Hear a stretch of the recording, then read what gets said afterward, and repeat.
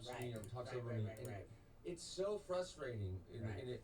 So I mean, it hurts me. It's so funny. Like this is like Chris expressing how I feel when I'm doing my comedy show and people are yelling shit out during my act. That's a good topic. Drives me fucking nuts. Yeah. So yeah. Does that happen a lot? Like when you have to deal with a heckler? Dude, every show. I got into therapy for it. I literally fucking went on BetterHelp and got fucking therapy because I can't.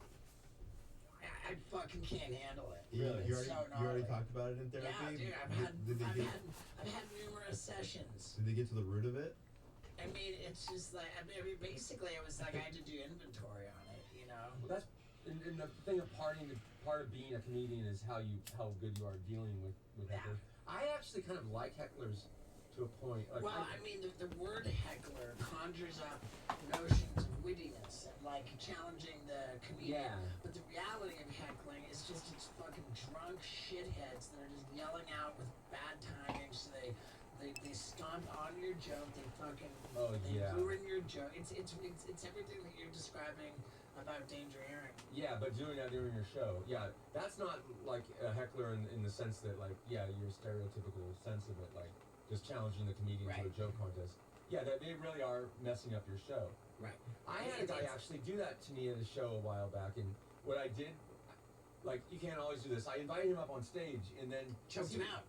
No, I didn't choke him out. He was a really aggressive, really drunk heckler. And I invited him up on stage and I put him, like, in the corner, like he was going to do something. And then I just, like, forgot about him and I went back to my show. So he stood there, like, awkwardly for, like, 10 minutes, like, looking around, like, thinking he was going to get called. And then he's like, up, and he just, like, walked off. Wow. That's smart. I didn't mean it to be smart either. It just happened. Like, I just put him in the corner. Right. But then he didn't know what to do because he all of a sudden was on stage. But not being asked to do anything.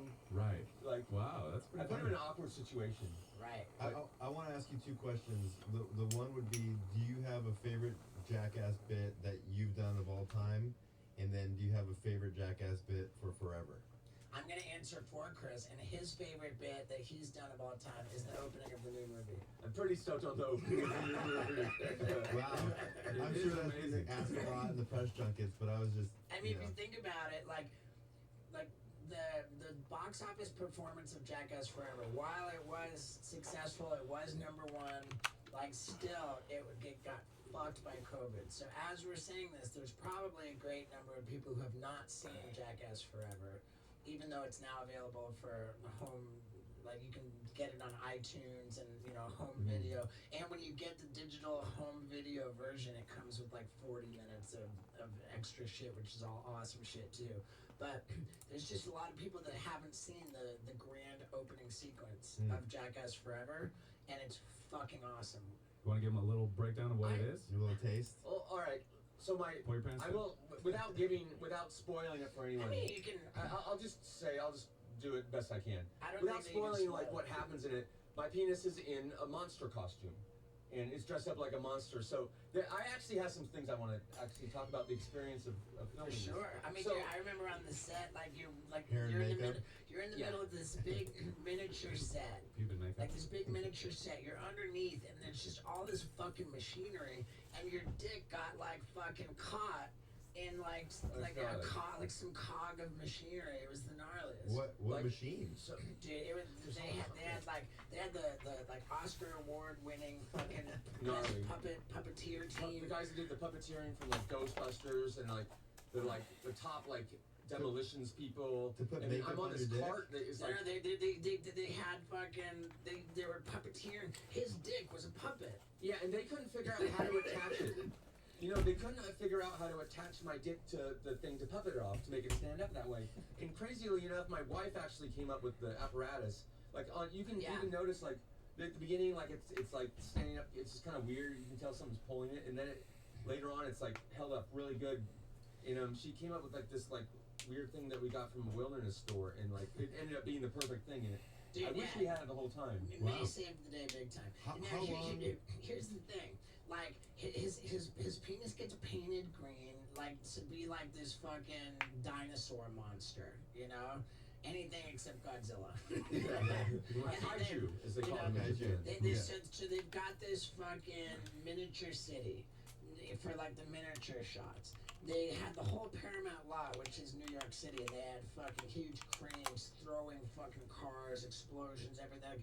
Like, it was a $3 million fucking shoot. And there's a slot like that my penis and my balls are going through, and I'm under the table, and there's like a rig that it's like on wheels or something that like it enables me to travel under the table. So like when it's too tight, like it gets caught, like your balls get caught or whatever. It's gnarly, but the thing that I have some thoughts to share about my whole experience I've never even mentioned. So the first thing we did for preparing for this bit, like it was first going to be a bit, and then it ended up, and we had a way scaled down version of it. But then when we started to film it, they're like, oh, this is too funny. We got to make this the opener. But anyway, so I meet with like this makeup artist guy. We're in this like room basically together, and like he's got to paint my dick in all this and put all these scales on the backbone on my dick and all these things. And it's so awkward. Like you always think in the back of your mind, what if like I accidentally got a boner, you know? And it would create this really awkward situation because my dick's literally in this guy's hands, and like. You know, just by not wanting to get a boner so bad, what if it made me get a boner? Did you get a boner? You know how that happens when you're in class? Don't think of a pink elephant. Yeah, no, I didn't get a boner. And not even close. I was fine. But then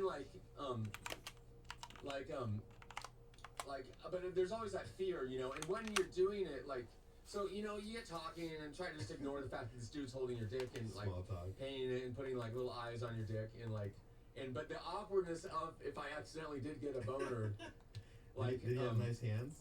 No, not that I remember. Did they have a gentle touch? Did he tickle a little bit? No, but how'd the brush feel? It felt fine. The thing was like after when my wife later on like came to help me clean it up with some oil because like I don't want him to have to be the one scrubbing it. Then when she was doing it, I almost got a boner, and it was almost embarrassing for me to get the boner in front of. Even though he wasn't the one scrubbing my wiener, like it still would have been awkward. Like, but I stopped myself from getting a full boner, but still like, you know, like heavy with blood, like really heavy with blood. But like but anyway, like while filming the bit, I actually like is trying to be professional. Like, as the monsters is like, you know, like getting more and more excited going through town, like destroying and stuff. I did think in my head like to try to get. If you watch the intro, you'll notice the monster does like get more and more excited. Yeah. I did do that purposely. Like I try to I get myself right on the edge of like a little more excited, like make the monster a little bigger, control the blood, like push a little more and more blood into him to make the monster more excited without getting a boner. So if he gets a boner, then number one, it's awkward. Number two, it's NC-17. It makes it changes the whole rating of the movie. If you get a boner, it's NC-17? Yeah, you can't R rating doesn't work for a hard dick. But dude, like you know that perfect place you are, like right after you come? For sure. Like where you're not hard, but like your dick said it's absolute best looking. You aim for that. You're never gonna get there because it's too close to a boner. But that's what you're aiming for. That's a lot of pressure for your dick. It is. It's a mental game. Yeah.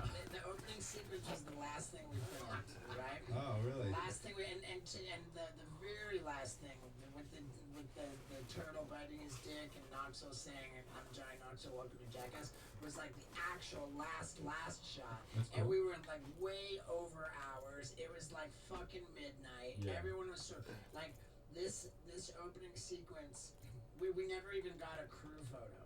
You know, like from the 3D movie, like they had the whole crew in front of that big rainbow. Mm-hmm. There was no crew photo. Everything went over. We were already into extra days, and they had committed to this $3 million budget. Like it can't go wrong.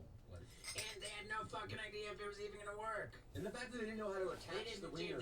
Like on camera? They didn't know that, like, remember that you did on the day when it was just supposed to be a bit? You didn't get too deep into the fucking logistics of it because they had no fucking idea if the whole bit was gonna work, and they were committed to $3 million. Yeah, because of the COVID situation, like all the different professionals involved hadn't gotten together to have a proper powwow. So the puppeteers hadn't talked to like the set designers, and to make this whole thing work, like it wasn't really figured out. So anyway, my balls are the feet of this monster, right? Right. So they didn't know, they couldn't make my balls sit on top of the table. So Johnny Knoxville actually had to volunteer, but bravely volunteered himself to like, he crawled under the table into this tiny space to physically, with his hand, hold my balls up there, so it could be the feet, like, which is so rad that we're, you know. Yeah. Wow. I mean, You know, that's a bro. It is a bro. It is You a know, bro. to forget about like anything like that and just realize it's just skin, and like to do that to make it work, because that's the only way my balls were gonna like. And Right. Well, they actually had little baby feet that were that were like mechanically supposed to push your balls up. Yeah. Like, but the feet didn't work. Yeah, Like so- so much about it didn't fucking work. Yeah. And they're like, oh my god. and they like, hadn't really figured it out. Like, they didn't know if they hadn't figured out shit. yeah, which is And- frustrating. as And they hell. didn't know, like, they didn't know what they were doing, and there were Yeah. millions of dollars committed to it. Wow. Yeah, It came out. It worked. It worked out beautifully. But it was crazy. Like it was such a gnarly set, and like Spike just ran that. Like, Yeah. but yeah, they didn't know if it was gonna work. And I'm in the most uncomfortable position also. Dude, For how long? Dude, hours and hours hours. and hours, Standing out. days and days. Yeah, Like, I'm not hours. getting days of the weirdest. Like, it had to have been like fucking 6 hours on multiple days. And you're like squashed in this like a pancake in there with your back all in arched the, and in your the dick most out. fucked up It's the position. most fucked So, up in order to get his dick positioned the way it needed to be, his body was in the most awkward fucking state. Yeah. So they had to like elevate me into this position, and I'm like arched, so you know the highest part of me is my And, dick. and like all the machinery that was fucking pushing him back and forth and like making it all work, like fucking. It's crazy. It was like heavy machinery that his dick was fucking like. You have to like go into this zen place while filming Yeah. it. But you know what? Like if they did, you know, if they offered to make a movie about Right. Ponyosaurus, I'd be the first one to Wow. Wow. want to do it, because Yeah, an It- it- animated. Like a little like a I TV just show. thought it was so funny. And Kids show. So, dude, you just put out these Ponyosaurus skateboards, and it makes me so curious about like where the rights for the. I mean, in that case, the skateboard, the person who drew the Which is Sean Ponyosaurus, Cliver. right? So of course Sean Cliver owns the rights to that drawing. But is there a bigger like is there a copyright to the idea of Ponyosaurus? Well, what Yeah. about Sarko shirts? Yeah. What about that? You mean this shirt that I'm wearing, which is available at chrispontius.com? Yeah. Yeah. What about that shirt, Steve? I mean, it is such high quality. I love it. The I cotton. love that shirt. That's one of my favorite bits that we ever filmed. Yeah. But how's that with the copyright? With This all one that? was from a picture that Tremaine took, and Tremaine gave us his blessing. Yeah, he didn't care. So Ponyosaurus, I'm gonna make you know, you saw the promo squeeze toys. Right. We're gonna make our own, and they're not gonna be exact copies of that one. Right. But like, I think it's my dick dressed up as a monster. Like, Right. how much can you copyright it? Like, Right. Well, what you can do is you can clone a Shit. Willy, and then you Yeah. can paint that green. I had something Yeah. come over where to put Steve's dick in because I wanted to sell like oh, like a mold. like autograph Yeah. Steve's dick. Did Like, you mold your dick? Wow. it's a longer story, but Wait, we still have the mold, and it's my gift to you. you can clone your dick and just paint it green and go to like a dildo company and sell replicas of your. I don't Wow. I am gonna make Ponyosaurus dolls. think. So yeah, for sure. Because And they're- people reach out like every day are asking for them. So Right. if they want them, like we're in the process of getting them made right now. Good. And- And there Stress should be relief. like Yeah, for stress relief. there should be like more Ponyosaurus merch. So the Ponyosaurus dolls are literally in the works right now. I can set you up So with many people wanted them. Yeah, I'll set you up with my secret weapon, my graphic designer. I'll even drop his name right here, Mike Hillier. Nice. Fucking guy is Really? epic. Oh, awesome. That's good. He did the Johnny O boards. Wow. He's done. He did my bees board. Yeah. Wow. He He's a crazy illustrator. And he Yeah, happens that's to be rad. Really a relative rad. of mine. Wow. Yeah, I'd love to talk to him. yeah.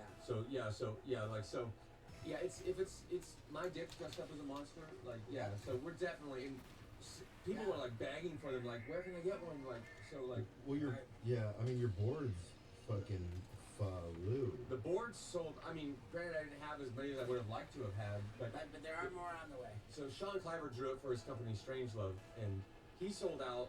He put them up like a week before, and he sold out like I think the first day. Can- I don't know how fast, but ours sold out in 30 seconds.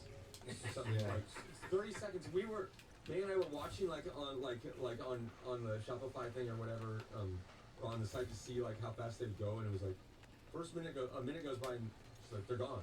Like what? Like, and like people were like, how did it like? I had it in my cart ready to go, and it was just a Wow. matter of Right. I don't know, like so. Yeah. Yeah. That just goes to show you that you need to be following Chris Pontius on Instagram. Otherwise, you're never going to even have a chance. I was just, God, I was so bummed that not everyone could get one. So yeah, they're going to be out soon more, and Yeah. I think we're gonna have to do a third pressing too, like, because I mean I know that there's gonna be like X amount available, but I know that we're gonna. I think change it up. I think change it up and do your own artwork so you can keep more profits. We're Because gonna- and then you own your We're own gonna do shit. another board. Yeah. Yeah. We're definitely making another board, cause, Yeah. and then without Hey, getting too much everyone, into my deal with Sean, but We'll make another board as an apology for this one. yeah. I do love the board. Like I love the shape. It's great. It is a little wide. I know even with shipping, like And it's then the wider quick- than the boxes. Did you choose that board style because that's what you used to ride, or that's what I was didn't available? choose that shape. Like Sean or his partner Changelove might have. It's like a brought that classic shape out. Nash shape. It's I I love don't the know shape. about Yeah. Nash. It's a real like late '80s. It's not of the old school or of the new school, but of a distinct middle school. Yeah, it's a whole middle school shape. Middle school. That's what I was considered you a middle school skater. Yeah. I Like think it's kind of like H Street Video era. Yeah, Like you are yeah. such a middle school skater. Like Yeah, like right when Blind came out. yeah, which was such an important era in skating. Yeah, it was. Like doing like tricks like stationary on curves. Oh And yeah. I'm sure is middle school like is that term like commonly known with the term? You know, like now with skaters, like there's like people like being like '90s skaters with like little wheels, like in baggy Right. pants. Like they're like, I'm gonna be a '90s skater. I'm gonna be like a '70s skater. Well, when the term new school came out, it was like distinctly when the wheels were so small and the pants were so bad. Yeah. Like, that's what new school means. So, Oh, yeah. so the middle school would absolutely be the shape of the primary Yeah, board. which I love that shape, but yeah, we're definitely doing a different board too as well, just for the sake of being able to put out as many as we want. And not like cutting into Strangelove sales. How many subscribers does the YouTube channel have? Just up there live. I Oh, I have no don't idea. know. Because maybe if it gets to 1,000 subscribers, you'll do a video. I mean, dude, we just have to open our We calendars. just gotta like we have We to gotta like open film our it. calendars and we gotta make a date to get together. And at that point, it's not about Let's whether officially make a date. Like we'll make it Alright. after we do this. We'll make one. Yeah, I leave town for a little leg tomorrow, but Yeah. but right when we get back, dude, it's on. Where are you Yeah. going, Thank you Steve? so- You going out on tour? Oh yeah, that's right. I'll be going to Louisville, Kentucky, and Memphis, Tennessee, and Rutland, Virginia, Charlestown, West Virginia, fucking I'm good. Portland, Maine. Portland, Maine. It's gonna be quite an exciting run. I have a question about your comedy tours. Is there an area that really is, you know, when comedians like are always like, oh, I love playing here and so on, which you do, like, but is there an area which really is like the funnest area to do Europe. comedy shows I'm not gonna say that. in the States? I at least? mean, I think that like I enjoy and I enjoy a more sophisticated crowd that's not gonna be disruptive. Yeah, And like there's types and places where The Wilbur in Boston. that dude super sophisticated crowd and like perfect. I definitely noticed that too. Like I think because the Yeah. theater sets the mood too, though. Like, Right. it Yeah, does. elegance. That's definitely true. Like I did a show with some of the Jackass guys, and I couldn't even hear myself talking. It was just this gnarly, drunk, belligerent crowd. Like, Right. and I was standing there, just not. I kind of didn't know what to do. Like, Right. and Wee Man was so rad. Like, he's good at handling hecklers. Like, some guy comes up with like aggressive, like, and yelling stuff while he's trying to talk. Wee Man's like, let me see your phone, dude. And the guy hands him his phone. Wee Man just hucks the phone into the crowd. Like, I was like, whoa, you're aggro. Like, that's a good way to handle him too. I mean, I couldn't do it, but the guy was interrupting the show and being Right. rude. Yep. And Jason really put him in his place. And I don't I'll tell you what, he didn't do it again. Yep. There you go. Yeah, because it could You know find what was also crazy about that same show? I think that was the show where I put the guy in the corner. That same show, so Dave England felt that Aaron was talking for too long, and so he yanked Aaron off like with a cane, like off the stage, like Yeah. talent show style. Preston told me about that. Oh on god. tour. So Aaron was mad about it already, and I guess like the night before, Dave hadn't been out in public, like away from his family in a while, and he was a little too excited. Dave was like being crazy on stage, like trying to pee on like Aaron or everybody This else. was the punch. Oh yeah, so yeah, have we talked about that? Well, before? it's Not live on air. Oh, you did. After the show. After the show, like during the meet and greet, everyone's like getting their merch signed and everything, and Aaron's actually on the other side of the merch table and just steaming. Yeah, he reached a breaking point. Yeah, he reached, and Dave's there like saying Dave kept bumping on the table, and May and him and Aaron were on their side of the table like selling merch, and he just kept bumping Aaron's merch, and Aaron's getting mad at him. He keeps bumping my merch, and then finally he just slugs haymaker Dave, and Dave freaks out and starts like throwing Dave's weird rabbit. Dave has a weird style of punching, like these weird like rabbit punches, like ah, and like went all aggro, and like security like had to pull him apart, and like already. And that's on camera. It's on camera. And Dimitri has the footage. We're still waiting for Dimitri to unearth this footage. Yeah. That should be your first YouTube video. Is I know. the highlights Yeah, that talking tour. about that. I know. Like we have so much that Who won And the then fight? we man they got merch stolen, separated right? immediately. So, I mean, Dave's punches when they were. I mean, they will add up. Yeah, they were at it. Dave's a volume striker. He actually knocked the table upside down and like went for him. And the security like felt so awkward because they were like also fans, but they had to separate these guys, and like so like we took him outside and like cooled it down, and then like 5 minutes later, like Aaron's like trying to like apologize, and he's like you gotta put some ice on it, Dave. Like they say like that takes like 80% of the swelling off. The first like 10 minutes is the most important time to ice it, and like they're like hanging out together as bros. Like he got off his chest, and like but like at the time, and Aaron had his big like. That's a story that needs to. Rings That's a story that needs to unfold It does. at youtube.com/ChrisPontius. And there's nothing stopping. You made a point, Scott. There's nothing fucking stopping everybody listening to this podcast from typing in youtube.com/ChrisPontius and subscribing so that they can and hit the bell. So that Jackass ready. meet and greet fight. Yeah. Yeah. I think that it should just be like the untold story of the Jackass tour Oh, God, of yeah. 2015. If Dimitri would only like get that footage available, Yeah. I'll give him a call. Like, yeah, he's got to have great stuff. I mean, dude, tell him that if he doesn't unearth that footage and produce it and hand it over, that you will be going through your drawer looking for the right singlet to confront him in. Yeah, I wonder how many singlets I have left. I definitely have 2. I've got my like lava camo singlet. It's crazy how the singlet flatters the male form. Yeah, and dude, there's only one singlet for the job, and it's called Captain America. Wait, did we ever get favorite Jackass bit of all time? Oh, favorite Jackass bit of all time. Real quick we had a before good we go. conversation going there though. Yeah. But Yeah, we got absolutely. sidetracked. Good sidetracking. Like favorite Jackass bit of all time. It changes for me all the time. Like some like I was really like right when you asked me that, I was like, oh, I loved the puppet show for the snake. Because I love that bit because it was that bit was the first thing that we filmed when we started Jackass 2. Yeah, and that started to get everyone like amped up to like, and a lot of the guys hadn't seen each other for a long time. Yeah. So like that was like to like kind of break the ice. So right now today that's my favorite bit, but like it changes for me all the time. But yeah, I like taxidermy. taxidermy was amazing. I mean, it's just that's one that just doesn't fit in like a lane. It's just this outlier, amazing. you know, of like just a really fucking weird. That's dude. where Knoxville takes his quote unquote grandma Yeah. to And get her she doesn't stuff. have much left. She doesn't have much time left, and so we're trying to find someone to stuff and mount her. Yeah. So It's awesome. brilliant. Ridiculous. I guess like they had to go to a few different And taxidermy they got a people. quote. They got a quote. Yeah, they're like, I don't know if that's legal, but we do it for 20 grand. Yeah. Well, and then both of you guys, one last thing. Then, do you have a favorite Wild Boys bit? Well, I don't know why the Agories just popped into my mind, but Agories was pretty amazing. yeah. Like, God.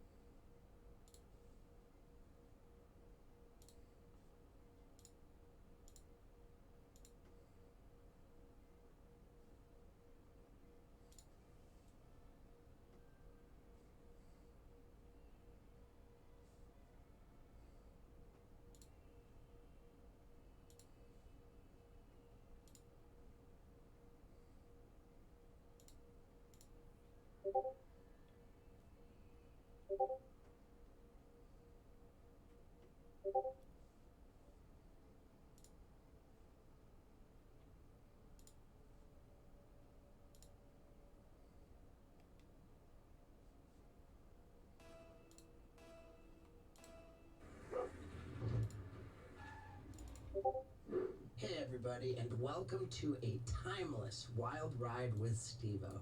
This one's a lot of fun. We've got Andy Milanakis, who, well, since I saw you last time was, you had some kind of a cooking show, if I recall? Yeah. Shit, I don't know how long that was. It might have been like 8 years ago or something. Dude, we're getting old. It's It's like, crazy. dude, it's crazy. We get older, you just stay the same age. Bro, it sounds like a lot of days in the future. Yeah. It's also, it's crazy because, like, I feel like, you know, people say, like, time flies, but, like, Let's get you going into that mic, yeah. I feel like people say, like, time flies, like, some shit feels, like, really slow, but when it's, like, just how your brain processes memories, and when you kind of, like, think about, like, that day or some day that happened 10 years ago, in your mind, it just feels like it was, like, a short amount of time, and it feels like, damn, that was 8 years ago. Somebody said the future is long and the past is short. Yeah. I I don't know about that. Was that Kanye West? Yeah. No, I'm just kidding. Lil Wayne. I remember, like, when I was a little kid, I noticed that, like, each new school year passed more quickly than the year before it. And the time generally sped up as you go. You know, you fly through time more the older you Like get. senior year flies, junior year is like Right. kindergarten is just like Just getting your out of here. relative You to know, time. When you're 5, a year is a fifth of your life. When Dude, you're that's 18. exactly what Joe Rogan said. I thought that was so Oh. fucking we can't genius. talk about him right now. He's canceled. Yo, I remember I brought that up with Joe Rogan. He's like, yeah, it's like it's exactly what you just said. you know, I have a weird thing with nostalgia, and I went to like where I grew up not too long ago in New York. And what's crazy to me about nostalgia, when I think about like my early childhood, I don't just have memories of it, but I have memories in a weird way. It's like before you knew that death existed, before you knew, you know, that death was something that everybody has to face, and you know, we're all gonna die. There was something different about your mind and your joy and just like the way you went through life when you kind of had like pretty much no problems and shit. And like my nostalgia, I think about like why it feels so good, because I'm like, I think like paired with my old memories is like the also the thrill and the feeling that like this shit was gonna go on forever. Okay. I think fear of death is an interesting point too. I think the kids are generally more joyful. And I don't know that it's because they're aware or not aware of their mortality. I think that I don't know. And then there's also that like when you're born, you're like at your most like wise and knowledgeable, and then you forget more. Yeah, I guess so. I kind of have a crazy memory. Like, I smoke a lot of weed. Sometimes my short-term memory, like, it's kind of like whack. But, like, I mean, I have, like, vivid memories from preschool.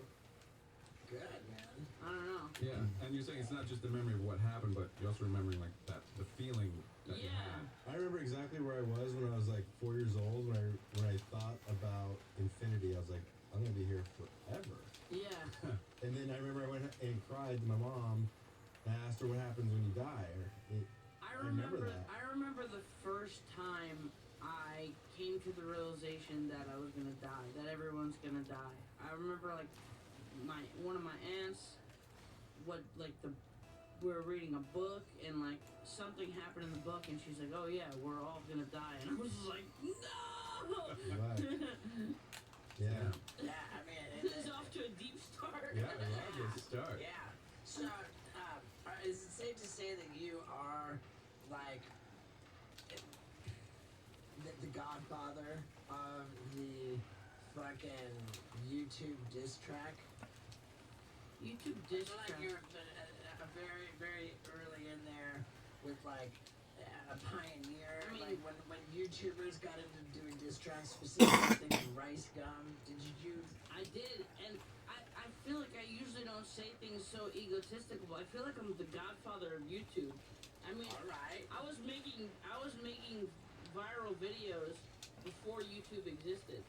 I had to put it on a website with like 3 different files. Like one was an MOV for Mac, one was a WMV for PC, and then a zip file for people who didn't have internet fast enough, so they had to download the video. Like, don't get me wrong, you guys are like godfathers of content too, 100%. Like, I had like CKY fucking like videos, like all the old Jackass shit, but like, I didn't beat YouTube by that much, but I beat it by years, and I had like hundreds of videos online on a website that people could click on when people weren't really making online content like that. It was before YouTube. It was like you and Tom Green. You and Tom Green, I was going to say the same thing. Paul brought up a prolific viral video that you made before YouTube, which was called "The Super Bowl is Gay." True. Back when it was okay to call stuff gay. Yeah, and it's kind of crazy that like that wouldn't fly now at all, and like I got a whole career.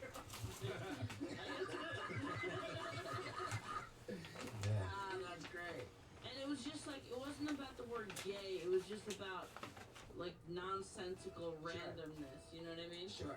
I mean, my girl, her name is Lux, and you know, she's dabbled in some you know, like carpet. Super Bowl? She dabbled in some pussy eating, you know? And Samesies.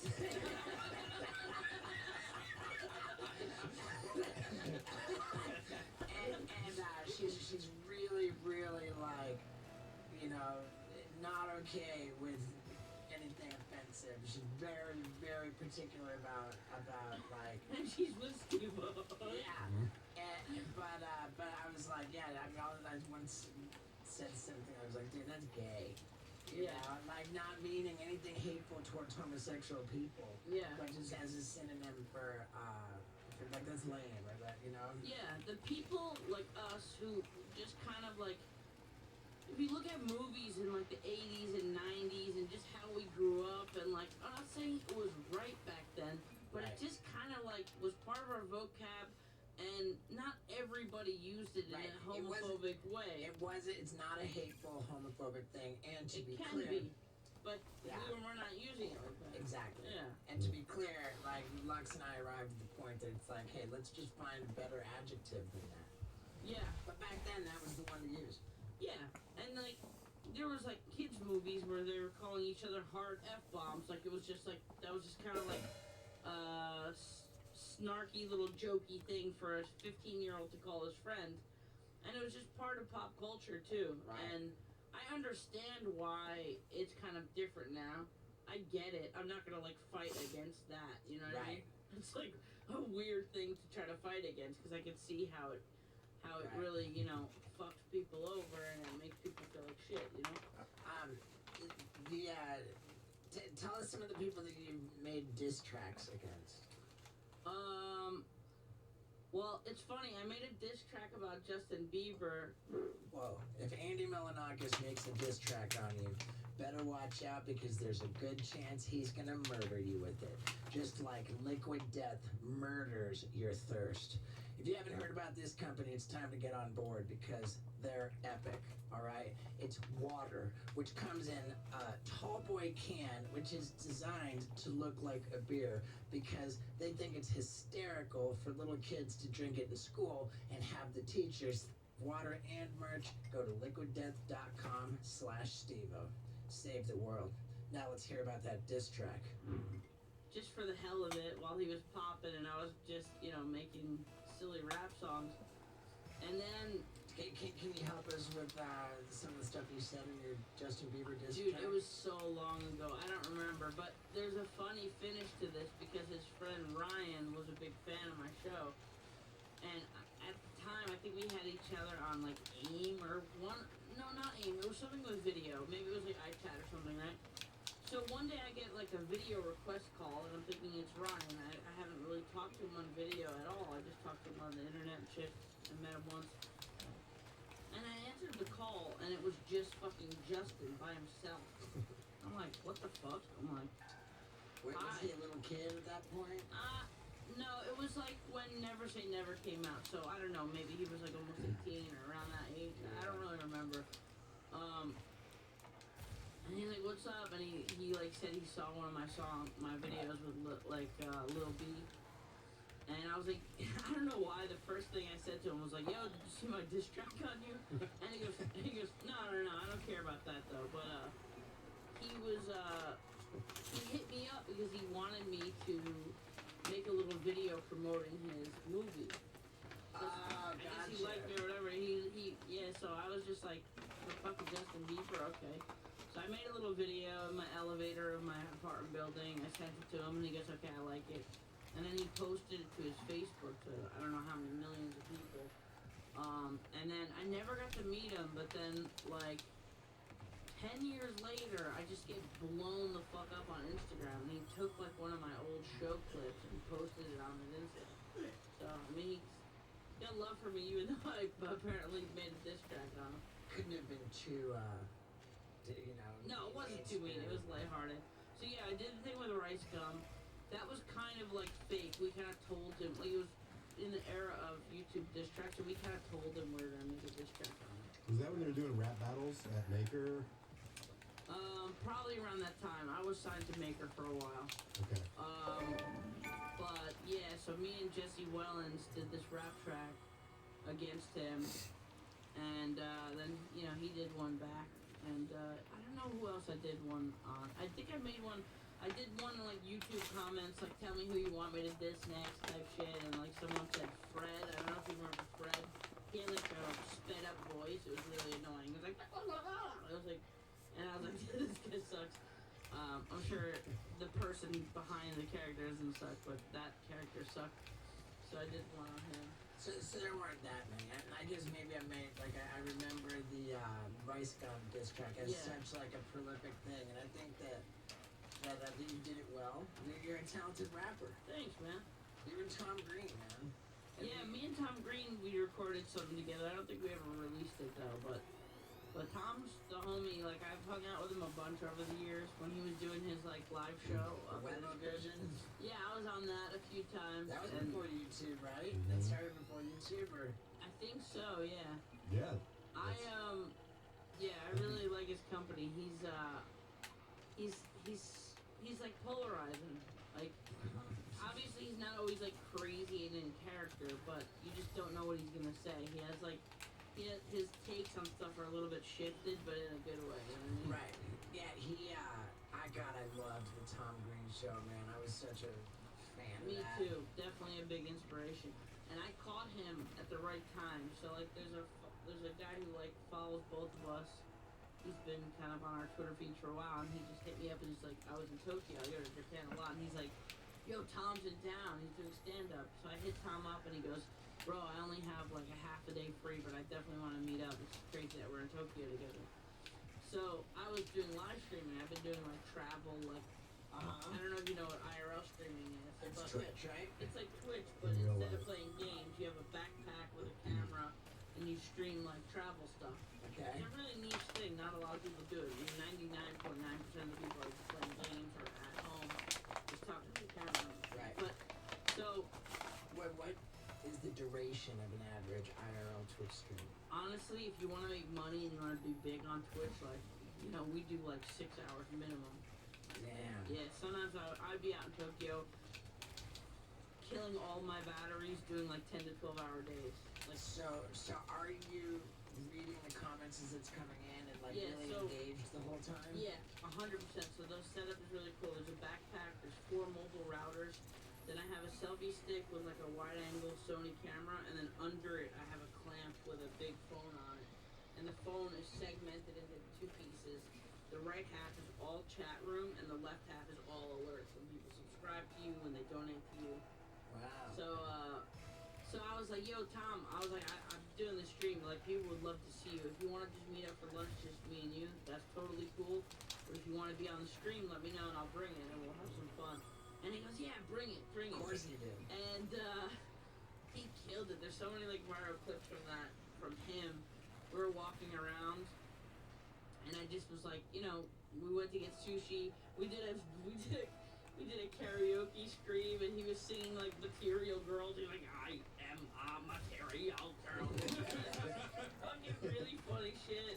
There's a bit about like there was like this trendy ass table with a zipper in the middle, and he just goes to this couple. He goes, "That's like a zipper, like you zip your pants. It's like you zip your pants. It's like you zipper like on your pants." And he just carried on the way he does. Yeah. But yeah, that was really fucking legendary. I'm so happy I could hang out in Tokyo. Why do you always go to Japan? I mean, come on. Why does anybody go anywhere to get their dick wet, baby? And I'm telling you, if you want to get your dick wet, then best to get it real hard first. And you know how you do that? Planet, I feel like it's Tokyo, you know? I love Tokyo. Yeah, and it's like, to me it's like New York City inside of a lucid dream. They're clean and But organized. think about how boring a lot of cities are. It's like restaurant, bar, store, Strip restaurant, bar. Tokyo is so fucking weird, bro. I love it. It's just so strange. You're like, oh, a maid cafe, some octopus thing, themed cupcake store. Like, it's just so weird. It feels like a weird dream, and I just have so much fun walking around. Mhm. It's really safe. Like, I don't know. I love Tokyo. You do like super long trips there? You go for Yeah, I months, go there or- for like a month minimum. Wow. Epic. Wow. Yeah, but also because I'm there to live stream because it's like a fun place to stream. So I'm like, it's like definitely fun, but it's like a work fun thing too. If Yeah. I was going there just to relax and chill, I'd maybe do like 2 weeks. But Sure. since I'm like kind of working and making money while I'm there, I'll stay for a long time. Yeah. Do you have like relationships that you've developed with people who are like die-hard glued to your Twitch stream? Yes. A lot of them I don't, but some of them, like the way they handle it, if they just show up while I'm like out and they're just like kind of like, they're weird about it, then maybe not. But if I like their personality and I think they're cool, like I'm not gonna let just me meeting them because they were like a fan or whatever get in the way of that, you know? Some Right. people are cool about it. They're like, hey, I know where you are. I'm in Tokyo. Is it cool if I stop by for a drink? And I'm like, yeah, fuck it. They'll come by, get a drink, and then like, oh, if I like the person, that's enough for me. You know what I mean? Cool, man. Yeah. I'm guessing that's like the major source of revenue. That's like the number one revenue stream for you. It has been for like probably like 5 years because I've been putting so many hours into it. But lately I've been kind of like diving more into crypto and NFT shit. I've been making more music. So like I've been out in LA for like 2 months. I'm writing this like kind of like crypto cartoon with some friends. Shit. And I haven't streamed in like a month and a half because Oh shit. I see you on TikTok quite a bit. yeah, I just, I really was against TikTok I love when it. it started because it was just like kids lip syncing. And then I was like, wow, it's like a different app now. There's like professional chefs, Mm-hmm. all these crafts. And I was like, it was like in Greece in August. And I was like, you know what? I should just give it a go now. It feels like a different platform now. And I just went for it. And I've been pretty active on it for the last 6 months. Yeah. I get all my crypto news from TikTok. That's funny. It's Probably the worst place to do it. Yeah. No, I'm just kidding. I I'm made just kidding. bets off of like something that like you Made know some bad some decisions. fucking thing. I was, lost sleep overnight because I'm on this altcoin right now that I could wake up and it's either gonna 5x or maybe just completely tank and I have too much money in it. So Do you want to talk about which coin or no? I mean, is that bad? Like, Yeah. Okay. I'm just curious. I'm always interested. It's called Cheddar. Cheddar? Yeah, CHEDDA. That's probably pretty cool. But yeah, I mean, so far I put like 25K and I'm like up to like I think like 150 or something. Wow. It's crazy like that. I honestly believe that if I invest in something, that's the tax. Because that your investment did so well because I had nothing to do with it. Oh, thanks. Well, I just you'd be fucking- good with some of the stuff that's less risky. There's like a volatility scale. Like there's some shit that's like pretty safe. Yeah, you don't want to put a lot in the cheddar, but like, Right. Yeah, unless you're a fucking degenerate like me. Yeah. but don't you want to take like your initial out? I took little pieces out. Yeah, I'm like sniping little pieces and taking some out. Yeah. I Little think I hedge. probably took my whole initial investment back already. That's great. Something like that. Yeah. Nice, man. So you said the crypto and the NFTs, and you're back to making music. Yeah. I just made a couple new songs last week. And that brings in revenue, the music, so you're getting it from Spotify. And Well, now that NFTs are kind of fully developed. Like you can actually do music NFTs. Oh So shit. Okay. I already have an NFT series that's like fully on chain. And they're like it's like pixel art, and I'm not gonna really make money off my first couple songs because I want to make it a free mint for people who already bought my series. Like I want to keep adding. Bought your series, a series of NFTs. Yeah, so they bought my series of NFTs, and I want to kind of like Sort of the thank you gift. yeah, I'm gonna start throwing some like parties for people who hold go to was the name of my NFT series. Have free music NFTs that they can resell if they want.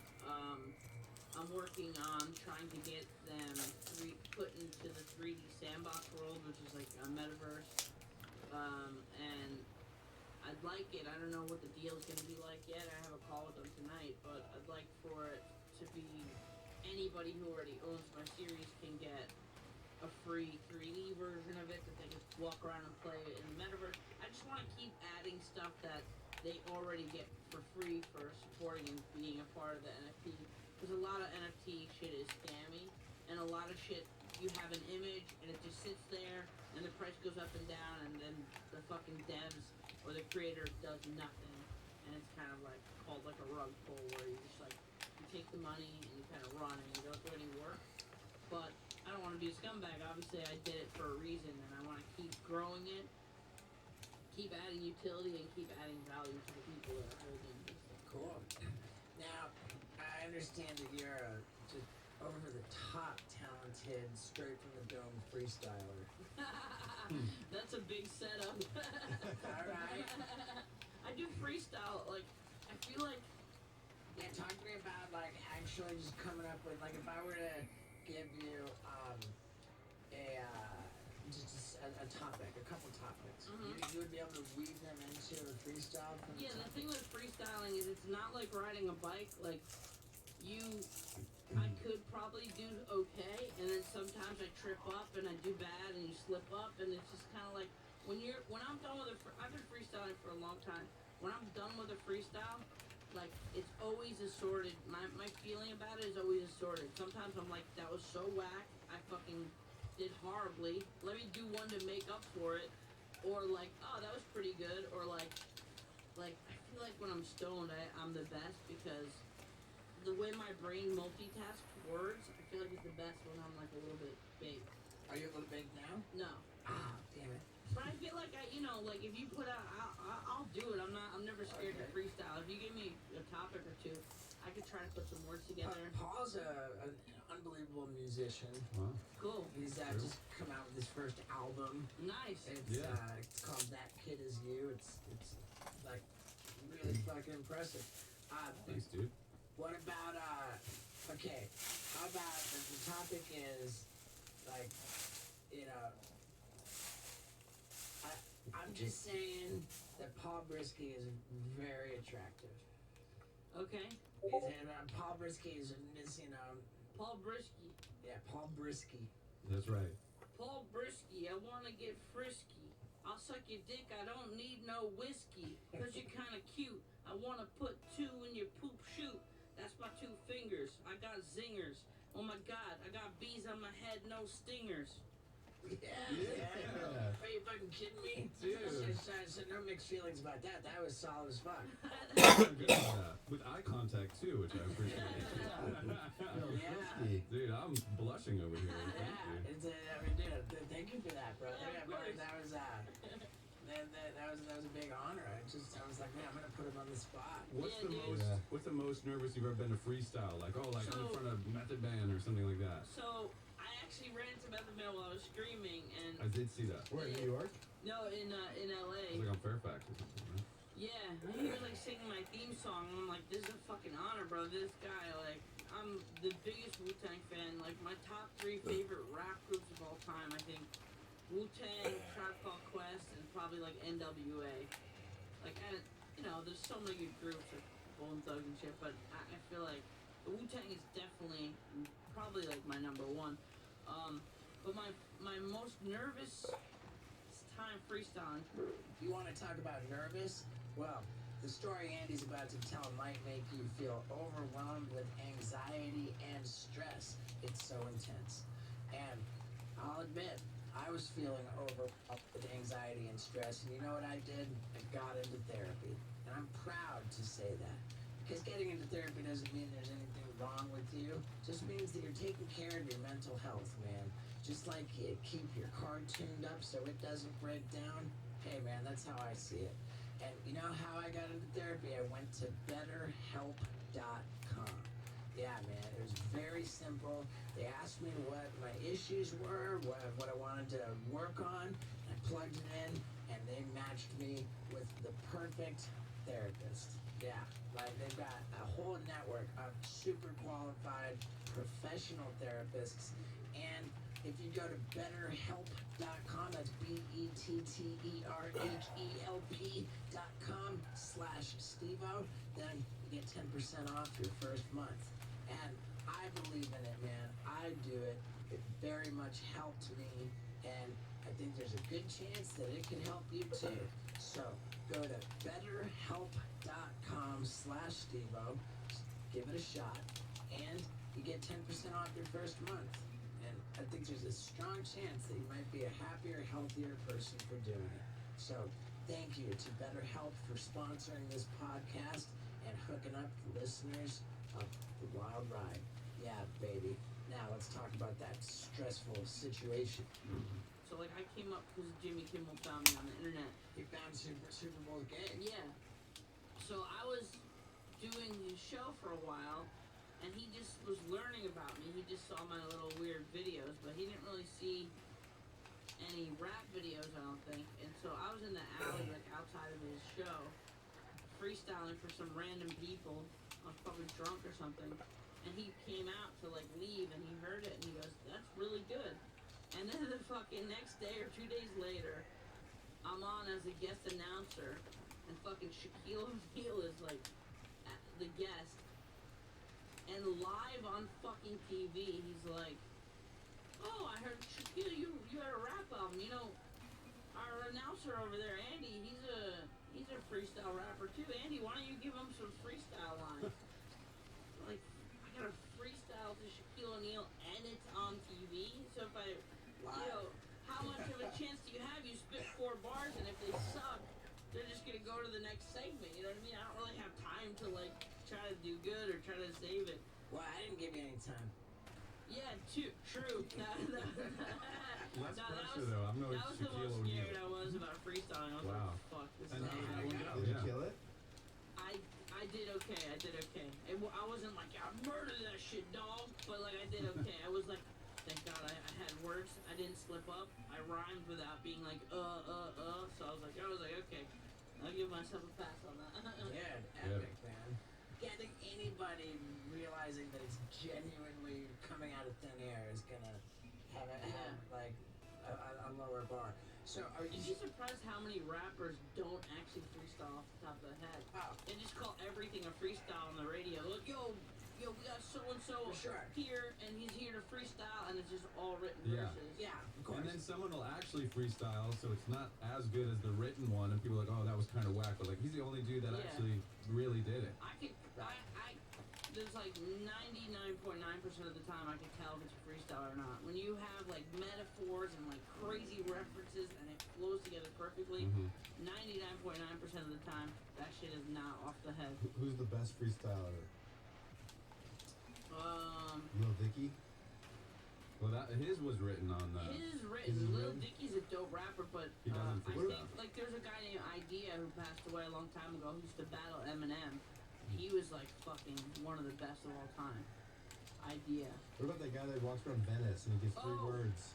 Shout out to Harry Mack. True. Harry Mack, I will yeah. never not respect Harry Mack's freestyle ability. He's one of the best living, I think. It's the best rap you've ever heard in your entire life, and that's freestyle, right? Yeah. I mean, I don't know if it's the best rap I've heard in my life, but freestyle wise, Yeah. like fucking like 10 out of 10. He's up there. Off the top of the head, 10 out of 10. Cool. Are you still buddies with Jimmy Kimmel? Have you kept in touch? Lately, since I moved back to New York for a couple of years ago, I haven't really talked to him in a while. And also, like, there's so many people that come in and out of his life that do entertainment. And, you know, I had a kind of... I was not just a one-off. You know, he fucking produced my whole show, and I was like, with it for Wait, a the while. MTV show? Yeah, he's the one who got me my MTV show. Oh. Wow, I didn't know that he did that. That's sick. Yeah. So Tony DeSanto was an MTV exec and was Sure. always going to Jimmy saying, let's do a show, let's do a show, let's do a show. Jimmy was like really, really busy. And then like a year or so after he found me, he kept telling me, he's like, the bits on my show are good, but I think your original comedy that I found you from, those weird little videos you did on the internet, I think that could be something. So he finally like found the time, he brought me in, and he pitched me to them. He's like, finally I got a show for you. We did a pilot, fucking... Was Jimmy Kimmel ever on the show? He was, yeah. He Yeah. was one of the guests. And he's very fucking loyal, man. He's like super loyal. Like even in the last like, not in the last few years, but like maybe 5-6 years ago, I had some other ideas. He like helped me pitch. He's like took time out of his day to like be in a video pitch to help me pitch other shit. Like he's a very loyal fucking cool dude. Like I know Generous. him a lot. Yeah, very generous. Yeah, I like him a lot too, man. I really do.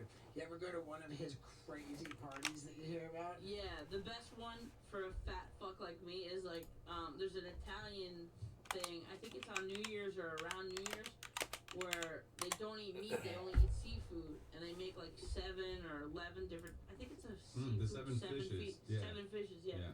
So it's just like, I'm a big seafood fan, and he just had like 7 different kinds of like seafood at this big ass fucking party. That shit was fire. What kind of parties does he throw? Dude, like you heard about it on like Howard Stern and shit. It's just like straight nothing but fucking like A-list. You know, George Clooney's fucking at the party and like just like. I don't think I've been to that because that's probably like I was on his show and my show came out in the kind of the earlier years of his show. Right.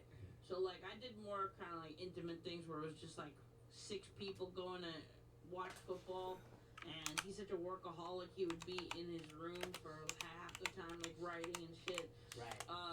And like yeah, like the New Year's party type shit, but not like the whole actor shit. You know what I mean? Yeah, like Knoxville would be at those parties and stuff, and like it's just crazy, man. Like it's the stuff of legend. Oh, wow. Yeah, it's epic. Do you have any beefs going on now, or anybody that we wanna attack? Honestly, I never really have any beefs. Like, Right, I don't think you do either. I talk shit to people online. People are like, don't feed the trolls. I'm like, I like roasting people. It's so fun. People are so fucking dumb, and I'm like, it's like fun to point that out sometimes. You know what I mean? Right. Let's hear some of this music you told me about. Okay, cool. Yeah, so you're saying you just made this I new just song. made this like 3 days ago. Not even out yet? No, it's not out. How long did it take you to make? If it doesn't come quick, then A couple hours. yeah. Hmm. You Yeah, how know, it goes. Is that like your?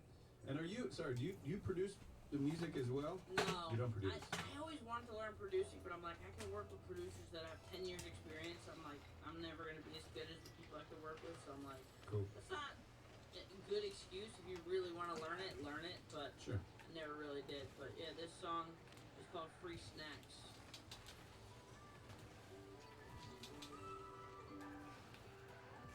Now you're making instrumentals here? No, he's not.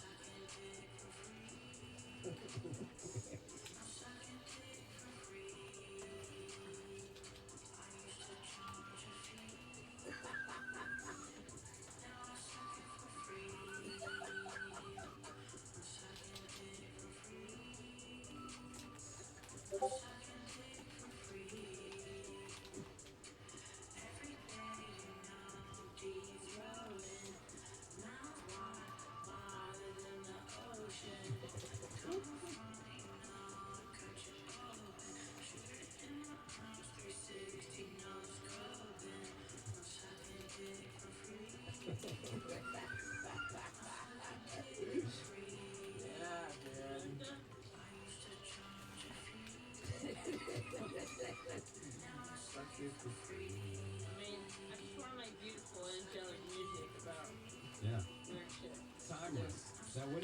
have a hit. Right now.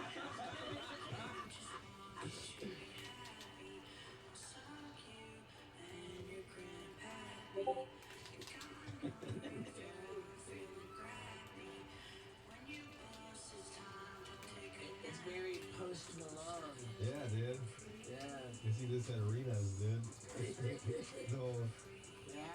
It seems like you could have like great, a really dude. hard rapper come in with a verse on that. Yeah, and it would true. be killer. Like some gangsters. Hard to find someone to agree to it, yeah. Juicy J's not gonna Method Man would jumping on love that. to do that. That's up his alley. Yeah, there's a lot of like kind of comedy rap. I feel like not everybody's utilizing kind of like sing-songy melodic auto-tune with like Right. funny lyrics. I mean, I wanted to go to bed to that. You want to get your dick sucked to that, you mean? Yeah, And then you go to I bed. mean that. So tell us about this new movie All right, the new movie. and anyway, where were you at the time? You said you were in some. Oh yeah, so You're in my France. my father's from Greece. Oh, I go Greece. there a lot. I have a lot of relatives there, and then I get a text or email from Matthew Gubler, who's the lead actor in the movie, who I've become friends with over the years, and he's like, "Man, I got this independent movie. I really want you to be in it. I think it'd be cool." And I read it, and I was like, "I like this. I want to be in this." And they're like, "Oh, we're shooting in like, I don't know." They said like in a week or 10 days, whatever it was. Whatever it was, I had to like cut my trip short. I had to change my tickets, and I had to fucking leave. I think like maybe a week or 10 days early or something, which I was like not happy about. I'm like, Yeah, I mean, fuck that guy. Dude. I'm like in Greece, I'm just laughing, going to island hopping and shit. Were you going to Lindsay Lohan's Mykonos? No, so Mykonos and Santorini are like the Disney World of Greece. They're like Okay. fake Greece. Right. It's Where do just you- like Where do you go? my father's from the island of Crete, which is the biggest island. There's tons of culture there, amazing beaches and stuff like that. But that's like biased, right? Because that's like where my heritage is. That's what's in Troy, right? I don't know if they filmed Troy there, but they're like old Minoan ruins Yeah. there. It's a huge island. There's like a lot of dope shit there.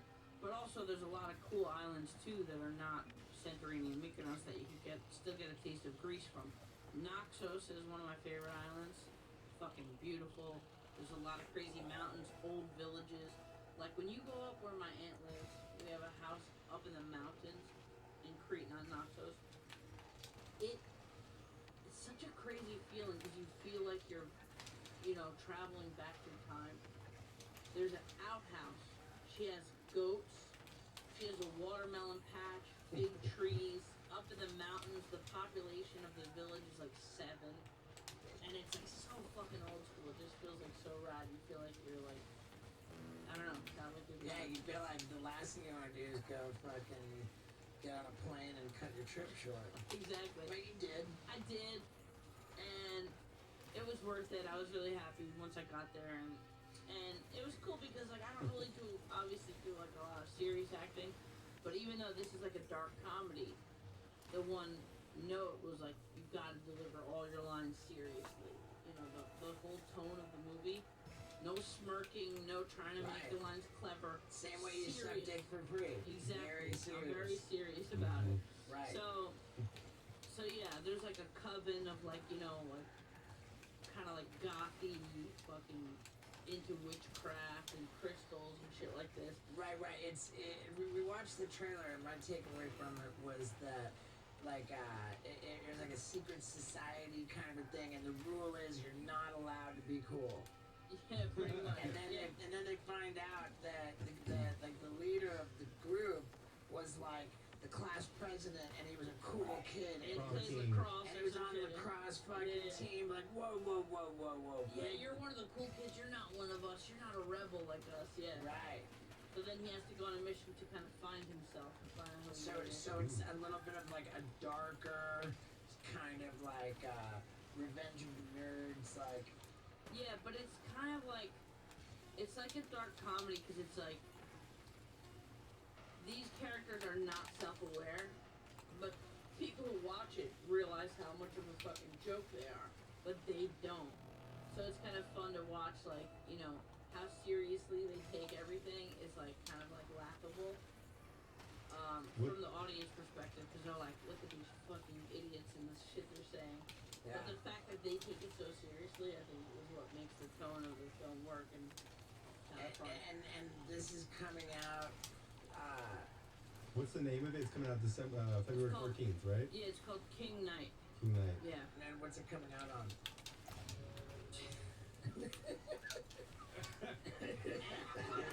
You can download an MOV, It's coming out, MP4, bro. zip file. Find it, alright? Yeah, It's coming out on a zip file. Yeah, Yeah. it's still a zip I got file a that zip Andy had to file, bro. upload. Same Z's. Same easy like that. That's a callback. Yeah. Yeah, I don't know. I mean, it's definitely coming out on streaming platforms, Everywhere. and I King think Night. they said it's gonna get like a limited theater release too. Cool. Cool. Do you feel like you want to do more serious kind of acting like I that? Is it really like do. I love it. Not necessarily like dark comedy, serious acting, but like I don't give a fuck if I have to like if I like a role, like I'm down to try like serious acting. I feel like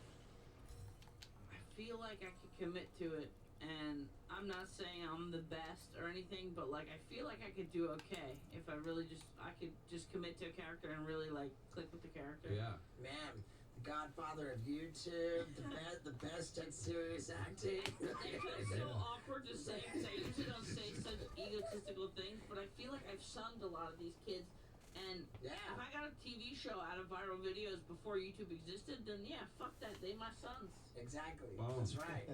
Yeah. You got it on record, you know? They're lucky. They're lucky. They should thank their lucky stars. They're lucky. They're lucky to be your You're sons. lucky to have me. Yeah, dude. It's epic. So, like, your show on MTV was in what, like around 2005? 2004 to 7. Wow, okay, 2004 to 7. Yeah, it ran parallel to Viva La Bam. Oh, wow, Yeah. epic. How did I not know that, man? Crazy. Running parallel means right after each other or before? It started about Maybe the that's same not the time. right word, but it was like I think it was Viva La Bam and then my show after or something. It was on that, what they call it, like... Sunday Stew? Sunday Stew, Yeah. something like that, right? Yeah. And did your guys paths ever cross in the early 2000s? I don't know, dude. They At a party? Or? I've hung out with them a little bit, but we haven't had like any like full fucking days of like going out here and there. I saw him at some parties and shit. Back in his when he was fucked up days, you know. Yeah, But just briefly, you know what I mean? right. But, sorry. But you know, like you've got this Twitch thing going on, like you're balls deep in it. You know, you've been. There's definitely made a lot of noise, you know, around the rice gum thing. Like you had the cooking show on YouTube. You know, like I'll do an airport and like you know. Before I get to security, people will be like, oh my god, oh dude, fucking, let me get a picture, this is so great. And then I'll be going through security and the TSA guy will be like, man, fucking, what happened to you, dude? I haven't seen you on anything in forever. You know, Yeah. and kind of like, from an ego perspective, like, you just don't, you know, like, you don't know, like, and that's the nature of the world today with the digital world, the internet, like, you can be like so prolific and have people just not fucking know. Yeah. Like, It's crazy. Like, just imagine. Okay, say your podcast right now. I'm sure a lot of your fans watch it. I'm sure you got a lot of new fans from it, right? Yeah. But just say anybody that's ever seen you on any show, on Jackass, you know, the movies, whatever, all of a sudden simultaneously got like a ping on their phone saying, Steve-O has a podcast, here it is, you can find it here. Yeah. Like, how many more people would start watching that podcast? You know what I mean? It's like, you have to really be tuned in, you have to be looking at internet content all the time to be like, oh, this person has this now, you know what I mean? You can't it's kind of funny, like, to think, like, how many, like, if only more people that fuck with me knew I was doing this one thing and had attention Right. to see this one thing, it would just go crazier, you know? Yeah, because But you've been it is what it is. you've been hustling nonstop like your entire career. You've never slowed down whatsoever. And I mean, to be a little hard on myself, I could have worked 10 times harder. okay, Yeah. Like, there's so many months where I'm like, oh yeah, I could have gotten so much more shit done than I did. right, And people always ask me about regrets. I really don't have a lot of regrets in life, but sometimes I feel like that's the one thing, like, I should have pushed myself harder. And I'm not being kind of like really rough on myself. Like, no, like, really, some months I've been just way too fucking lazy. all And I right. feel like I could have done more. Do you think that all the weed that you smoke contributes to that? Or? Not really, because I think my persona of a weed smoker is way different than what I really am. People come up to me all the time and they're like, bro, I really love to smoke with you. It'd be kind of like a dream. I grew up watching your show. And I'm like, nah, I'm good. First of all, I don't want to smoke with people who are going to grill me and ask me questions about shit. Right. It's the worst high ever. And there was definitely a phase in LA, probably maybe 10, 12 years ago, where I was just like smoking kind of regularly, like, you know, maybe almost every day. But it was kind of like a small pocket of time. And I have some weed at the hotel. I got some like weed vapes and shit. I'm just a very finicky smoker. I don't smoke out of habit nonstop. I have to really be in the mood. Like, oh, I really want to smoke a little bit. I really feel like being a little bit high right now, and then I smoke, and then months go by, nothing. Months and months, don't hit anything. I was in New York for like a year and a half. Probably smoked like maybe 3 or 4 times in that year and a half. Now I'm in LA. First thing I was like, yeah, let me hit the weed shop. Started smoking a little more. I was staying at Venice Beach for a month, smoking like kind of regularly. But yeah, I'm very on and off with it, and I feel like weed effects on me have been very minimal. Okay. You got a YouTube channel as well as all the. What are your platforms other than My Twitch? platform, it's kind of, I guess it's kind of embarrassing to some people, but I've been grinding TikTok. I just finally hit 1 million on TikTok. I've been posting clips of my old show. I've been making some original shit. And so it's basically like Twitter, Twitch, and TikTok. Insta, I'm kind of like letting die too. I don't really post a lot on Insta. Okay. YouTube, if I was smarter, I would just never have let that die. I would have just been posting Twitch clips every day or whatever, but I just haven't been. Yeah, man. YouTube is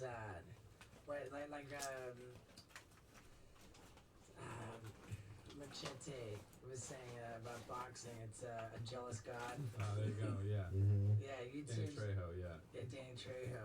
Like if you ignore YouTube, it goes. YouTube is a jealous god, man. But you had a banger last week with Yeah. your video. I mean, you didn't post before that for a while, right? No, I've been picking it up a little bit more. Yeah. I've been you gotta feed the beast, man. Mhm. YouTube doesn't like going hungry. Mm-hmm. For me, I kind of had to pick like between Twitch or YouTube, and I started picking up YouTube again, and like the shit that was just getting popular was just like vlogs, like Jake Paul type shit, and like making sketch comedy just kind of was like dead on YouTube, and I was just like had an opportunity for Twitch, like right when Twitch moved over to letting you. Twitch used to not even allow you to go outside and stream. It had to be video games. Oh Inside. yeah, damn. And then I was doing Twitch as a hobby on and off for that. And then as soon as they were like, you can go outside and stream with your phone now, whatever you want, full camera of just yourself walking around doing it. I was just like, my views went from like 200 viewers to like 1,500 viewers in like my first fucking full outdoor stream. Yeah, So I was just like, all right, this is popping. Let's just see how this works. And Yeah. 5 years later, Do you play video games?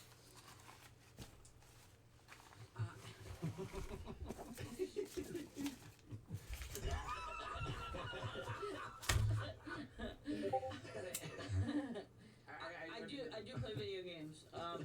Actually, dude, get his finger over it.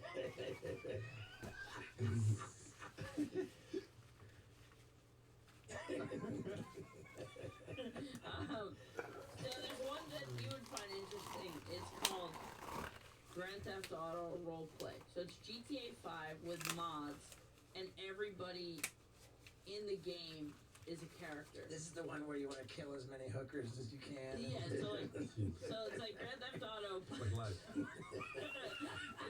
That's what I feel in real life. Yeah. Right. That's how I play the game of life.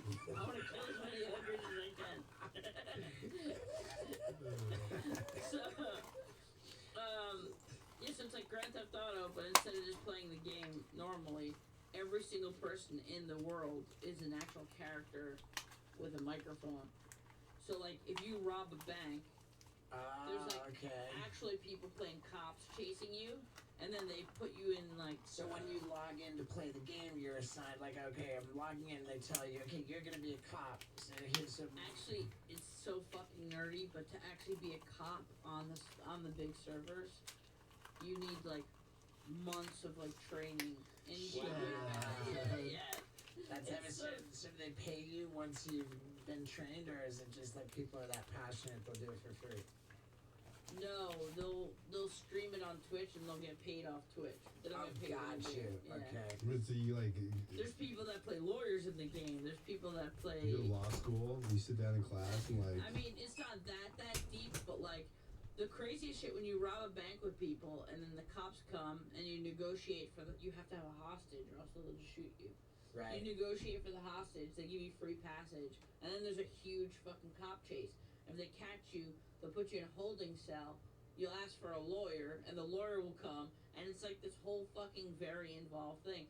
And it's kind of nerdy how serious they take it, but it also makes it fun. Because if you could just be like, oh, the cop, like, oh, I'm walking down the street, I'm just shooting everybody, the stakes aren't high. When you have to take it seriously, Right. it kind of makes it a little fun, Wow.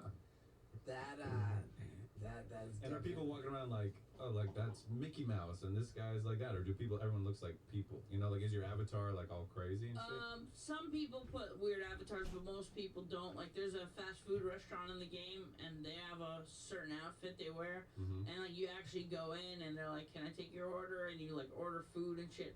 It's like this whole weird world that they morph GTA. there's actually people playing the fucking fast food workers and Yes. serving you burgers. Wow. Yes. Why would you want to be that character? Because that character might have something where he's getting a drug dealer to come, and he's like buying drugs, and you gotta serve. Meanwhile, act like you're really a exactly, and then Right. someone might come in and rob the place, and you might have this whole interaction where you pull out your gun faster and shoot them. So like they can have their own sub stories and shit Wow. like that. It's super involved. So you're at the mercy of how the game is played. Like like you can't be like, oh well, I'm gonna try to make my role in the game a little bit, more involved, more bigger. But like You create your own stories.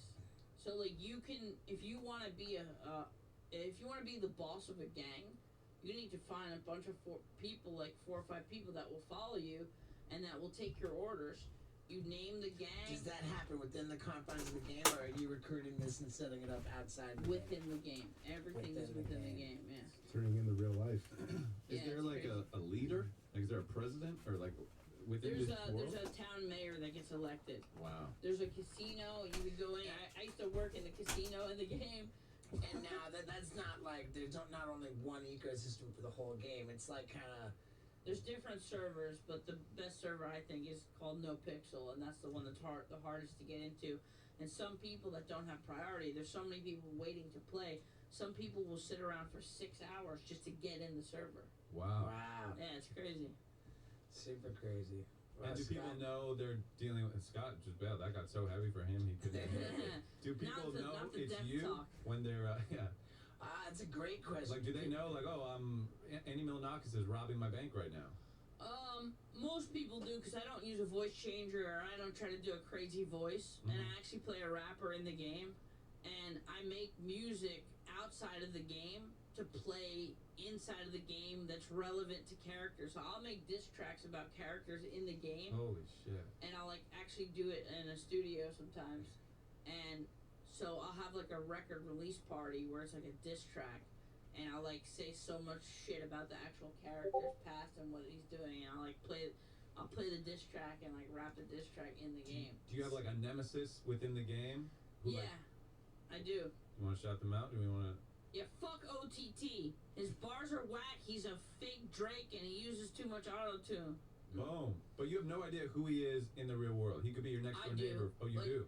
I know a little bit about him. I don't know a lot about him, but like, you don't necessarily know anything about any character you come across, but It's fascinating. you could be like, oh, like some people off stream will be like, oh yeah, so and so plays so and so, and you'll check their stream out, and maybe you'll host them, because on Twitch you can kind of pay it forward. Yeah. You could like, if you have like 1,000 viewers and there's another streamer streaming GTA, you could just be like /host, and you could send your viewers over to them. So a lot of people do that within the GTA community. Epic. But most of my shit that I do on Twitch that has a much bigger viewership is like when I travel and I go outside, and I just stream games once in a while. And you're holding a selfie stick the whole time? Like, that would even It get sounded to me tiring. more like it was strapped to a backpack. Well, Like the no, camera, I actually though. am holding a stick, but a lot of streamers there's a shoulder mount for the camera, Oh, okay. and they do like first person. They'll ride bikes, they'll walk around. But I feel like if it's your stream, they want to see your reactions. If I want to make jokes and shit, they should see your fucking face. So I just hold the selfie stick. The camera's really small though. It's not like a big DSLR Sony. It's just like Sony's answer to GoPro. It's like a tiny light camera, clamp with a phone to read what's going on in the chat. Sure. And then, Wow. Fascinating shit. And it's a fuck ton of money that you're making from it. I mean, not kidding. No, it's like it could be pretty good. I don't know how much longer I'm gonna do live streaming, because I'm kind of toning down the Twitch lately with all the other shit I'm getting into. Cool. So, but I mean, if I go to Japan, I have to stream because it's so much fun to have an audience watching what you're doing in Japan. You know. Do you have like sponsors flying you to Japan, or are you paying for that? Sometimes I get trips paid for. And when people subscribe to you on Twitch, you know, you make pretty good money. You know, it's not that crazy to make like, you know, sometimes like 20-25K a month just from like streaming outdoor Cool, streams. man. You know? You ever get like flown to Dubai by some like crazy? No, I got an offer to once, but I was a little bit creeped out because he said the whole time I would have to be sucking on his toes, and then he would give me Lamborghini money. Yeah. Well, good to have a Lamborghini though. True. Yeah, it's good to have a Lamborghini. Well, yeah, dude. Like, it's too bad that we don't know how to tell people to watch your movie. It's kind of classic. Yeah. Just if you type in King Knight on what was it, February 14th? Valentine's Day. King Knight. If you type in King Knight, and this will. it'll come up. It'll be like, oh, streaming on I mean, blank. you know what? Like, actually, to be clear, we recorded this before February 14th by just a couple days. Sorry, hold on. Happy New Year. XYZ Films will release XYZ will release King Knight on demand and digital February 17th, 2021. There you go, Okay. February 17th on demand. I thought it was 17th. You guys fucked me up. Now I'm fired. 17th. February 17th. All right. Hey, Nah, dude, baby. we're on it, dude. Friday, February 17th.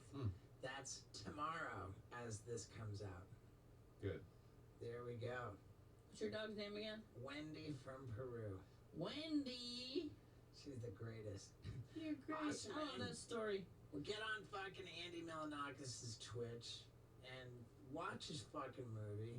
Listen to his rap. Do we have anywhere we can send people to find a catalog of your rap music? I do have a SoundCloud, but I don't know. You could see a lot. I have some music videos on my YouTube. I guess that's good. Who are the biggest rappers that you've recorded tracks with?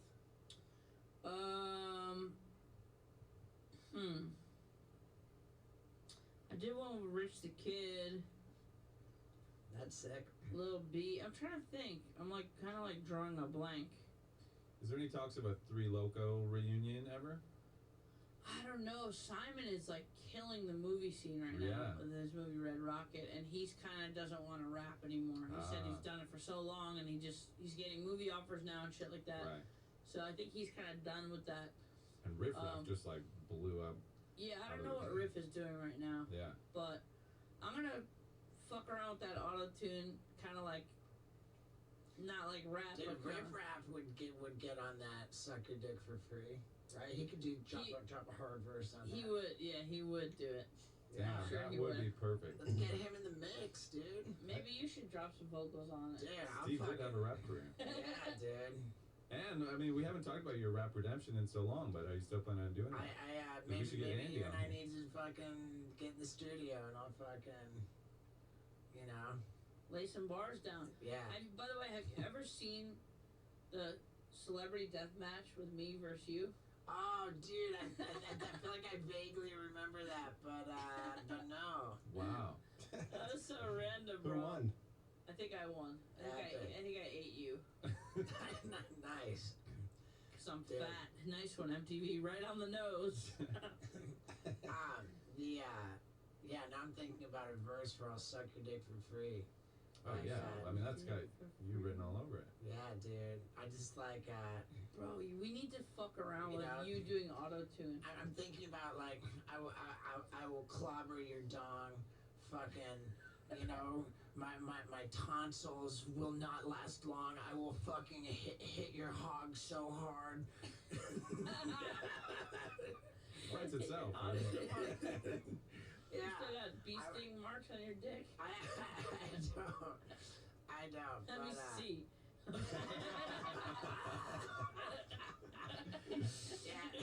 yeah, dude. I think it would make a lot of sense for you and I to do that. It's a great track for me to Yeah. dust off my.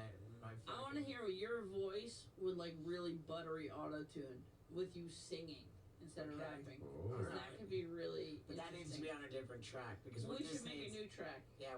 Okay. All right. It could still be just as dirty as "Suck Your Dick for Free." Right. It should be a brand new track. We'll talk about it. All right, dude. I'll DM you on Twitter. And I'll give you my number right now. Yeah, for But sure. until then, stay tuned. Tell them your number too. Yeah, just do it now. Enjoy King Night. February 17th. Yeah. So XYZ Films, King Night, on demand and digital, February 17th, 2022. Yeah, If dude. you watch it, I'll suck your dick for free. Dude, I respect you. I admire you. I Hey, enjoy same you. here, bro. Yeah, dude. I admire me too. Hey, thanks for doing this, man. Hey, It's thank rad. you, man. It's a fucking honor. Fuck All yeah. right. You did. Yeah, dude. You know, I really enjoyed Andy, and there's something I've been meaning to tell you guys, the ones who stick around to the very end.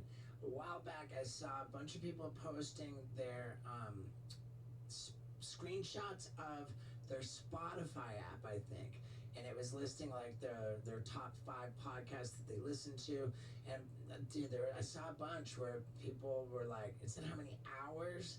There's some people listening to hours of Wild Ride, man, and I want to thank you, like, especially. You know, we're creeping up on 100 episodes, and it's I never thought that it was going to be as good of an experience as it is. Now, check it out. We've got this whole new studio on the new tour bus. Man, big things are happening, man. I'm really grateful for you guys for sticking around on this very wild ride. Yeah, dude.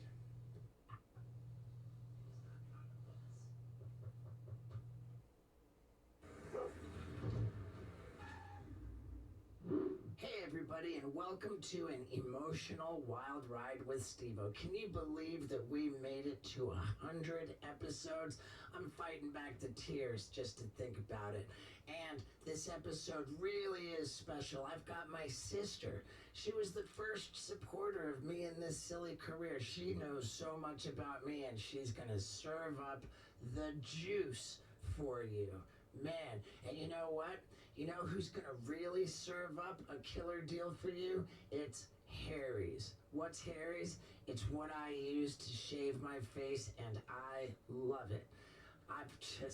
gotta have it, man. I gotta have it on my tour bus, in my little travel toiletry kit, at home, on my van. Oh, come on, dude. I don't go anywhere without Harry's. It's the best shaving products you can get, and they've got the best deal for the listeners of the Wild Ride podcast. If you go to harrys.com/Stevo and you're a first customer, first time, then they're gonna hook you up with the starter kit. It's got the weighted ergonomic handle, the 5-blade razor, the cool travel cover, the foaming shave gel with aloe. That starter kit is a $13 value, and they're gonna give it to you for just $3 if you go to harrys.com/Stevo. I love it. I've been using them for years. Even for, almost 2 years before they got in business with me. I'm a proud customer of Harry's, and I want you to be too. So go to harrys.com/Stevo. Now, let's get into it. I'm so proud of you. Thank you, Cindy Wynn. All right, well, I'm going to keep that in. Ladies and gentlemen, my sister, Cynthia Claire Glover. Oh, fuck no. Cindy Wynn. Cindy, it's funny, the first thing I said at work is, it's not Cynthia, it's Cindy. I only get called Cynthia when I'm in trouble. It started with Mom. Cynthia Claire Glover, you get down here right this minute, which I didn't hear very often, and so it was very, very distressing. Or when you get pulled over, Cynthia Claire Glover, do you know how fast you were going? So that's my I'm in trouble name. Like, Okay. when everything is good, I'm Cindy. So let's just start right there. Yeah. Speaking of Cindy. names that we don't like, my middle Oh, Stephen name. Gilchrist Glover? My middle name is Gilchrist, and It's very English of you. right, it was my grandfather's middle name. But at some point, I want to say I was like, how old would I have been? Like 7 or 8? Maybe a tad younger because it was Connecticut. And Cindy started calling me Gilly. And like, she said, hey, Gilly. And I don't even know why, but I was so upset about that. And because I was upset, Cindy would hammer it a little harder. Yeah. Not that Cindy I was had so few levers that, when I found one. Not that Cindy was particularly mean, but that's probably the meanest you ever were. I'll take that. Yeah, that's pretty That's good. good. Yeah, that's great. Gilly, Gilly, Gilly. And then later, when you were about 12 and I was 15, it became apparent that at some point in the not very distant future, you were going to physically get bigger than me. And my days of being able to sit on you and beat you up if needed were numbered. So I was going to need the psychological advantage, since the physical edge was rapidly evaporating. And I think that's probably about the time I started calling you Squirt, which you didn't mind, and it became your tag. You spray painted it on the side of the building at the University of Miami and put it on your skateboards, and and I still call you Squirt. And to my kids, sometimes your Uncle Squirt. But that replaced Gilly. I was gonna say they got to see their Uncle Squirt last night. My finest parenting moment. Man, bravo. Yeah, last night I was mortified. Well, I mean, whatever. I wasn't mortified. But it was definitely like, there was sensitivity to the fact that my sister was watching footage of me ejaculating on camera. What about your niece? I had seen it My before, niece, but that's I shielded Cass for 2 decades. But she's 20, and last night both at the premiere and last night, she saw rather a lot of her uncle's penis. Yeah, I was sitting next to Cindy when they put the bees on your dick.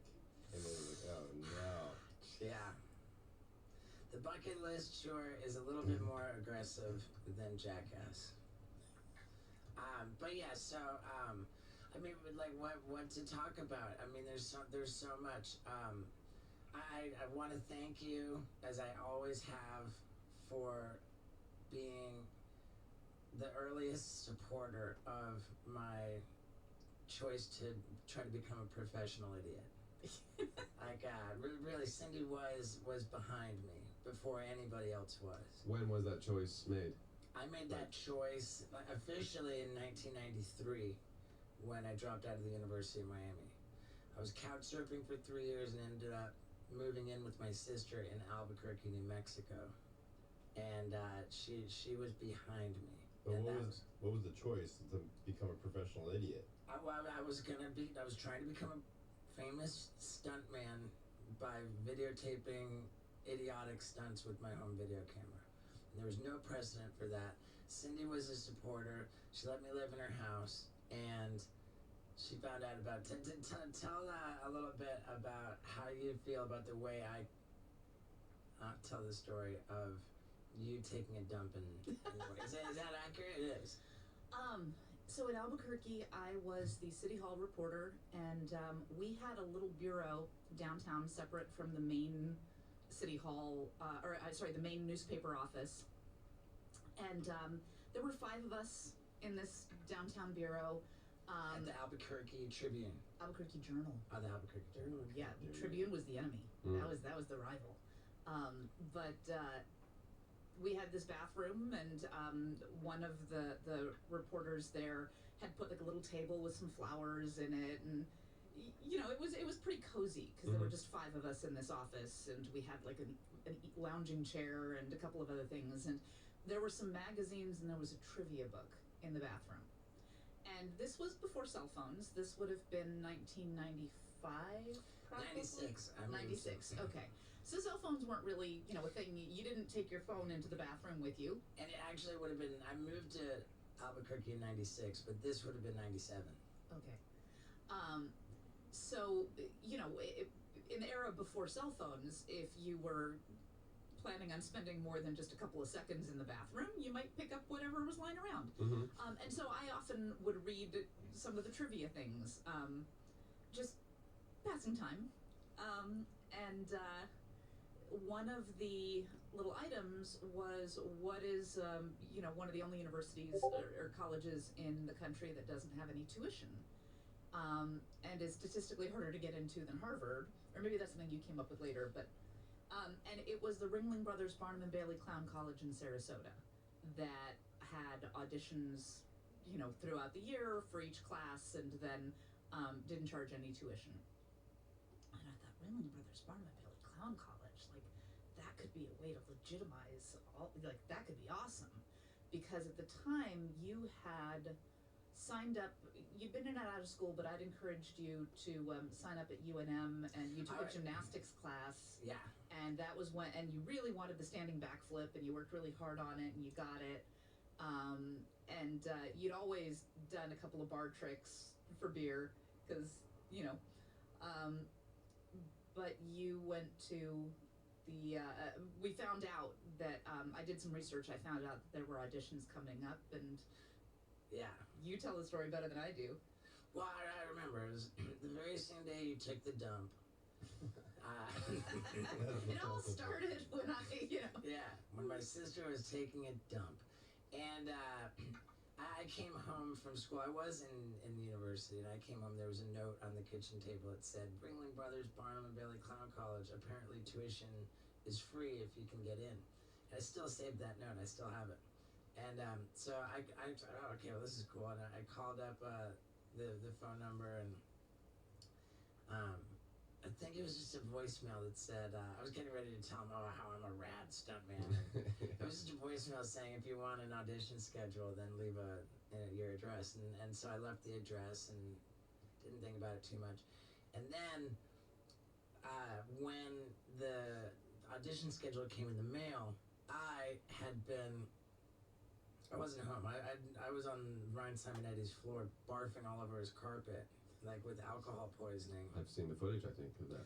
Yeah, the one where I'm at the top of the stairs. And so I was very hungover when I came home to find this piece of mail from me with the audition schedule. And I looked down it, and it said, Albuquerque, for the class of 1998, there's a cutoff line. I saw Albuquerque, so it's not until the next year, so whatever. And I just was hungover, and I just put it back down. I went to go smoke pot at my buddy's house. And then when I came home, I walked in, and Cindy was very stern. She says, how are you getting to Denver by Monday? She insisted. Yeah. Why? Because you were such a good roommate? Because above the line, there was an audition for college in were Denver.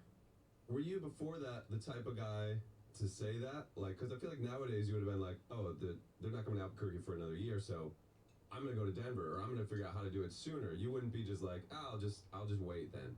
Like, were you that type of guy? And is Cindy kind of like, when he said to you, I want to be a crazy stuntman, were you kind of like, well, okay, you're gonna have to fucking make some shit happen here, like, you gotta get some skills or something? Like, was it kind of a, you know what I'm saying? Our dad, in his youth, sold encyclopedias or something, and he raised us. There were a couple of quirks in how we were raised. It might not be everybody's experience. And one of the things that he learned that he passed on to us is that no is a request for further information. No just means they obviously didn't understand the first time, Yeah, so you need to amazing. rephrase. I love it. You know, that was one of the things we learned. So you know, the other thing is, it doesn't really matter what you're going to do, but if you're going to do it, rock. You know, like, go balls out. Really do it hard. We don't really half-ass anything. You know, if you're going to be a sucker who loves animals, fucking adopt a bajillion of them, you know? Yeah. Whatever it is, do it well. Because doing anything half-assed is just offensive. Sure. Yeah. So, So when Steve came to you and was like, I want to be this famous stuntman, like, I know you were supportive, but the sort of, what yeah, was so your what are you reaction? gonna do? Yeah. Right, If that's what you want, okay, cool. What are we gonna do about it? right. How can I help you? Because that was, you know, that was always. Yeah, I remember when one of the first things when we moved to Albuquerque, I had just dialed in the standing backflip. And I had taken to rubbing alcohol on my skin and lighting it and using it in my hand as a fire breathing torch. So once I was rubbing alcohol on my skin and lighting it on fire, I decided, oh man, I'm going big. I'm gonna pour rubbing alcohol all over my entire body and light my whole body on fire and then do a standing backflip. You know, I smeared Vaseline all over to try to make it a little bit safer. And I chose for my first time doing this stunt, which I pictured being a pretty big one, when the radio station announced that they were holding a Freak of Nature contest. So I called up the radio station and said, I'm gonna douse my entire body with rubbing alcohol, light it on my whole body on fire, do a standing backflip. And I guess the 90s were a different time in Albuquerque because they were like, right on, you're in. You know? Yeah. Right Done. on, you're in, done. And my sister was there holding the wet blanket to wrap around me to put me out. Wow. Yeah. I think I've also seen footage, I'm pretty sure it's you filming. Cindy comes in and wakes you up, and is Yeah. like, walks you outside, and you just do a backflip in the front Yeah. yard. It's like, it felt like this is kind of like a ritual of like, wake me up in the morning, I'll just do a backflip first thing or Well, something because like a that. backflip in and of itself, just a backflip on its own was kind of like whatever, and so I was just looking for ways to make it cooler. So like light my whole body on fire, and I thought, what if like I said, Cindy, like come in, you know, before I'm awake, like film me sleeping, wake me up, and say, okay, do a backflip, and yeah, I should do something with that footage. I had my teeth all broken and shit. Yeah. But yeah, that was my sister. Nobody else was like, you know, stoked to help me. Like, And then after clown college too, you were like doing a bunch of clown tricks. There's like an hour of footage where you're trying to get this one trick right, and you're like, oh, like you hear you just being like so supportive, but also just sitting there the whole time filming it is like a task, you know? yeah, and because Cindy was so instrumental, you know, so like without Cindy's support, I never would have gone to clown college. You know, who knows? You know, I mean, I probably would have gotten somewhere, but Cindy was in my corner, and I'm just forever grateful for that. Yeah, I really, really, genuinely am forever grateful for that. I'm just so proud of you. Like, seriously, for years, we knew there were only 3 options. You were going to be famous, incarcerated, or dead. Nothing else was even on the table. Like, there was never going to be a straight job where you wear a tie and sit at a desk. That was not going to happen. Incarceration was a distinct possibility, as we know from all of the mugshots that we've tried to track down over It did the happen years. a couple times, yeah. Here and there. And you did not protect your life as well as I would have liked. But, you know, certainly post-sobriety, I mean, I still have that pit in my stomach for worrying about you, and that's, you know, just hasn't gone away. And we have our deal where you don't tell me about the really scary stuff until after you've survived it, and I'm grateful. We started that when you were the spokesman for snowshoes, and you were going to get the alligator to chomp your foot wearing the skate shoe. The burden of knowing that that was going to happen. It was like a small alligator.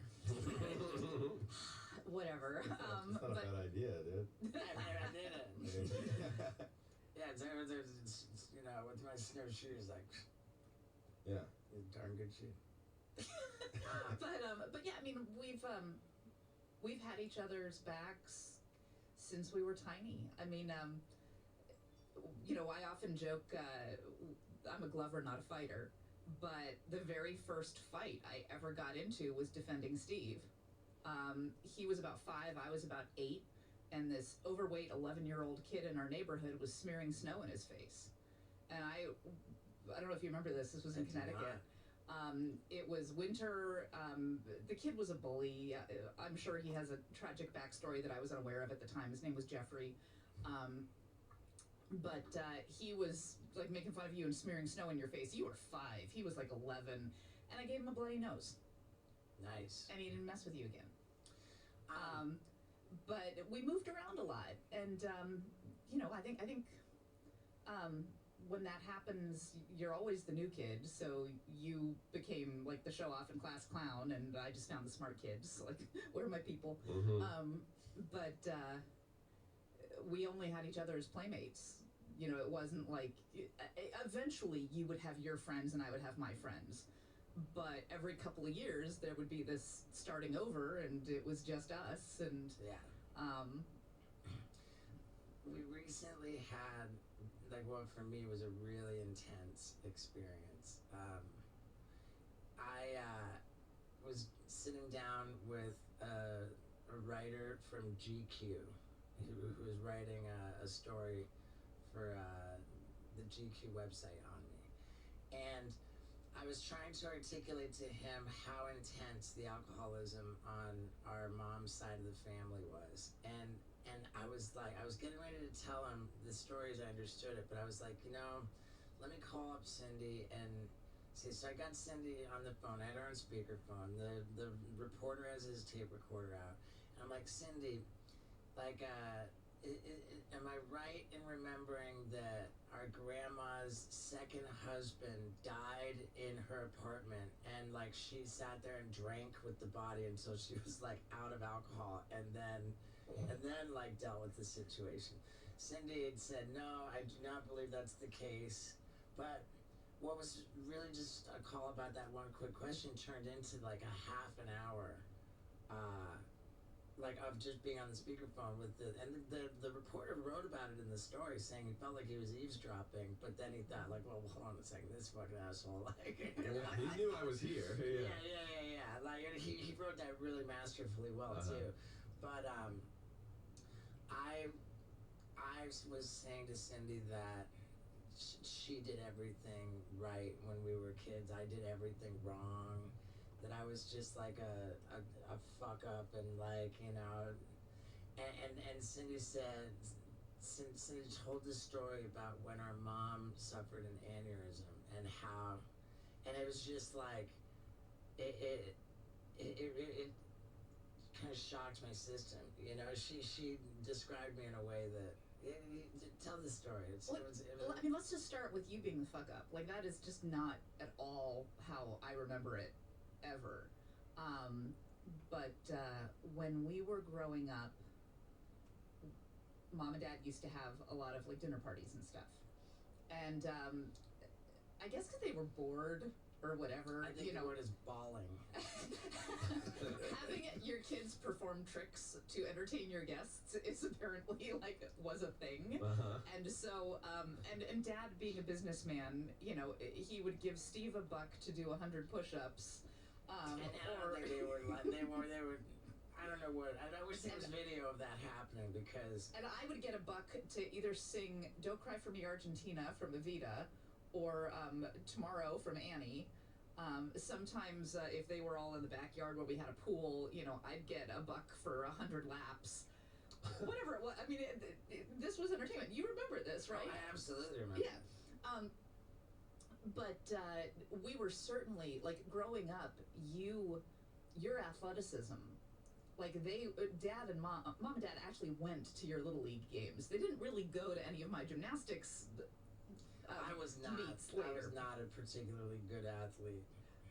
Didn't matter. You were an enthusiastic athlete.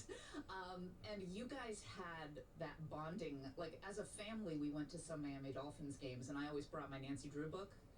And so they'd be like watching the game, and Mom and Dad would place bets with Ted Toby Ferrani. I want to put a nickel on whatever. It was all by phone back in the day, and there was a code. I just remember it was Ted Toby Ferrani. I guess Toby referred Ted to the bookie Ronnie, and you'd put a nickel or a dime, like 500 or 1,000 on whatever game, and I had learned about the point spread, but you guys had that. Our parents had like 4 fucking TVs set up in the living room because they had to be watching all 4 games because they were betting on all 4 games.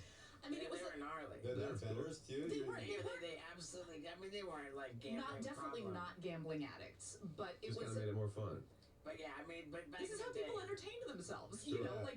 Life was a little different before Netflix and chill, or before internet. Well, people and still stuff. gamble on games. I think a good amount. Does your dad still gamble on sports I and shit? I don't think Dad. Maybe he does. Maybe he does. No, I don't think so. At the football games, Cindy's reading her Nancy Drew books, and I got the binoculars just looking at the cheerleaders. I was, people. There's that joke where people say, I'm like a football widow or whatever. I was a football orphan. Like, my parents and my brother had this thing that I just kind of wasn't a part of. I was along for the ride. So you were, it was almost like in that show Matilda, where they're like, what's wrong with her? Why can't you get with the program? But it's funny because I was a teacher for 10 years, career 2.0. And I remember saying, my C students, my A students are going to be working for my C students. Because the A students, they get told to do something unreasonable or whatever, and they just like knuckle down and grind it through and get it done. And the C students are like, what the fuck is this? I'm not doing that. My time is way more valuable than this. Wow, I gotta find somebody to do it for me, or how can I like half-ass it or cheat or game the system or just do the bare minimum so I can get back to what I really want to do. And growing up, you were the C student, and there I was, like, sweating bullets, doing what I was told to be a good girl. And Steve, totally from the get-go, you could see, first of all, he wasn't going to be working a straight job with a suit and tie, but also, you were not going to be the grunt, grinding away at somebody else's direction. The whole management potential was there from the get-go. We had a couple of fruit trees in our backyard in Miami, and Dad, at one point I'd asked for a raise in my allowance, and Dad pointed to the backyard and he said, see those? That's the money tree. Because it would get inconvenient when they were dropping fruit. And so I used to take Steve around with me, and we'd knock on the doors, and he was younger and cuter, so I would make him say, it's like 3 lemons for $0.25, or 3 avocados for $1, whatever it was at the time. I'm sure it was less, but he was younger and cuter. But so first of all, I don't think you were always a fuck up, even though you did get in trouble a lot more than I did, but you didn't care. So it was, for me, if they said I'm disappointed in you, I was like crushed. For you, you're like, all right, that's your choice. Did you though have like a party phase of your life? Like, No. did you struggle with drinking or drugs ever? Oh yeah. For as much as my sister drank, yeah, she wasn't really a partier. But I'll tell you where the party is at these days. It's in my socks drawer, thanks to Stance. Because why have the boring, same old thing going on all the time when you can change it up and have fun? Have your ankles and your legs dressed up like Tupac if you want. God, the creativity coming out of Stance is endless. The comfort is unmatched. And it's just so much fun having different pairs of socks for different occasions, man. I'm telling you. Plus, it's not just socks anymore. They're killing it so much, they're spreading into sweatpants, joggers, shirts, hoodies, hats, and more. And I'm telling you, you gotta get in on this, man. It's at stance.com. And if you use the promo code STEVO, you're gonna get 15% off your first order. Do yourself a favor and go to stance.com just to see how crazy the variety of creative options is. You're gonna fall in love with so many of their designs, and you'll be so glad to have 15% off your order at stance.com if you use the promo code STEVO at checkout. Your feet are gonna love the way you feel, and everyone's gonna be blown away by how dope you are. So, stance.com, promo code STEVO. Now, let's talk about drinking. Definitely. But I consider myself 15 years smarter than Steve because I got sober for the first time at age 19. Wow. Sober before I got legal. And Steve didn't really, get the message till he was 34. So you were So drinking that like makes- so much in high school, you're like, and you quit drinking It was at more 19? of like a Closet by myself. reclusive, like Mhm. secret drinker alone. Pass out at home. Yeah, it was not a bar scene kind of drinking, Right. but it was Cindy was not a definitely. slut. But no, back to your point. Back to your point about no, I was not. I believe you. Steve I did wasn't enough of even that for thinking both that of for a us. second. Yeah. Steve did enough of that for both of us. But when our mom first had her brain hemorrhage, we got the call. I want to say it was like 6:45 on a Saturday morning, and it was her ex-husband who she had been reconciling with, and the message was she'd had a brain hemorrhage. She was in intensive care. She might not survive the night. Get down here, stat. We were in Albuquerque. She was in Boca Raton, Florida. Steve had been partying the night before and had crashed where he landed. I called all of his bros and had them hunt him down. And then I was in bed with a stripper, and there was a knock at the window, and it was my buddy Ron Burns. He's like, "You gotta go." Nice. Meanwhile, while his skate buddies were tracking him down, I was booking flights, arranging for my little sister in the Big Brothers Big Sisters program to watch my dogs because I had 2 dogs, and telling work I was going to be out, and we were at the airport by 8:15, and on a flight. But the way it has always worked in a crisis is I get very wrapped up in the doing and researching. Mhm. As long as my brain is working or my hands are working, I'm okay. Once we got on the plane, the reality of, oh my God, our mom, who is 51, might die.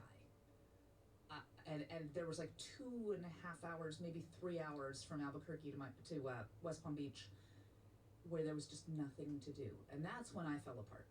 And Steve put his arm around me, and he was okay. He totally took over on the plane, and he was the comforting, calming, presence, and I was the wreck whose brain was spinning in a million directions Mhm.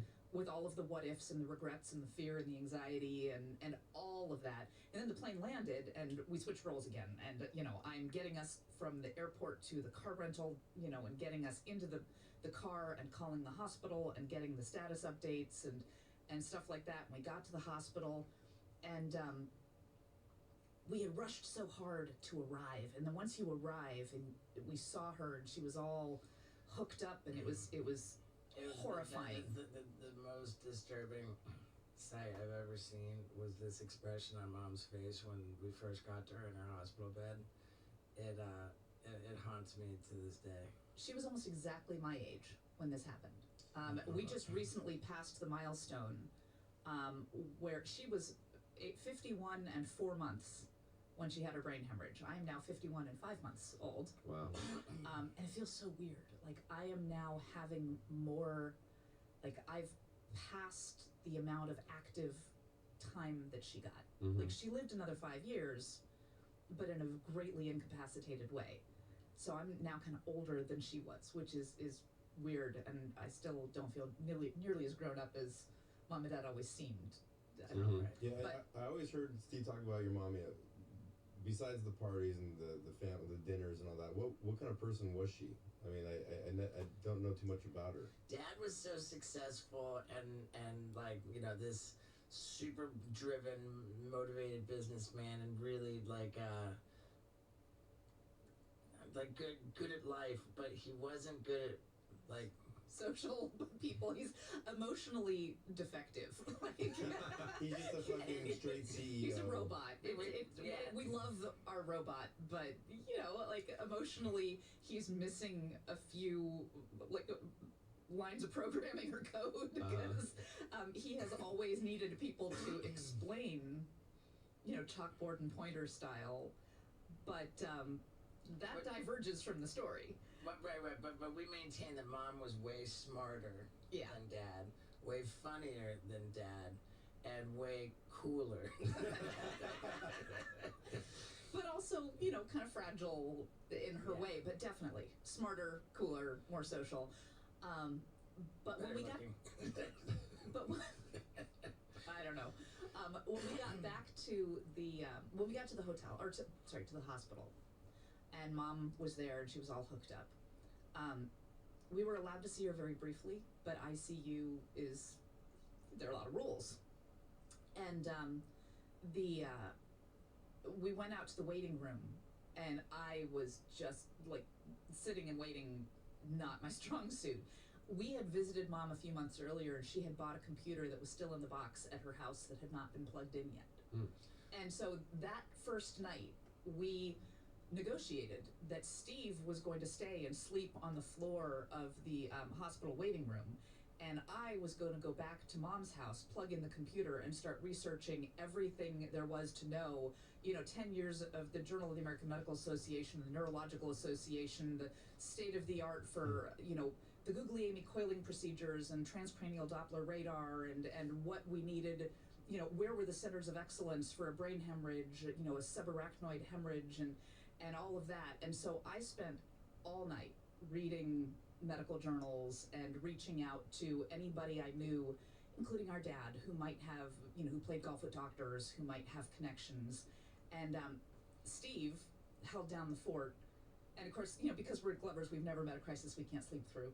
You know, when the going gets tough, the tough take naps. It's a family thing. Like, Those not true for makes Steve, sense. yeah. naps for the win. I didn't realize Naps that. are but now survival. Like we amazing. nap like champs. Yeah. But Steve, you know, stayed there. Sleep up.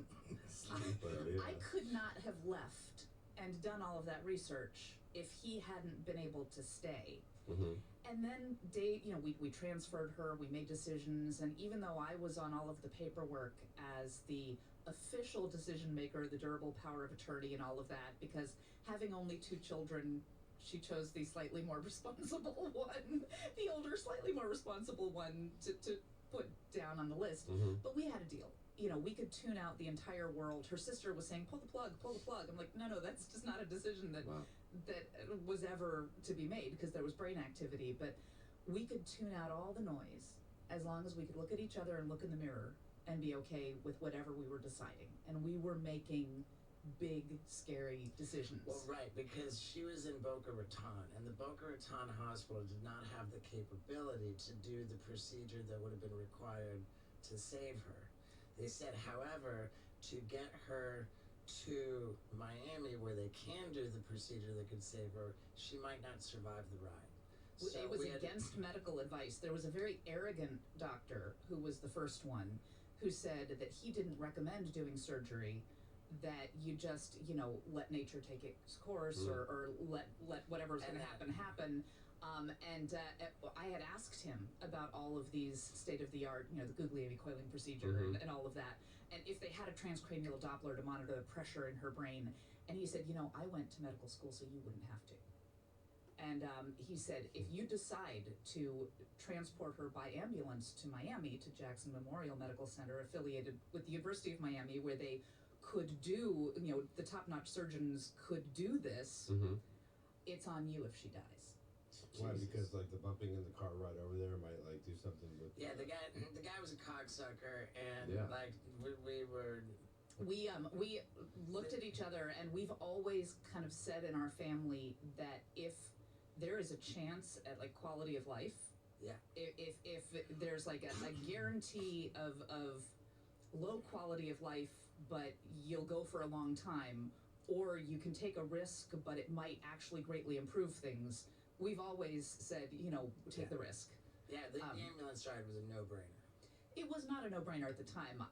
But I could not have made that decision that might have killed her, but might have saved her, if we hadn't done it together. Not a no-brainer, but it was the decision. It's what we knew she would have wanted, but we made it together, which is what was okay. And then she survived, but there were complications. Days turned into months. She had how many brain surgeries?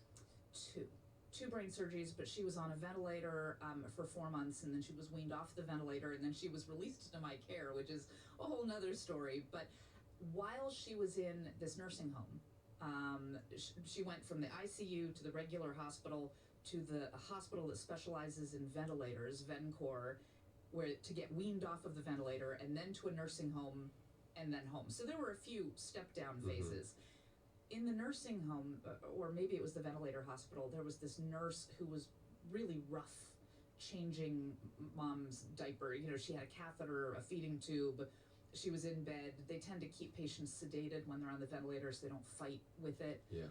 And this woman, I wanted to rip her throat out. I wanted to stab her eyes. I may be a glover, not a fighter, but I just, she was manhandling my mom like a sack of potatoes, and I wanted her fired. I wanted to, destroy her. I was so emotional and angry and protective, and here's my helpless mom, and I am in charge of, I am her protector, and this woman is just, rolling her over, and like she is some sort of sack of grain. And Steve was with me, and I was ready to just go off. And he said, "Oh, no sense, because you know what's going to happen. You're going to rat out this nurse who probably doesn't give a shit, and she's going to get really pissed and resentful. And the minute we're gone, she's going to take it out on mom. Let me handle it." Wow. And this is where Steve's schmoozy, teachers who were always saying, he's like, I'll show her a backflip, she's gonna love it. Steve just pulls out always his tooth, kind of charmed his way out of trouble. I mean, even in jail, where being as adorable as you are, you certainly could have had a negative experience, but instead you entertained everybody and became their, best bro and the most interesting. You've just always had people skills that I might have lacked, and so you charmed that nurse. You talked to her. You found out about her family. About you thanked her. Damned if you didn't become her BFF and we brought her some chocolates or something, or brought the whole nursing staff chocolates so that mom would get treated really nicely, because smart. He totally, his diplomacy was so superior to my grizzly bear protective, role reversal mama bear cub kind of thing. And that happened a few different times, but between the two of us, there came a time after mom was released home to my care where I was pretty good at hiring the nurses' aides and managing her medication schedule and her appointments and all of the daily care and the feedings and how many calories were going to go in, and getting the wheelchair van and the ramp for the house, because there were a couple of little step up, step down situations, and Steve was just not good at any of that, all of that adulting stuff. Sure. But he was super supportive of me, for sure. And at some point it was look, we don't both have to be here. This doesn't have to clip both of our wings. I'm good. I'd gotten a job at the newspaper, and we'd moved officially into her house, and there was a cruise ship opportunity out of Miami. Right. Oh. I mean, I was pretty clear that I wasn't going to add any value by just being a loser and eating the food. You were never a loser, though. You made her laugh. When you got shit and fuck tattooed on your knuckles and stuff. The last time she ever laughed. I don't think that's She necessary. was that was at the end.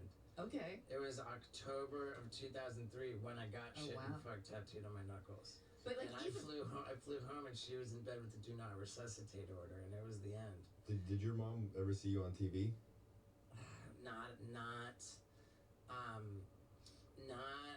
no, Jackass had been picked up. No, 1998. Mom's aneurysm was October 10th of 1998. But she passed away on November 7th of 2003. And by 2003, Cassie Right. had been born, you know, like a Jackass. Well, for sure, but mom was never, like. She was less coherent by the time it was, Jackass yeah, came out. she was. It was after her aneurysm. Yeah. That all that happened. Yeah, and before, you know, I would show my mom. Yeah, before her aneurysm, I would show her my stunt videos and stuff, and she was just like. She was never once like concerned, like for my safety. It wasn't like, oh my god, like you're gonna get hurt. But she was just like, how is there money in this? You know? How is there money? That was her only concern. It was that she's just like, well, you know, like show me the money. You know, like where's the like you don't have a pot to piss in. Like I'm not impressed by your stupid fucking VHS tape, because you're broke and you're sleeping in my fucking house and you have no money and like you're a slob and you have bad breath. You know? Ouch! No. That is Cindy, just. would she have said that or I mean, what? no, she wouldn't have Okay, said all she that. totally would say, you know, don't be a loser. Don't be, you know, don't end up. She saw that Tom Cruise, Jerry Maguire, and that was her thing. Show me the money. Show me the money, But growing up, like it was always, I was more like dad. You were more like mom. And in some ways, we grew up with different parents. Like we're only 3.5 years apart in age, but their marriage kind of falling apart happened when you were in high school, after I had already moved out. Yeah. And when I was growing up, they were super strict. And you know, there's also sexism involved, daughter versus son, but from my grades to my curfews and all of that, everything was very like uptight and strict. And by the time Steve hit high school, dad was away a lot, and we discovered later why. And mom would, liked to get into the liquor. She would kind of check out while he was gone and then clean up a little when he came back, before he came back. But Steve was ready, able to run buck wild, completely unsupervised. I was going full Pippi Longstock. And that was in London. child. That was England? Yeah. So in that respect, we grew up with different parents. But mom, like, you smoked weed with mom. I did smoke weed. And you drank with mom. And I Uh-huh. never did either of those things. And You know, you when- used to when tell I dirty smoked- jokes, like the one about the Cheetos. When I smoked weed with mom, like she was drunk at the time, and like I don't remember that fond. I was just like, here, she was drunk, and I was like, here, mom, here's a joint. She was like, like it wasn't rad. Like there was nothing cool about that, and like because mom was that way, she really cared about how we would reflect on her. Appearances mattered a lot. You know, like like we that- always cleaned up the house before guests came. We're gonna have company, not like friends are coming. We're gonna have company. It was like an So put on official a nice word. shirt and like Yeah. comb your hair. Elbows off the table. Right, and when they had company, meaning like they're like Showing off for their friends. They would have these like dinner parties. Their friends would come over, and it would just be a brag fest. It would just be like oh well, we just bought this, or like we just have this, or our kid just got into this university, and it was just a fucking As a kid, were you able to realize like this is kind of weird? for sure. Yeah. It was just an obnoxious pissing match. Is that And why you don't like you don't want to buy a fucking Ferrari or something right now? I That You think hate so. flashiness. I think so. You're Yeah, not I flashy don't- at all. I don't like flashiness, and as I grew up, Cindy moved out of the house when I was 12, and No, I did not. yeah, That'd be you uh-huh. 15. I was not 15. I was. You went to boarding school. When I was When I was- 16. I graduated from high school at 17, so it was 16 to 17. Okay, 7th grade is when you're 12, and my birthday's in June. So like the I tail. think it was 8th grade, but No, okay. I was in 7th Because grade. I was a day student at Havergal when you were at Bayview Glen. Okay, doesn't matter. But our house got bigger and bigger as we grew up. Mhm. You know, Dad became more and more successful as we grew up, and the house got bigger, and I was like embarrassed of the house. I might have felt uncomfortable about the way my house got bigger as I grew up, but I am not uncomfortable about the way my wiener gets bigger and harder when I use Blue Chew tablets. I said it, okay? If I'm getting ready to take Lux to Bone Town, then about a half an hour beforehand, you know it, I'm chewing up a Blue Chew tablet. Why? Because it's delicious. It's got the same active ingredient as both Viagra and Cialis, except it only costs a fraction of the price. And when we're ready to go to Bone Town, man, my Blue Chew tablets make it count. So much fun. If you've ever wondered whether or not trying Blue Chew tablets is fun, I can assure you it is. Lux loves it so much, sometimes she'll leave one out on the table. On a plate, she'll say, honey, I made you dinner. I'll come upstairs and see a Blue Chew tablet, and I know it's going down. Yeah, man, but maybe you're wondering, don't I need a prescription for that? Well, yeah, but you don't have to go to the doctor's office for some awkward in-person visit. Hell no. You go to bluechew.com and you consult with one of their medical providers right there on the site. Super fast, super easy, and when you use the promo code STEVO, get this. They will send you an entire month's supply of Blue Chew tablets for free. All you gotta pay is $5 for shipping. So, I'm telling you, it's a blast. It's easy, and it's free. All you gotta pay is $5 for shipping. What are you waiting for? Get over to bluechew.com, use the promo code STEVO, watch your wiener get bigger and harder, and use it for good. Yeah, dude, bluechew.com. Now, let's get back to the house.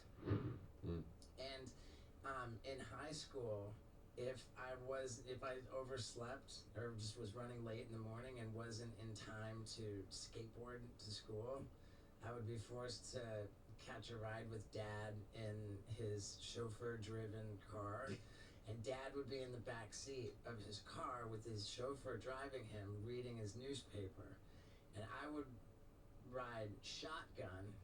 And then when we pulled up to the school and I got out, I would hug the driver because I didn't want anybody knowing I'd been chauffeur-driven to school. Wow. I would just hug the driver and be like, yeah, you know, and I wouldn't even acknowledge it. I'd just hug the driver and get out and like, you know, I'd want them to drop me off like a little further down the block. And I was always looking to be, from a pretty young age, like I didn't like having kids over to our house because I just didn't want people to see. Well, Mom didn't want kids over. Right. It was, in my parenting life, my house is the house that every teenager within about 5 miles just migrates to. And it's an open door. You know, we had a fingerprint lock for a long time. And there were about 20 different fingers on in the fingerprint lock. You know, it's totally the house in the neighborhood that all the kids hang out at. But when we were growing up, partly because of Mom's drinking and her, you know, image sensitivity and what the kids might say to their parents or whatever, it was very, you know, like we didn't have people over, and if you asked to have a sleepover, it was a big deal because Mom would be weighing like, oh crap, okay, I'm gonna have to cook dinner, I'm gonna have to, you know, tidy up. There's no upside, it's all downside. And so we just kind of knew better than to ask, and I think that's really common with adult children of alcoholics where you grow up that way. It's funny that you think of it that way because for me, I just didn't want to be at home. I was like whose house can I go to today? You know, and it was pretty much always Abdullah's house. But yeah, but the thing is that, you know, that's just very much like Mom and Dad, for better or worse, and you know I love my dad, you know I love my mom. So I'm not talking shit on anybody. But the fact is, they thought that because they had money, that made them better than either of us, because although we're not materialistic in that way, we did sort of learn that like lines are for losers who can't figure out like a way to avoid waiting in the line. We're not like British or Canadian where we queue up. You know, we definitely look for the angles, and things like speed limits or no trespassing signs are because, you know, some people aren't as smart as we are and need like to be protected from injury. Right, those are for the dumb sheep. Well, for people who aren't aware of their limits, but if you actually have physical prowess or skills and you are aware of the risks and can do the cost-benefit analysis, then go proceed at your own risk. Like, it's a suggestion. The rules and the speed limits are a suggestion that are very helpful for people who might not be as smart as we are. For sure. Yeah, I love that. working with Steve, like he'll give me, you know, like 5 things to do, and it's like he doesn't give a fuck about the minutia of why or why not this person said can. He's like, is it done yet or is it not? Like that, you know. I figured that Shady out pretty Scott's quickly. just gonna make it happen. Yeah, Yeah. He doesn't care the progress. Bottom line is Great. When are we going? Yeah, and that's all dad. And the social, you know, the charming holding court, you know, telling stories, like that's all mom. And you know, people think that we're so different. And in some ways we are. Like I was a high school teacher for 10 years, and I would remember for 10 years I crushed dreams. Because there was always a new kid who kind of didn't know. And they'd be like, dude, we got Glover for history. This is going to be totally rad. And then a week later, they'd be like, wow, this is not that rad. And, Do a lot of kids, like, do you have to say, like, yes, my brother's Steve-O, let's move on? Like, do you have to kind of make an announcement or I'm something? not a teacher anymore. Like, Okay, I'm on my 4th career. But in all those years of teaching, people would, you know, the kids who didn't really know Glover's reputation would be so stoked, like, you know, jackass history. And then, whoa, yeah. But it's funny, there used to be this weird thing they'd do at our school, it was a private school, where they'd come back from Christmas break on a Thursday. The public schools didn't come back until Monday.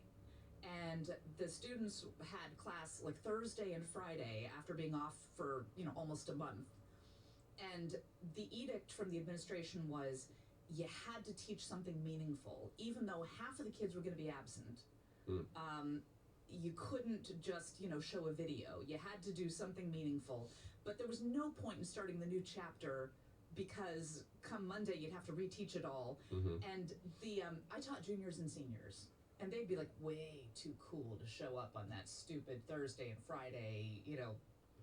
And so there were a couple of years where I brought Steve in as a guest lecturer, but I didn't tell anybody. You know, he taught my economics, a couple of sections of my economics class. I went in with Dad.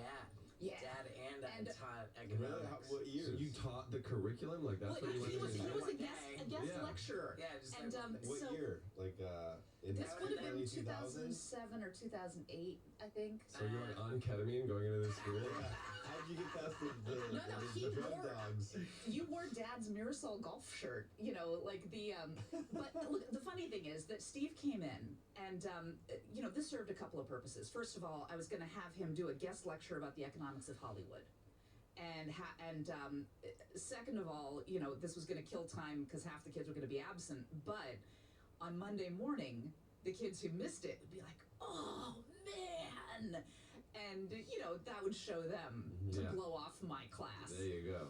And so Steve came in to, you know, a slightly lower census than usual, but I had him talk about the economics of Hollywood. And so here, you know, he's talking about legitimate, you know, the mistakes he didn't make with his money, how, you know, Dad had taught him about all these football players who made millions and then blew it, and not how to not be that guy. But also he would talk about how he barely made any money the first season of Jackass, and the importance of having a good vocabulary and being able to read a contract that would, you know, sign away rights to the footage. importance of having someone read your contracts But for you. you knew, Yeah. but you knew what the words "in all media" and "perpetuity" meant, Right. and that was not something that you particularly wanted to Right. sign. So having a good vocabulary comes in handy. I mean, being able to hire people comes in handy too. Having a good but lawyer comes but really in handy. having vocabulary means that you are less likely to get ripped off, and you can read stuff even if you often choose not to. At least it'll get read. But you were smart enough to get into the University of Miami. I think you got, 1250 on your SATs. I think it was like 1190. Okay. But I did smoke pot immediately before. Well, look, the thing is that, like, you're more like me than most people realized because you are intelligent, you're articulate, you follow the news, you're definitely, in those sessions, they got to see that, like, there's this persona, but when Steve's at home, he's not throwing himself off buildings and smashing his ear and stuff. It's, that's the O. He's not jacking off out of airplanes on his downtime. I don't think so.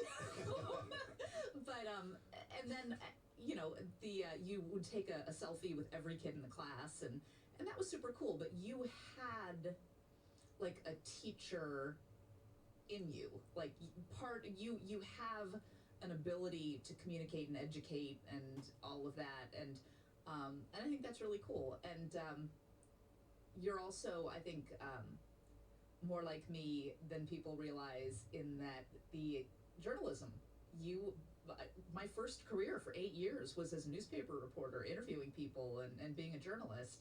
And look at you, like podcast 100. Yeah, how about that? You interview people. Well, I more sit people down so they can talk at them.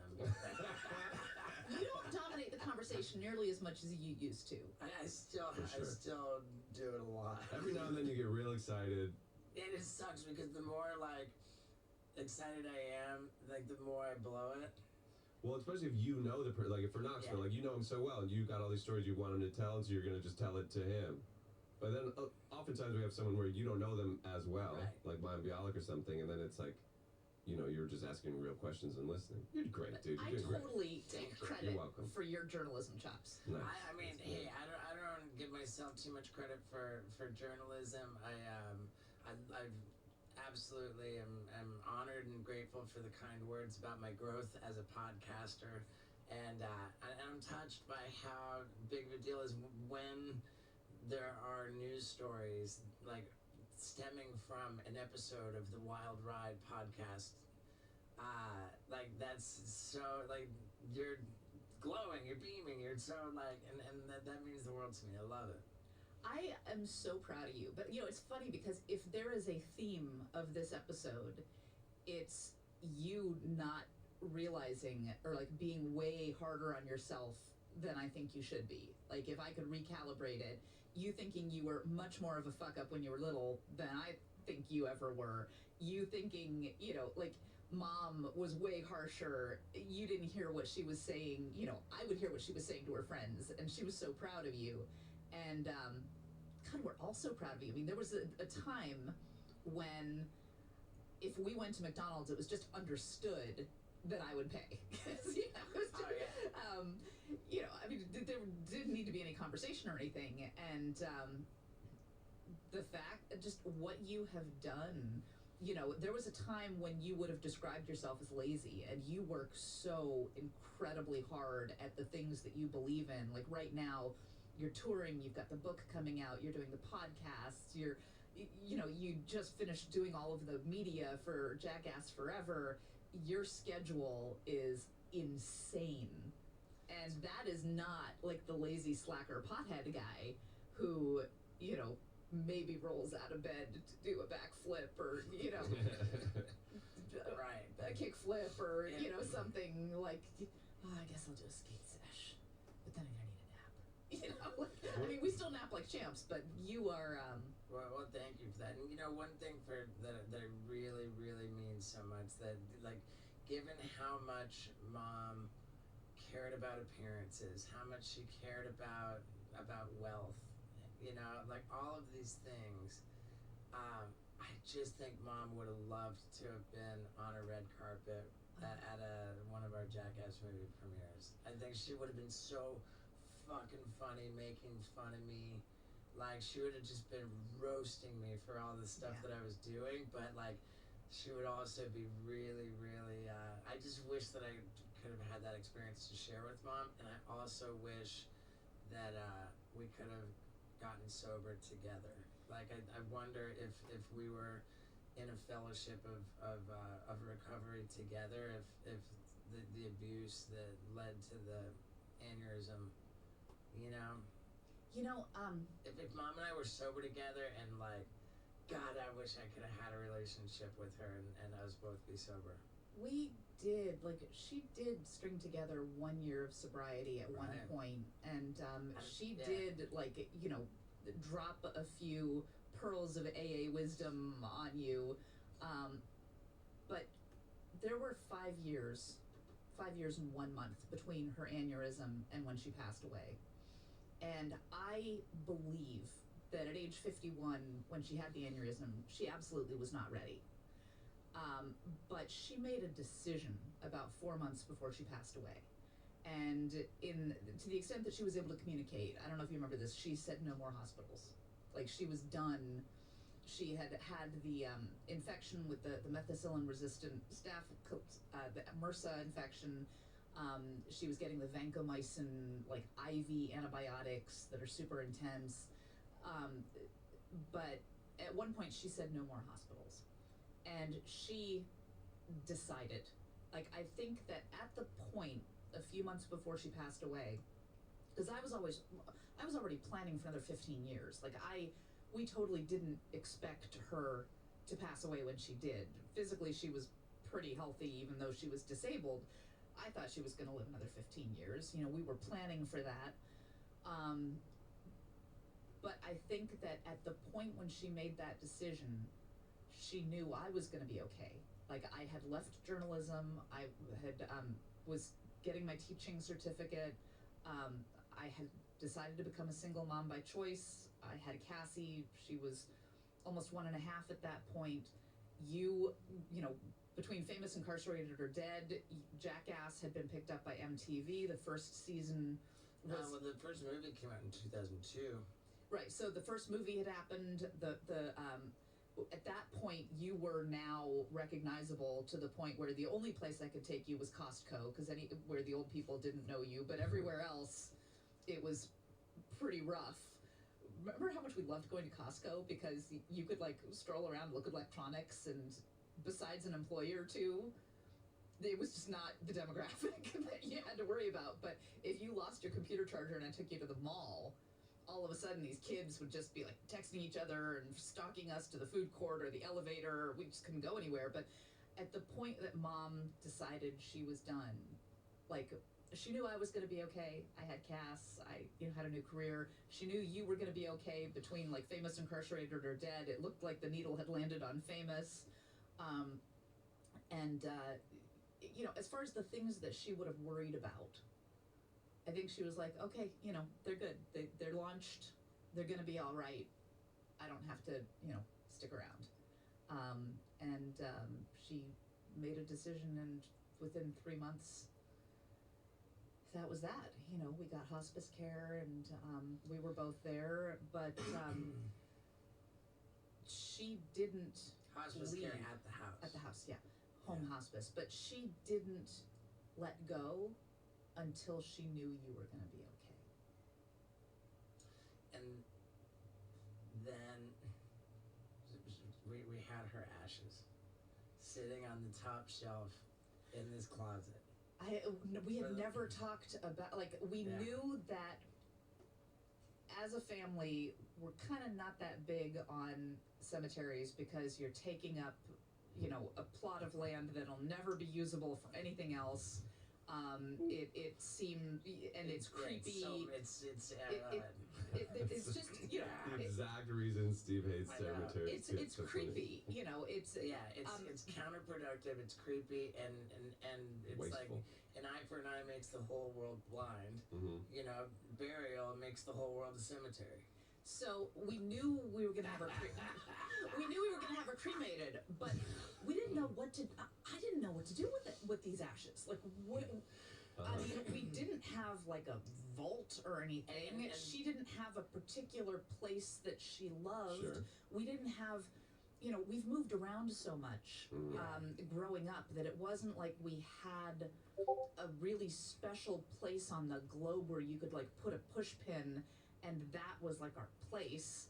And so Dad, like it had been like a number of years. The mom's ashes were just in this closet, and our dad goes to some psychic, and out of nowhere, the psychic says, "Hey, your ex-wife needs to be set free or Released or released, something. like her ashes, like being in the closet, like Her soul or spirit she is stuck. needs closure." And that was just like, I kind of had major goosebumps just saying that. Like, that's pretty specific, you know, like the ashes, like to refer to the ashes.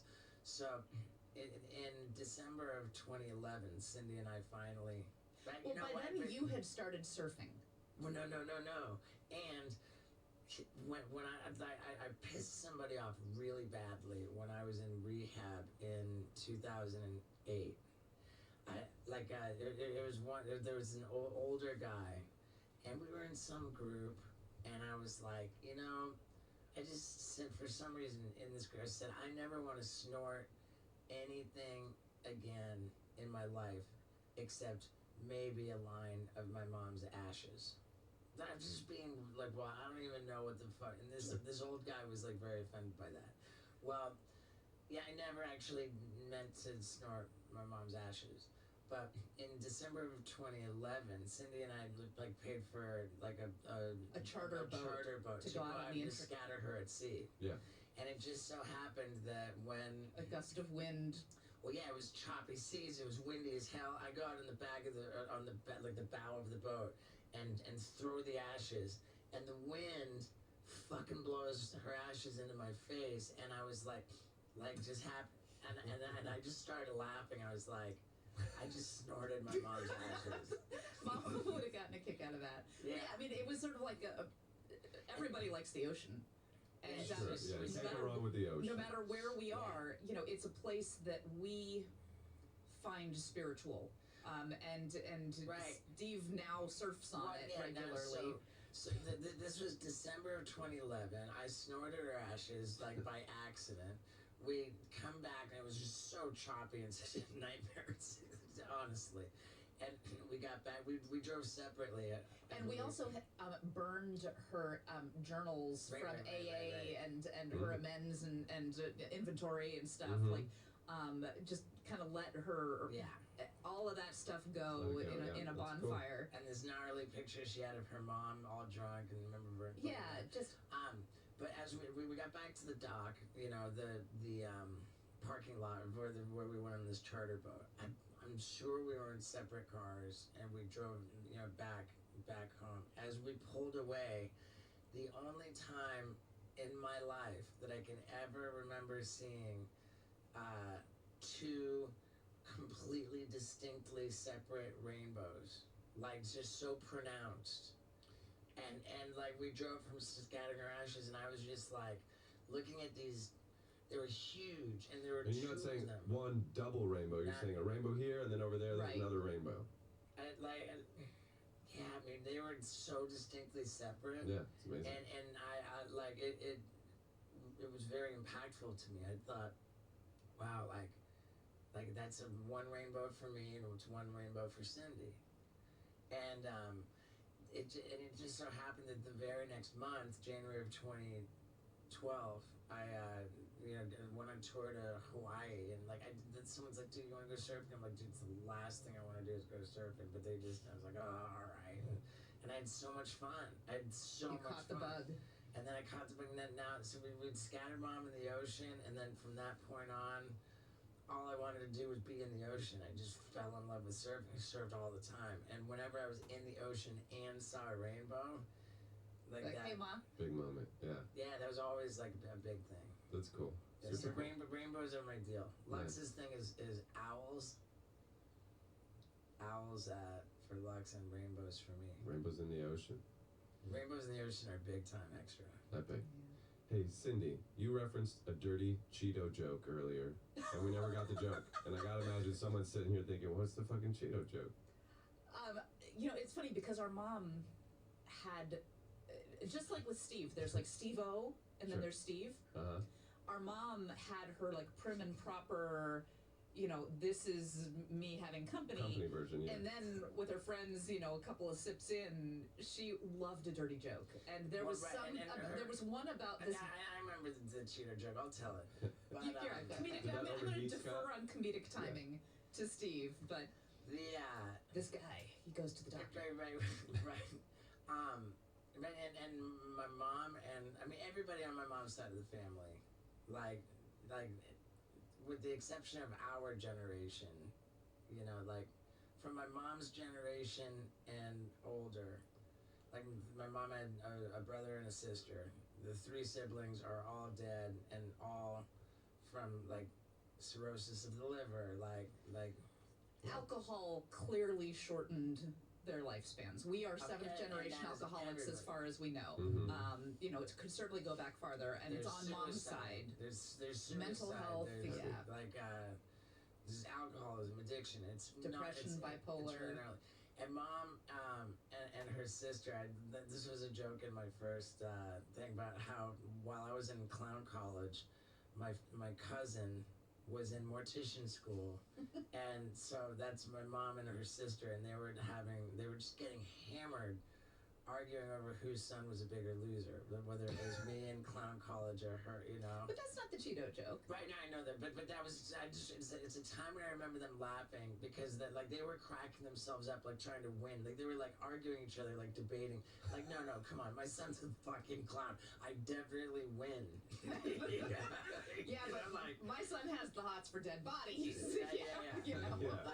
But the Cheeto joke, I mean, it wasn't necessarily that great. But the guy goes to the doctor. He's like, doctor, I'm freaking out. My fucking dick turned orange. I'm fucking and the doctor runs some. Says everything is pretty normal. There's really nothing wrong with you. Maybe it's work-related stress. And he says, doctor, I don't even have a job. He says, well, what do you do? He says, I just sit at home and watch porno and eat Cheetos. Now, the reason that the unexpected thing is that coming out of our mom with her hair and her manicures and her Gucci purse and her golf shirts and her meticulously clean house and her Mercedes, she was such a Boca babe, and yet these occasionally she would come out with an unexpected profanity or an unexpected she definitely had a naughty side to her, and she was a party girl in her 20s and before dad. Mom and I used to fucking crack up. We would laugh our fucking asses off, and in the face of we could laugh when shit was not going good. What would she have thought of the bucket list show last night? She's been. I think I have the toughest time with the parts where you're getting hurt. I don't like the post-vasectomy hanging upside down. I don't like seeing your ear bleeding. Things where you are in pain. I absolutely hate. I think she would definitely have laughed about the naughtier, everything about the piss. Intimacy. I think we all hate the urine stuff, and Mom had a little bit of germophobia. I think that having trained as a nurse, because after she graduated from high school, her dad thought college was wasted on a girl because they're just going to get married, and so he wasn't willing to pay for it, and the only thing that was free was nursing school. But with her nurse training, it was really hard for us to pretend to be sick, because she was like, no, go to school. You're fine, go to school. Unless she was drinking, and then she'd be like, hey, let's watch TV all day. But she definitely would be aware of, in an inflatable swimming pool full of urine that had percolated for a while, what the load of bacteria and stuff is in there. That would not have been her jam at all.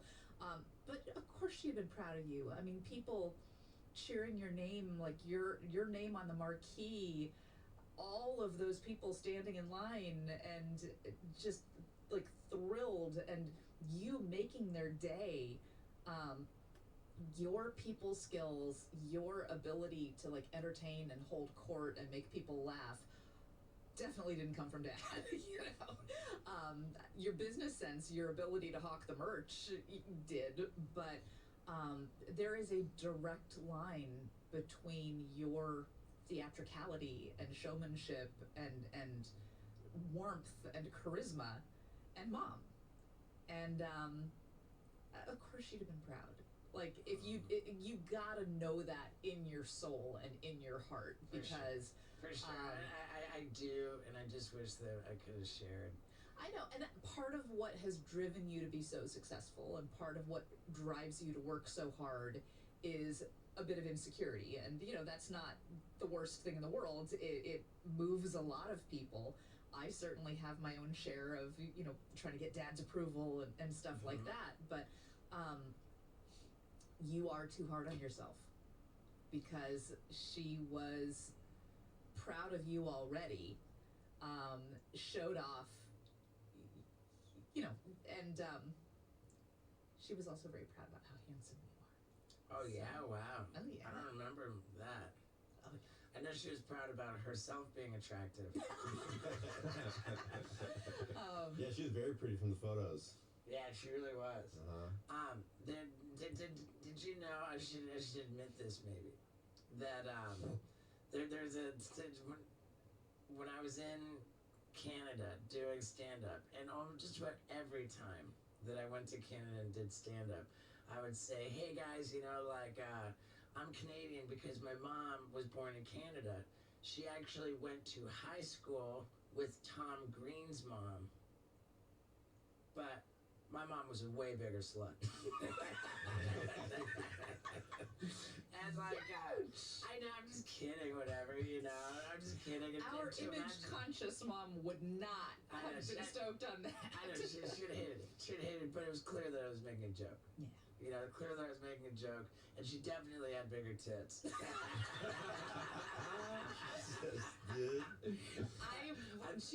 She might have mentioned, if you got it, flaunt it. You know, a couple of times. And wasn't mom pretty proud that the first day she went on a date with dad, that she was like rushing from a previous date or something? She was definitely not that stoked on him, but you know, she gave him another chance. He grew on her. What's so great? She said no. What's so great about Yeah. mom wasn't jumping on the bandwagon of dad's success. Like they were He married. was a debt when they got married. Like dad became successful after they got together. Yeah. Like they didn't. She was an early adopter. I love that. I love that. And so tell us about what your new job now. So I was a newspaper reporter for 8 years and a high school teacher for 10. I did marketing for 6.5 years, and I have just started Career 4.0, working for the city of Lakeland, Florida, in the Community and Economic Development Department, doing community engagement. So, what's the official title? Community Engagement Coordinator. Well, how about that? Community engagement, like, what is that exactly? Like events and stuff? Like engaging with the community? She bridges the gap from the community to the city. Yes, Yeah. I like it. Maybe Like talking to a he said. microphone. She bridges the gap from the community to the city. Yes, that. Sweet. Exactly. I mean, like when you described the job that you were applying for, it sounded perfect for you. I have adopted a new hometown. One of the things that I'm an anomaly, I don't know, it probably skipped a generation, because neither mom nor dad particularly cared about community stuff. Like, we just upped and moved all the time, and, you know, they were looking out for the immediate family, but they never felt any great need to, you know, make the world a better place. Certainly that kind of, the idea of nonprofit or service or whatever was never really like their jam. Yeah, I'm a foster parent, and I have this invisible sucker tattoo that every pitiful animal in the next, you know, within a few miles can can detect, and they all seem to find me, and I've been pretty good at finding them homes. Of the 13 cats I've fostered most recently, 11 of them were adopted out. One passed away, and we kept one. But I think 1 out of 13 ain't bad. No, that's great. I do not. I'm not yet officially the crazy cat lady. You're but single. You're I've been single for a really long time, and maybe it's time to think about doing something about that. But Wow. Well, there's Yeah, any now guys that out there. Cassie's left the nest. Do you have a type that maybe this audience it'll reach somebody in Lakeland area that can? Well, since we just recently had Mayim Bialik, the host of Jeopardy, and Steve Wozniak, and I mean, I think that we might have been broadening our audience of the Wild Ride podcast enough to include a few nerds who might. Oh, maybe we have smart people listening now. Do you have a Maybe type? some of you are smart now. Maybe. I mean, not that people are dumb, No, but I'm like, just. I know what you mean. right. But like your type, like the people you look for when you get to a new school. Like where are the nerds? Where are the smart Yeah. people? Nerdy's good. Nerdy's good. I am a sucker for a guy who can play guitar Okay. and watch sing. out. Yeah, like anybody who can play guitar and sing. That's Yeah. there's a fast track on that. Great. Yeah. But I don't know. I mean, and pussy eating skills. Oh my god! yeah, you can just. Yeah. There's a whole bunch of things to get through. But I'm just kidding. Okay, it's like when I made the joke about mom. It's a joke. She's like, nice joke, Gilly. yeah, he wasn't always cool. Like he, I don't know that I'm cool now, but it's nap time. it is. Just it's a pound nap This, time. this camera's done. Is there anything that I love you so much. I love you so much. I love you so much, and I was totally gonna spill the beans on some of the stuff that like people Go don't for it. know. go for it. Like you're afraid of roller coasters. Yeah, even though I'm pretty candid about that. Like, Yeah. I'm I mean, quick to- your wuss cred is pretty strong. Like when we go to theme parks and stuff, you won't go on anything that Dylan, my younger son, who Well, I mean, it was really more like Cassie, who's now sort of, in college, but going back 10 years, Cassie was, I don't know, I guess 10 years ago Cassie was 10. But I remember like Cassie being 8 years old, and like we would go to Orlando to, the Universal theme park, and I would wait at the exit of the roller coaster. yeah, you would babysit Dylan while we went on all the thrill Right. rides, And and I you would- wouldn't ride anything that Dylan at age 5 wouldn't go on. And if Dylan was not with us, I would still be waiting at the exit of the roller coaster. I'm not getting on it. And you have a whole stand-up bit about how adamant you are about not being a parent. Yeah. But you are fucking good with kids. And your uncle skills, like your uncling, I mean, it's partly because you are a kid in disguise. But your Right. ability It's to... not much of a disguise. That's true. That's true. But when you think back to like swinging Cass around until she would get dizzy and walk and pass out, and like holding her and carrying her, like you have this mushy, fuzzy, like playful uncle, but also nurturing uncle side. And granted, your patients, you want nothing to do with diapers unless you're putting shit on a fan and stuff like that. Like, poo flying around on camera is one thing. Poo in a diaper is a whole different ball Did you game. ever see the shit stamp? You saw that, like, when Cassie was a baby? I took You her put it dirty on her diaper face? and just smushed it on my forehead. Yeah, I remember that. Yeah. And if you ever find the pregnant cartwheel, I want to see that. Did that not make it into the tour video? The pregnant I think cartwheel. that I what's was that? 9.5 months pregnant Uh-huh. because Cass was late. Okay. And Googling, like, how do you induce labor? Like, we had an appointment to induce me a couple of days later, You do but a cartwheel to do it? a friend of Steve's had a gymnastics coach who swore that doing a cartwheel would bring on labor. And at that point, I on for walks around the neighborhood and So we filmed the eating pregnant spicy cartwheel. food. And so I did 2 or 3 cartwheels at 9.5 months pregnant. Wow. Cassie's first stunt, and Nice, Steve yeah. filmed it. It Yeah. still Her took first roller coaster. Pitocin and I think that might live in the Don't Try This On Volume Tour, or the Volume 2, the tour video. I don't think I've ever seen it. But yeah, I'm definitely, Cindy can call me out, I'm definitely a pussy. Like when it comes to roller coasters, when it comes to bungee jumping, I don't like it, I don't want to do it. you're smarter than people think. You're not nearly as brave as people think. Not nearly as brave. Which you're not that great an actor. I mean, I love you, and you're really good on camera, and your presence and your timing and all of that is fantastic. And certainly like your ability to be filmed, but you cannot pretend and like inhabit a character who's very different from yourself. And I think I stand a chance of that. you can go about 10 degrees to the right or to the left of I wonder. your own experience, but But whatever, yeah, I'm not Okay, gonna, I'm not gonna say I don't know. I don't know that you could necessarily like pretend to be somebody very, very different from yourself.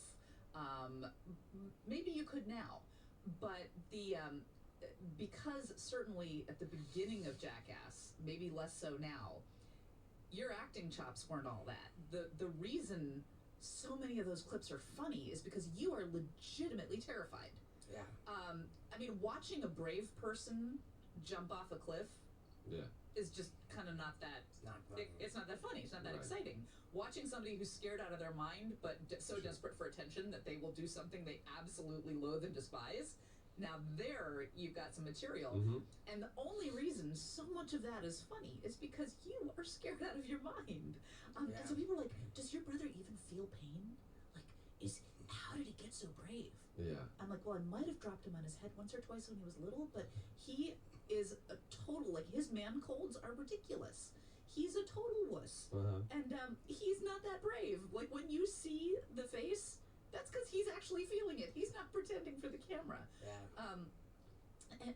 And you're so much smarter and like softer and mushier than people would think. Well, thank you, Cindy. And yeah, I think I don't know if I have anything else. I think This was amazing. it was long. I think we It went was way one of over. our You'll have to longer trim it shows, down. yeah. how long has it Hour been? 20. Wow. Yeah. I was like, Feel free to trim it. I was like, No, I Steve don't likes to like do 50 minutes. If it's a really good podcast, it's an hour to hour and 10, and this is an hour and 20. Well, there we go. You're the I love best. you so much. We didn't even talk about my adrenaline junkie stuff, but that's not. I mean, when we were kids, you loved roller coasters, and I hated them. And early in my journalism career, you know, I wanted to interview the death row inmates and go out and like at Okay. 1 o'clock in the morning and interview the drug dealers and the prostitutes and stuff like that and understand like why they did what they did. I want to and interview a stuff death like row that. inmate. You guys could do it together. Maybe you can get us a contact into somebody on death row and we'll interview them. You can help us source that. The guys I interviewed are still there because you know, Yeah. but Yeah, like- It's a life sentence. they're not going anywhere. Not going anywhere. Yeah, that'd be interesting. But yeah, like that sort of fascination with crazy stuff. It certainly like it went away once I had kids. Right. I'm not putting myself in harm's way or taking risks so much anymore. Mhm. But That makes sense. but that you come by that honestly too. But yeah, this was good. Yeah, I love it. I love you. Thank you so much. I would not normally ask people if they want to promote anything, but I don't think that you want to promote anything. You know what? I'll promote one thing. Okay. I mentioned I'm a foster parent. There is a critical shortage of foster homes right now. There were recently a bunch of news stories about kids having to sleep in social work offices. There is especially a shortage of homes for kids with special needs, teens, and sibling groups. And if anybody has ever like had it in their heart or thought about maybe, you know, you've got a spare room, maybe your kids are leaving the nest, or you've got an only child and, you know, maybe a sibling would be good. I just, you know, it's not easy. Like teenagers aren't easy. Mine might have crashed the car the other night. But oh my gosh, it is so like Fulfilling. it is so fulfilling. It has enriched my life in so many ways.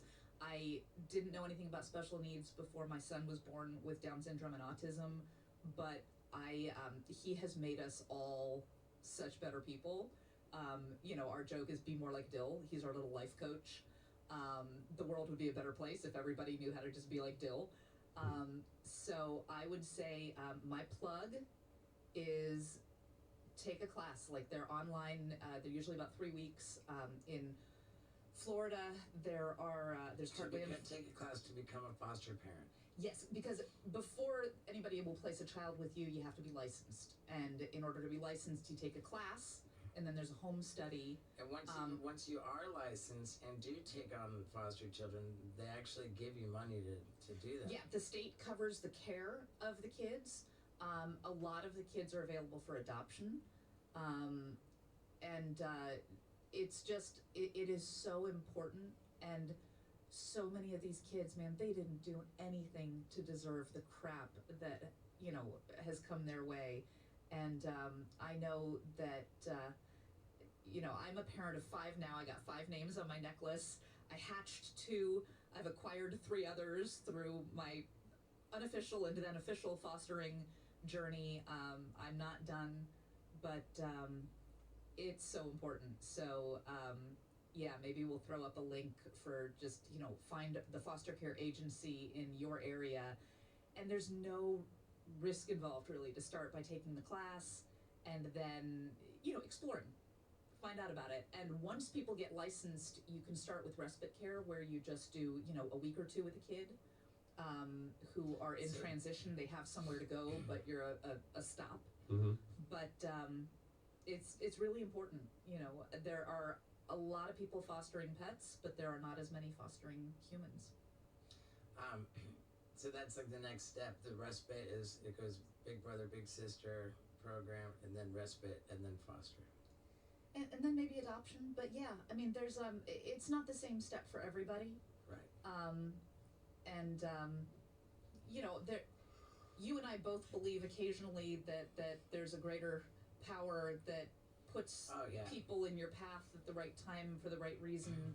And if you believe that, then there's a pretty good chance that the right kid who you're meant to carry the next leg of the journey is going to cross your path, and you can open yourself up to that possibility. So I love it. That's my plug.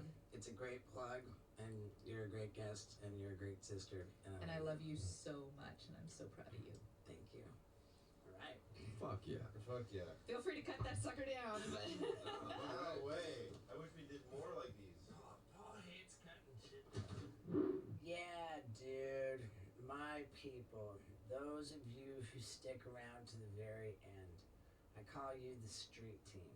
Because way back in the beginning, after every episode, I always said, please post a screenshot of something or other and tag the guest and let them know and let them feel the love. And that was sort of my sneaky way of trying to get everybody to promote the podcast. And, a lot of you did. And I've always been so grateful for that. And I love it so much when I'm on tour and people come up to me and they say, street team. There's different things people say. They say street team. They say it's the age of the selfie. And the crazy, crazy diehards, they say, I'm your second biggest fan. It's just all super fun stuff. And I love you guys. And thank you so much for sticking around through 100 episodes. Woo! Let's go.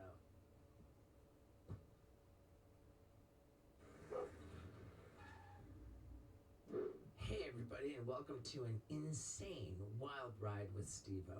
This week we've got Shaggy 2 Dope of the Insane Clown Posse, and I'm telling you, it is wild, man.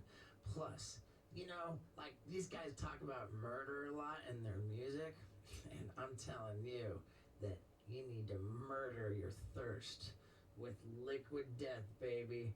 Right here, man. This is what it is all about. It's this groovy company that makes water in cans that look like beer. And this is the sparkling water, right? Dude, it's time to ditch the soda, man, and drink much healthier sparkling water from the Alps. That's right, dude. And you know what's so great about this company is that they're they're swearing death to plastic because these cans are not made out of plastic. They're infinitely recyclable aluminum. So yeah, Liquid Death is saving the world and making you way healthier too. Plus, dude, are they generous. You go to liquiddeath.com/Stevo and you get free shipping on all of your orders of water and merch. Dude, it's crazy. Free shipping. Plus, I just had someone tell me, man, like, they said thank you for hooking me up with that, for all the great deals that the Wild Ride podcast hooks the listeners up with. And yeah, man, support this company because they're good people doing good things and they're good for you. liquiddeath.com/Stevo for free shipping on all your orders of merch and water. Yeah, dude. Now let's get into it. Ladies and gentlemen, Shaggy 2 Dope. Yeah, whoop whoop. Yeah, dude. Whoop. So you've met the gorgeous Paul Brisky. Very gorgeous. Thank you. But just the mustache is the best touch. Yeah, thank you. Nothing creepy. Right. And we would normally have Scott Randolph, but the bitch popped for COVID. What does that mean? The bitch pop for COVID. What does that mean? Tested positive. Is that what that's the saying now? The bitch pop for COVID? I don't know. I Steve just just made it up. invented it, I think. Did you make that up? Isn't it great? Man, I made up such a fucking dope catchphrase and I forgot what it was. It could have been used on a sitcom and everything, I'm telling you. And I forgot, I blew it, I forgot it. You know Right. what I I'm saying? mean, Yeah, you gotta write that down. I know that when athletes test positive for steroids, it's called popping for Oh, see, steroids. I don't watch sports. Yeah. Okay. Well, I good. know professional wrestling, but nobody gives a fuck if they test Right. positive. Right, they're Right. supposed to. They get in deep shit if they don't. What have you even been doing? Yeah. Right. If you ain't got a vital steroids and a razor blade. Yeah. Yeah. Dude. So Exactly. man, fucking thank you for doing this. It's the Thank first you, one on my own actual bus. I bought this What bus. the fuck? Oh, you own this? I own it. I mean, and to be clear, it's not like a fancy, expensive tour bus. It's an RV, which I'm You wanna know passing what off. though? Let me tell you something about this, man. This is fancier than any fucking tour bus I've been. I've never been on like no Alright. Gwen Stefani's bus or no shit, or Right. Princess or no shit like that, or you know what I'm saying? No Right, shit right, like right. that. Because I don't know what level I'm at. We just drive on hoe ass bitch buses, Well, but this is fucking. This is like being in a mansion right here, man. I'll take this over a fucking tour bus I'd be on any day. Well, dude, And it thank comes you, with a man. fancy driver, all that stuff. Yeah, well, yeah, we had to hire the fancy driver, but yeah, dude, fucking killer. And it's interesting you say that because, you say I don't know what level I'm at, but your level's pretty epic, dude. You know, I think that your level's pretty epic, and what I love is that it's evident you're not a flashy guy. You're not like, you know. But dude, you've got to be like just so wildly successful. There's only like you and Violent J, right? Like, In the actual group. I mean, we just a whole team of us, you know, but like Right. publicly it's just us two. I mean, dude, it's interesting, man. Like, it was 2004.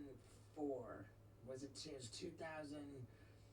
Yeah, 2004, and I had New Year's Eve. It was Paris Hilton birthday, New Year's Eve party.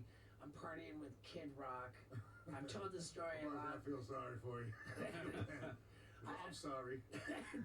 Right, I mean, but it was a funny story. We did a lot of cocaine. Oh, I bet you did. Yeah, and I remember saying to Kid Rock that I had just heard on the radio that for that year of 2004, that Metallica was like the biggest grossing. I was like, I can't believe the amount of money Metallica made on tour.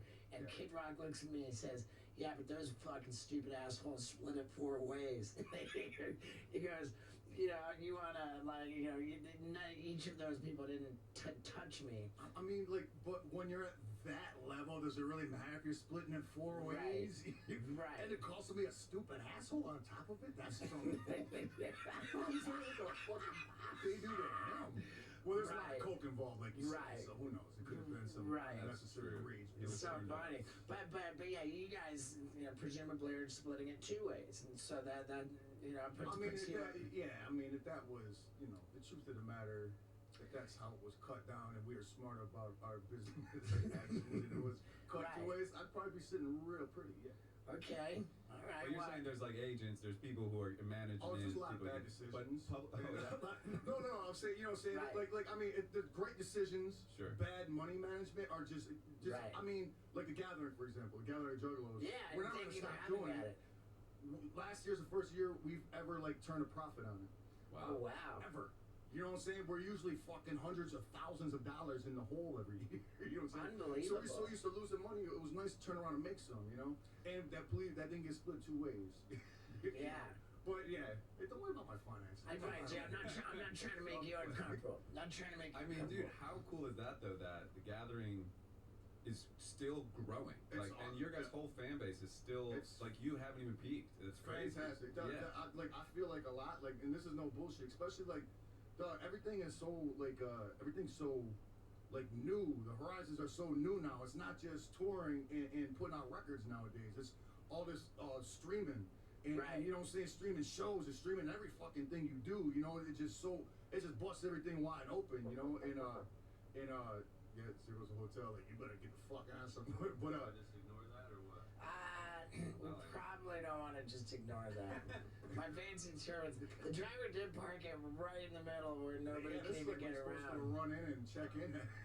And then he bolted, he just went inside. It's like, So, that's the food. oh, not even a problem. Look at that. That was the opposite of a problem. So terrible though. Oh, shit. Dude, that was We the see- most angry Postmates knock I've ever Yeah, heard. You knocked like a cop. That's why I thought it was just the hotel security or Right. something. Yeah. See, what else would we Jesus. get for assuming? It was snacks, right? It was the Yeah, food. Yeah. dude, Fuck. I forgot what unbelievable. we're talking about already, but yeah. But yeah, you said that there's so much more than just touring and putting out albums. Yeah, it's just everything's open nowadays. How many It's people great. saw your Mom's House podcast, dude? That was epic. I don't know. I have to look at the numbers.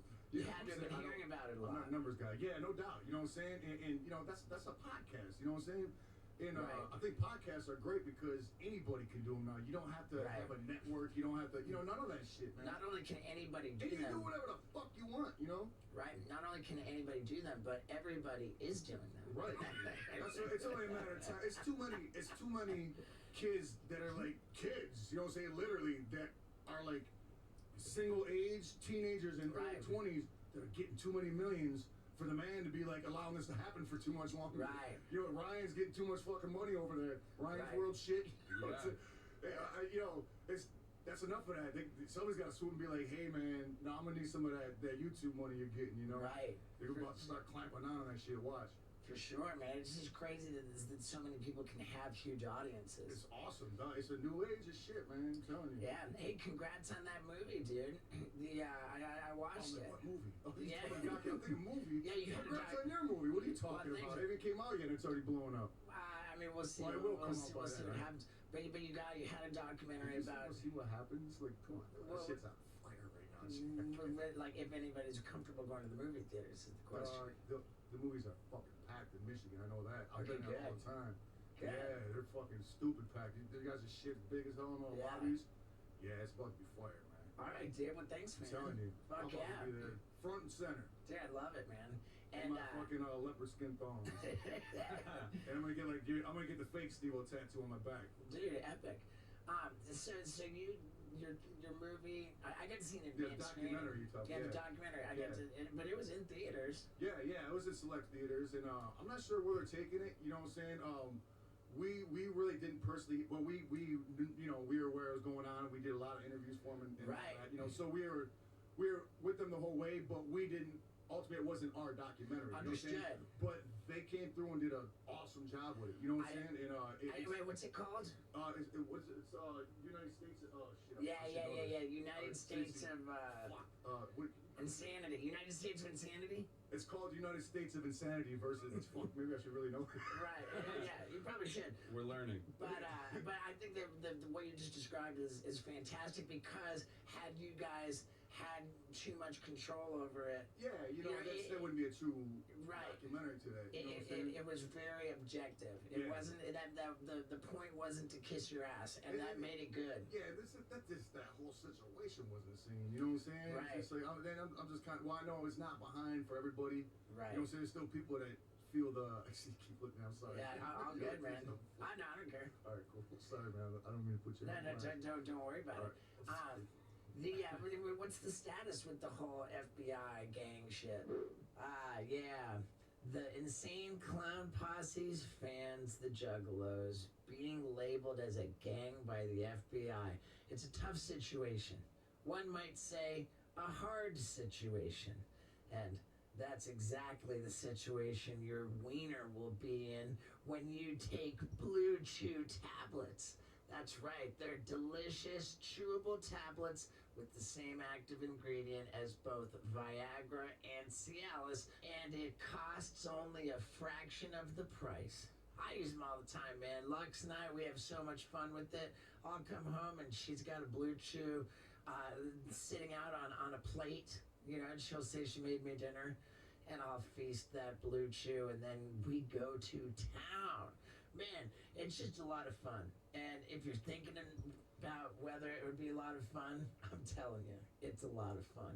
Plus, you don't have to like go into a annoying or uncomfortable, awkward in-person doctor visit.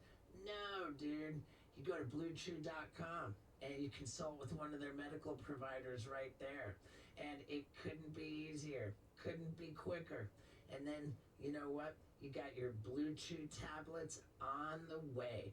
Plus, if you use the promo code STEVO at bluechew.com, boom, you get an entire month's supply of Blue Chew tablets completely for free. All you gotta pay is $5 for shipping. Dude, you can't beat it, man.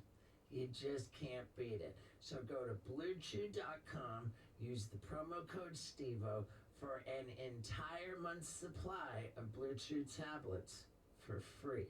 All you gotta pay is $5 for shipping. Your boner's gonna thank me, and so will you. Now, let's talk about the FBI. I don't know. They threw all of our shit out of court.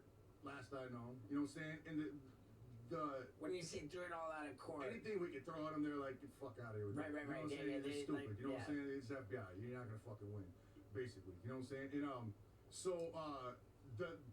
their resolvation was, or I don't know what the word is. resolution Of it, whatever I said. It was basically they just don't put out the list no more. Okay. They didn't say that list don't exist no more. You know what I'm saying? But they just they just don't do it no more. So I don't know if it was, if that's a thing, you know what I'm saying? So who knows where it's at? They won't tell us. It was a fucked up situation that they're like, oh well, it wasn't really an official list. It was just more of a loose guidance.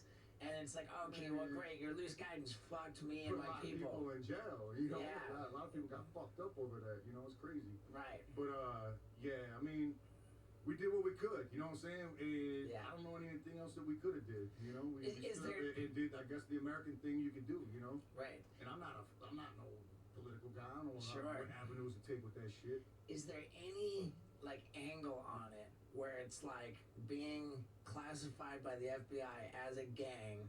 Like it gave you street cred. It was like kind of like cool Me personally, bragging I rights. don't want Like street cred, man. No, I'm good, dog. I'm so there was too no old with a family to be fucking around with that street cred shit. right. You So, know? so there was. You're telling me there was no silver lining I whatsoever. ain't been like up in the bullpen since, you know, so I don't know. Right. You know what I'm saying? So Yeah, but is there once I spend a little time in the pen, I'll let you know how it's going with the whole game thing, you know. But I try to stay away from it. I you mean, know? I know that like being a Howard Stern fan. Yeah, no doubt. You know, yeah, like the FBI, like gang shit, like It's real definitely got Howard Stern talking about you guys so Yeah. much. I mean, while it did limit you guys, it got you out of Hot Topic with your merch, and it definitely put a lot of limitations. A lot of motherfuckers didn't want to touch. We can't do gatherings west of Right. like fucking Indiana. You know what I'm saying? Right, basically? right. Because the further you get out west, the hotter the gang shit is. You know what I'm saying? Nobody wants to because now your insurance, you know, now you're going Right. to a fucking gang rally, not a festival. You know Dude, what I'm saying? ensuring a gathering of the Juggalos is hilarious. It's already crazy. You know what I'm saying? Right. So trying to assure a gang convention or whatever, the Right. fuck, impossible. You know, and then you got to clear it by city councils. Right. Man. They don't want that shit in their cities, man. It's nuts, It's man. insane, man. It's a lot of craziness behind it. A lot of people don't see. So, dude, the gathering that I was at was the first one that was profitable. That's great, man. Because of you, dog. Straight up, man. Chris Hansen. You had Chris Hansen That's there. my boy somehow. Oh, Somehow yeah? I'm friends with Chris. He texted To me. I catch a texted him back, predator. Merry Christmas. That's how cool I am with Chris. Man, I'm gonna fucking run all my fucking like daughter's boyfriends through him. You know what I'm saying? Be like, yo, have a seat with Chris Hansen right quick, Right. motherfucker. You know what I'm saying? He walks in like, why don't you sit down for a second? Yeah. Oh my God. When he says one of Interrogate him. Dude, that's fantastic. What did he do at the gathering? Did he He just host hosted it? the stage, He yeah. hosted the stage. Oh, wow. Fucking awesome. You know, It's Chris pretty Hansen, awesome, what? man. You know? But he didn't show his butthole. I showed everybody my butthole, and it was the most fucking, the Man. most notable butthole that's ever been shown on your stage, maybe. I ran through the whole gamut of emotions with your butthole, man. Straight up, man. Your butthole is like fucking mesmerized me, amazed me. That's fucking.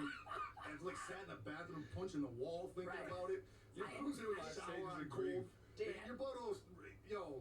Dude, let me put it this way. I don't know who took that fucking picture, but he needs a Pulitzer Prize for that fucking folder, for that fucking Right. photo. You know what I'm Yeah, saying? if anybody's in the dark right here, there's a big thing with the juggalos. When you go to the gathering of the juggalos, you go to an ICP show, you see juggalos anywhere. It is very important to them to see buttholes. That's what they scream for. Most They love people it. don't show their buttholes. Right. though. And they're like, everybody, dude, show me your And, you butthole. know, everybody always wants. Wait, what's up with the butthole thing? I can't answer that. I don't know. Right. I don't know how it They're passionate about it. I've never showed my butthole. They really want to They see your do butthole. wanna see buttholes. They really And love they're it. not prejudiced against the butthole. They don't care Right. who the butthole's on. Right. If it's dirty, clean. Right. They don't give a fuck. Just long I mean, as you dude, show a butthole. After the gathering of the Juggalos, I had a fucking butthole beauty pageant at one of my shows. What a good idea. Yeah, dude, the butt- You had to. I was- come on. You I had mean- to sweep the title. No. I didn't actually enter. I showed everybody. You know, I showed everybody, but it's interesting. So I'm hosting the gathering of Juggalos, and I'm like, they want to see my butthole. Who am I to not to withhold this thing that they want? And so I showed them my butthole. And because of the lighting, maybe, like, I spread it as wide as I could. That was probably a factor because We people were don't. just talking about this on the way here. Yeah. We were like, was he like trying to shit or something? I was just like, I don't. No, I think that people aren't used to seeing buttholes with the cheeks spread that way. And the lighting, I think the Right. lighting was just so perfect. Dude, I pulled them apart until it hurt. I pulled my butt cheeks apart. That had to hurt. Yeah, and so this picture came in, and You now, could see like inside of your large right, intestine. it was cavernous. Yes. It was like absolutely those cavernous. caverns underneath fucking Right. France Right. or whatever. Like it lump looked, in that dude. So you text me this photo the day after the gathering, and I'm like, I texted to my girl, and she goes, "Dude, what the fuck, man? You can fit the entire head of the microphone in that gaping asshole. You know, like why do you have a gaping?" I couldn't believe what I was seeing. I couldn't believe it either. I was like, "Wow." And then you came back. Okay, I just heard the crowd go ape shit. You know what I'm saying? Right. And then he comes back and he goes, "Yo, man, I I couldn't have just spread it spread wider. my ass as hard as I could." You know what I'm saying? He texted me the next day. He They goes, loved "You were-" it. Yeah. And then, yo, I get a picture sent to my phone. I don't know who took it or whatever, but Right. it was almost crazy. Yo, this Yeah, insane he shit. texted to me the next day. He goes, I "Man, wanted you to weren't post that kidding." picture so bad, You but I weren't can't kidding. post it. though. It sounds like Right. fans only or Right, something. yeah. Right. Where do you even put Right. that? I see his guts. No, now here, yeah, it's a gaper. And here's the thing, dude. I have this this relief that I know if anybody Googles Steve-O's butthole, then thank God I've got a popular brand of hot sauce called Steve-O's hot sauce for your butthole. Yeah, yep. So Oh, you're gonna man. get thousands of pages of just shit about my hot You sauce. need to use that for the label. And then you send me that meme with Right, that guy with the right, frog yeah, oh my puppet with God. his asshole pulled open, Dude, with you next to it. That's right. very comparable, man. Right, and very comparable. Very Very comparable. More better. Like it's almost not Yeah. funny. I you know, I It's know. Very close to not I mean, I being can funny. love that. 'Cause it's normally like a rhetorical request. It's like you know, that you close just to they being like to yell concerning. it. You know what I'm saying? Like if I wasn't sitting here and laughing with him about it, I might be concerned. Like, Yeah. yo, you might want to get that shit. You might have hurt somebody. It's all about the Drew. Yeah, you Taking a might, mandingo or something. yeah, you might want to see a doctor about that. That's so I started this email list as well as this uncensored page. I didn't put it on my uncensored page yet. I'm waiting to kind of tell the story of my butthole, but on my email list, I'll tell him with you. I'll take Dude, it I love on the journey with you. I would love that. I would kinda love that. feel like I'm a part of it a little Dude, bit you now. are, and we can use this footage to help tell the story. Hey man, well I think we I'll have keep told talking the to this story. camera. And here goes Steve-O's butthole for your viewing pleasure. I mean, dude, let's fucking. Are we gonna see it right now? Hey man, I like Shaggy a lot. I feel very comfortable with him, and that's why I went to go show him that. You know. Plus, maybe I wanted his opinion. Maybe he thinks it's unhealthy. Maybe it is unhealthy.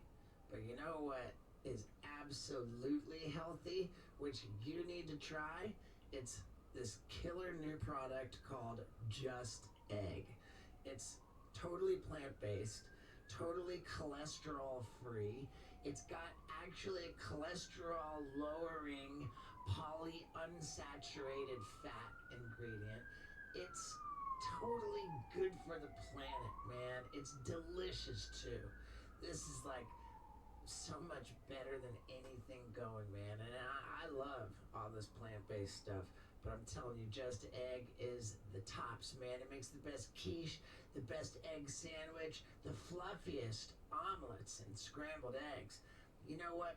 You need to go to the darn grocery store and find Just Egg, because not only will you be treating yourself to the most delicious breakfast ever, but you're going to be saving the world too. And think about the chickens, man, the poor chickens. All this industrial chicken farming and all the egg business, you know, it's no bueno. It's not cool. So what is cool? Just Egg. You gotta try it, man. It's the new you is what it's all about, man. The new you, eating healthy, doing good, saving the world, and having a great time doing it. So get out there and try Just Egg, and thank you, Just Egg, for sponsoring this wild ride. Yeah, dude. Now let's see what happens here. No. You can't do I can't look directly at your butthole. It's like, look at that sun, dog. I can't. Please don't show me your butthole. Like, look at the sun. You were gonna show me your butthole just I was gonna spread it every bit as to wide. me. I can't do that. To the camera, dog. I'm not qualified to look at that. Okay, I just wanted to prove to you that it's not my guts. What were you gonna prove? You could do it again? No, Not why, but it wasn't why? I was gonna try and like To establish make sure you ain't got no ulcers in your stomach. I was gonna try to prove that it's not actually gaping, that it was just the lighting. I believe you. Okay, Listen to you gotta enjoy that. You know, we don't need proof. Right, but dude, I sent a mass email, and it's crazy. Like this email The word list. ass is in mass, just so you know. Yeah, dude. Like it's crazy with the and by the way, every single email comes absolutely from me. And I have analytics to see how many people opened it, and 5,000 people. Oh, I sent it to my mass email did. Oh, I was like, guys, my butthole is something of legend, and War. yeah, of war. War. No, L-O-R-E, legend of war. I thought you said of war. Well, yeah, war. Yeah, it's blown out. Yeah, it looks like a cannon crate. Yeah, an IED. It's like the fucking asteroid credit. Yeah, dude, it's like an exit wound. God, exit wound. He said. Yeah, so fucking funny, man. Okay, so there've been your partner, Violent J. Like there was he announced that he had like what was it, a heart problem? Yeah, yeah. I mean, you know, I don't know. I know what it is. You know what I'm saying? But I don't like to go around getting too intricate with it because I don't have to go doctor's appointments with him. But yeah, he's got some shit going on. From what I understand, it's like AFib or some shit like that, which is. As long as you know what I'm saying, you maintain your shit, you're good. You know what I'm saying? Right, okay. That has pumped the brakes on our touring. You know what I'm saying? Yeah. Well, you know, come on, man. We're about to be 50 in this bitch. Oh, dude, And we're about to be in a touring band when you're 50. Come on, man. You know what I'm saying? I mean, dude, I'm about to be 50. I mean, I'm a couple years out. Yeah, but you're fucking in a mansion All right. with your 4 homies, just fucking having fun. You know what I'm saying? I mean, dude, That's it's what pretty we rad. bring back to. You know what I'm saying? Yeah, I mean, we're both in a situation where we're pushing 50 years old and we're still climbing. Yeah. You know, we have. Like I just feel like it's the beginning. Like with all this new shit on the horizon, I feel like you were saying, it feels like like the beginning. You know what I'm saying? It's like some whole new shit It's crazy. that like, and it seems like it's giving a breath of air to everybody. You know what I'm saying? That's like from like from back, like, you know, it's giving all of us like fresh breaths of air. Now you get out here, you ain't gotta wait for shit to come out on in magazines or nothing anymore. You know. Like you want to say shit, then that's dangerous for some people though. Right, man. You know what I'm saying? You might be in a bad mood and say some stupid shit. You know what I'm saying? But like, for the most part, it's just like you can watch shit happen in real time now. You ain't gotta like, you know what I'm saying? Wait for the next episode or next magazine or for MTV to report on it and all that. It's so cool now, man. Yeah, and you can control it too, man. Exactly. Like how you want it. When I came up, we had to get like our show ordered. We had to get like green lit. We had to get produce it. Approvals and shop it, pop, man. It's a pain in the ass. Right. And so yeah, in that respect, it's killer. Now, how many albums do you guys have now? Is it like 16 or? I honestly don't know. You know what I'm saying? Yeah, and you just came out with a new one. We just did, yeah. Like our main, we got like a main series. You know what I'm saying? Which is 6 OG boys. You know what I'm saying? But one of them, 2 of the records are one of them is 2. So really 7. You know what I'm saying? Okay. And then after this record, we got one more. What's the name of the newest one? It's Yum Yum Bedlam. Just dropped. Yum Bedlam, you can get that on all platforms, all that shit right now. Just dropped on Halloween. But yeah, other than that, holy shit, man, we got tons of records, man. How do you feel about the streaming stuff, like the Spotify and all that? Like, honestly, I don't even know how to keep track of that shit with the numbers and shit now. You know what I'm saying? Like, as far as like how you get chart and all, it's just so fucking. Well, right, and the weird, revenue, man. like, of course, it was when physical CDs were the way. Yeah. Like, and you've been through all of it, man. See, like that's what like me and like my crew and my company. You know what I'm saying? That's what we knew the most. You know what I'm saying? Was selling records. You know what I'm saying? I mean, selling records and doing shows and touring old school style. You know what I'm saying? You sell records and you get on the fucking road. You know what I'm saying? Right. And that's what was ingrained. That's what we did. You know, that's what we did until recent. You know what I'm saying? For sure. And you know, once records are obsolete, you know what I'm saying? It took us a minute to get our foothold with the, you know what I'm saying, as far as like the whole just streaming music when that started, you know, little on fucking streaming and everything else, you know what I'm saying?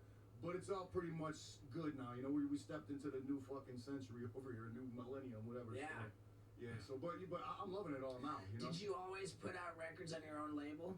No, we've been on a lot of labels, man. Okay. But the cool part is, we've never been kicked off a label, we've never been dropped, none of that shit. We've always found a loophole or something to get out of our fucking deal. We started our own label from the get, Psychopathic Records. And that's always been our imprint, no matter what we've been on besides. But then we started out with Jive Records, and then Hollywood Records, which was owned by Disney. They bought us out of Jive, and then Island bought us out from Hollywood. So it was always an upgrade. And then Island merged with Def Jam, and they didn't renew our shit because of the shuffle. They just overlooked us, so we were able to get out of that contract, and we signed with this independent called D3. And then they went under, so then now we're just back to just doing it, which is great now because now's the time to be independent. You know what I'm saying? Yeah. So it's just like, you know what I'm saying? It's just like the Sharks, we're just like above them motherfuckers.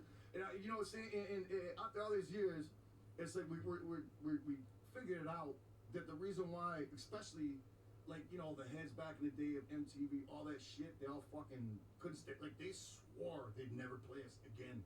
They fucking hated our guts. You know what I'm saying? But, well, I mean, we told them to fuck off and all that. And back then in the powerhouse, you can't do that. You know what I'm saying? Right.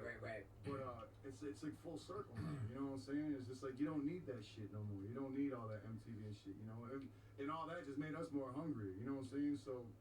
Get out there and grind and all that, you know. I was gonna make a whole point out of it, but I forgot where the fuck I was going with it. Yeah, we were talking about record labels, but it was kind of boring. Yeah, everybody's got the crybaby record label shits, but yeah, you know, and basically it's like we started not knowing shit, you know what I'm saying? So we didn't have a financial back, no shit like that. A lot of independents, you know what I'm saying? They got like a rich guy that helps them out or whatever.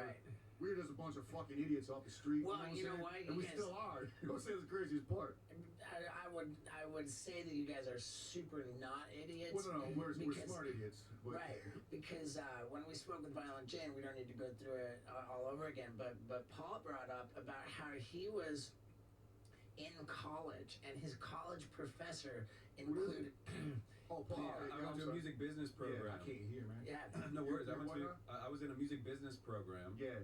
In Orlando, and they talk about you guys, and they're like, ICP is like, you know, I don't know, they've just cultivated like an independent audience. They're doing their own thing. It was like you guys were used as sort of an example business of model. the right way to do things. How you guys, but you picked a city, like where was it? Yeah, and I asked Brandon Jay about this. You threw like a dart at it, and you went that's to real Texas. shit, man. I mean, there was a couple more that didn't ride as hard, but like that didn't stop us. You know what I'm saying? Like we threw. I think one of them hit like Madison, Wisconsin, but the main one hit the Dallas that we were able to pop in.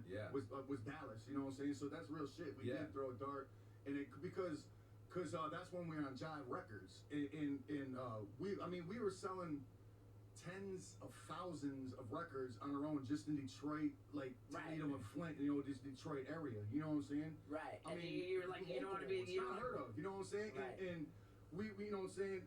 And it was us, Kid Rock, and Esham. You know what I'm saying? We're the three local boys that were like the big dogs. You know what I'm saying? And the whole time we thought we weren't shit. We were like, yo, these guys are fucking us up. What can we do? You know, they're getting all this label attention, this and that. Not even knowing the whole time that them bullshitting us was fuming us to. We were smoking the whole time. We didn't even know it. You know what I'm saying? So all that like bullshitting us made us work even harder. You know what I'm saying? And so we were selling tens of thousands. I mean, like 90,000 records just in Detroit. You know what I'm saying? And you're like, we got to do this elsewhere. So you throw a dart. So we signed with Jive Records. You know what I'm saying? And we just took a shit. A record came out, wasn't doing nothing. You know what I'm saying? But Jive wasn't doing anything. And we were salty as fuck, just like anybody. But now looking back at it, how the fuck they didn't know how to fucking market us. No label has ever known how to market us. That's the problem. You know what I'm saying? Nobody could do it. That's why we've always had to do it. Because nobody else knows how to. You know what I'm saying? It just comes natural to us because we don't know anything else. Mm-hmm. So you throw the dart, it lands on Dallas. Well, Dallas was the main one. Right. That's the one we attacked first. And just being there for a couple weeks, just like hitting high school with samplers, hitting the nightclubs, flyers and samplers, just like being everywhere, vans being seen. Street teaming to levels that fucking motherfuckers learn lessons from. You know what I'm saying? And it started popping off in Dallas. You know what I'm saying? So we're like, yo, okay, for sure we know this is Jive fucking around them. They're not doing their end. Right. You know what I'm saying? They're definitely not pushing. Nobody's gonna give a fuck about you. We would go to the stores in Dallas and be like, yo, we're on Jive Records. You'd be like, yo, we don't know what the fuck you're talking about. It's not on our catalogs, nothing. You know what I'm saying? So we'd be like, yo, check it out. Whatever the fuck you had to do. And then we started doing that with other cities and shit. You know what I'm saying? Yeah, we made it pop ourselves, and that was just like the whole thing. And that's why I think we were so quick when we got a little bit bigger. Told MTV on them to suck our dicks. You know what I'm saying? Because love it. Because it's like it's like you gotta walk on eggshells with these motherfuckers. You know what I'm saying? And it's just like fuck them. But that stifled us for so many fucking years, but it turned out to be a good thing because all those motherfuckers are gone now. You know what I'm saying? And we're still here. So now it's like with people that don't, these fucking old fucks from back in the day, there's nobody just sitting there hating on us at the level they used to before. It feels kind of good, you know what I'm saying? You guys have been getting a lot of love lately. Yeah, and I think that's because of just all the people that were in charge back in the day are old and retiring now that had this fucking just back in the day hatred for us. Because your kids telling them to fuck off and suck our dicks. Rebellious kid shit. You know what I'm saying? I actually believe that might be how the FBI gang fucking shit did help you, because once that came out, it got you so much attention, so much media exposure, and the whole story of it is like, man, can you believe it? Like, this is bullshit. Like, these guys aren't a clown. And so now, like, you got people thinking that the FBI did you wrong, and so now they're kind of rooting for you. And I think that maybe turned the tide for you a little bit. You are right about that, because like, I mean, people that hated the fuck out of us before. Because people they just hate us. They fucking. It wasn't really wrestling, like hating and I love to hate these guys. No, motherfuckers are like, yo, fuck them. You know what I'm saying? But even those people, you know what I'm saying, when this shit came up, they were just like, yo, what the fuck is this? This is insane. These guys aren't that fucking. Maybe fuck them, but not fuck them like that. Sure. Right. You know what I'm saying? That's just uncalled for. That kind of fucking, Okay, now here's another thing: is the nobody can call you a gang member or an even remotely violent person after they see your attempt at assaulting Fred Durst. How do you know how you kind of drop kick? Look, man. only know how to fight like a professional wrestler. Exactly. Everything is the work. Exactly. I mean, dude, just a little while ago, sitting right here, I thought of that. I remember, I was like, oh my god, the fucking the Fred Durst attack. Yeah, you know what? Because I know he probably will see this on this format, and I would like to say not just the Fred Durst, but everybody else on that stage, including was it DJ Lethal? Is this DJ? I don't know. Or is it, no, it's not Muggs. Is this DJ Lethal? I don't know. When was that? I don't know. Fucking some years ago. Okay. Like some You know, MTV it's award what show or Sip something? will do to you. But yeah, I want to apologize to everybody that was on that stage Okay. because that was some whole shit, man. It really was. I wasn't up there to harm nobody. I really wasn't trying to drop kick him because, man. Well, you clearly weren't trying too hard. Well, yeah, it was like wrestling style, but I Like wrestling, Fred Durst didn't take the hit. Like, you gotta learn to take the hit. You know from being like you're gonna be very soon on stage. If somebody runs up on your stage when you're up there, that's some whole shit, man. That's your stage. It's not ideal. That's your personal area for that hour, however long you're up there. Right. And coming inside of that is whole shit, and I violated that 1,000,000%. And I would like to personally apologize to every man, not just on that stage, but that was involved with that show and that festival. Well, that was dude, some bullshit. fucking You know what respect, I'm saying? man. That was bullshit. It really was. Respect. What surprised me about that was that you weren't wearing your makeup. That That was after we had performed earlier, you know what I'm saying? That you would. I was in flip-flops and basketball shorts. And a white beater. Right. I was looking like straight up like it came out of a fucking meth house or something. The idea that you would step on stage without your makeup was more surprising to me than how badly you performed. Well, there wasn't a professional setting where I was Right. Right, and then whatever, dude. I mean, it was dumb shit. It was funny. We can laugh about it. I'm sure nobody has any hard feelings about that. There was hard feelings. Oh, really? At first, like from Well, Limp first, Bizkit, but rightfully so. You know what I'm saying? Like Right. time heals, and if there is any saltiness, I apologize. When you see me, I'm sure. Okay. when you see me, you can fucking give me a fucking wrist burn. There you go. Make it all good. I mean, dude, I think it's classic. With your guys, you know? with your makeup, do you enjoy the fact that without your makeup, you're probably Fairly anonymous. fairly anonymous. I mean, you get to still kind of walk a that little line. bit, you know. But, Right. There's people know, but yeah, I imagine a lot more anonymous than you, especially riding in this motherfucker. You know what I'm saying? I just remember back in the day rapping our buses, like with you know what I'm saying, like with the records, and just being like pulling these small towns and shit. It just be insane. Just everybody would come out from every corner of the town. We get a lot of honking while we're driving this thing down the road. Probably a lot of titties and stuff. I haven't seen any titties, but I'm not looking Watch out the window. You'll see it. Right. And what? Can't see through this for shit, huh? Tonight is the third show with the bus, and so far, man, it's a good experience. I'm not regretting the rap. Where have you been so far? It was Kalamazoo, Michigan. Then last night was Detroit. Last night was Cleveland, and then tonight is Detroit. Do a little tiner. Okay. Yeah. So you just sleep when you guys are rolling, naturally, right? Yeah, I mean, we leave in the morning, and that's the way to go. Yeah. Did I hear you say that you bought tickets to the show tonight? No, you didn't. I always do, man. Dude, It's the support, man. not necessary, man. Represent We are gonna have to head that way pretty soon. But I got a question. Yes. And I hope this isn't rude. Dude, it would be fucking unprofessional to not ask about the actual ICP murders. ICP murders. Right, there's been a bunch of them, right? People identifying as juggalos who. That's not ICP murders. How does that? Right. I know, like. That makes He's like, don't put that on me. That's like was kids in- going to the hospital. But when I was on when I was on your podcast, Yeah. I explained this, and I'm not trying to make you uncomfortable or put you There's on blast. nothing you could say Right. to make me uncomfortable. Okay, good. But when we were talking to Violent J on the podcast, and I was like, oh man, dude, I want to join the gang. How do I do that? He says, oh, you just get a tattoo. So I'm like, fucking right on, dude. I'm gonna go get. I was like, I love tattoos. I love gangs. I fucking love clowns. Like, come on, let's go.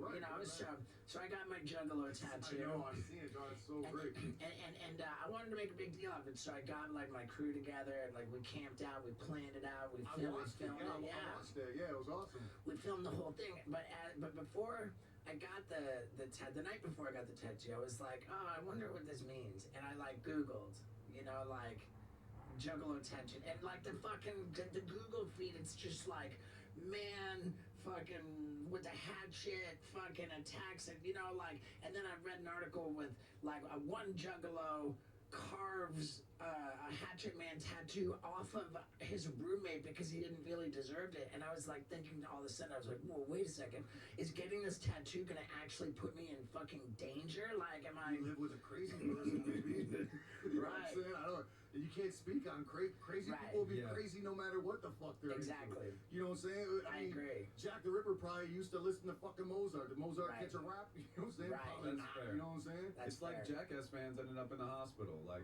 is that in the name of Steve-O? Yeah. Is that your problem? Nah, you tell them don't be doing this shit at home. You know what I do this for said? a living. You know what I'm saying? Yeah. What I always said was, it's not my fault, or sorry, it's not Tony Hawk's fault every time a kid falls off a skateboard. Nah, it's not. You know what I'm saying? Right. It's not ICP's fault every time someone carves someone's skin off. You know? Right. Exactly, Okay, good. So we broached that topic, and you're a crazy person. You're a crazy person. Right. That's that. You know what I'm saying? I felt my journalistic integrity sound. Well done. You came across like Walter Cronkite.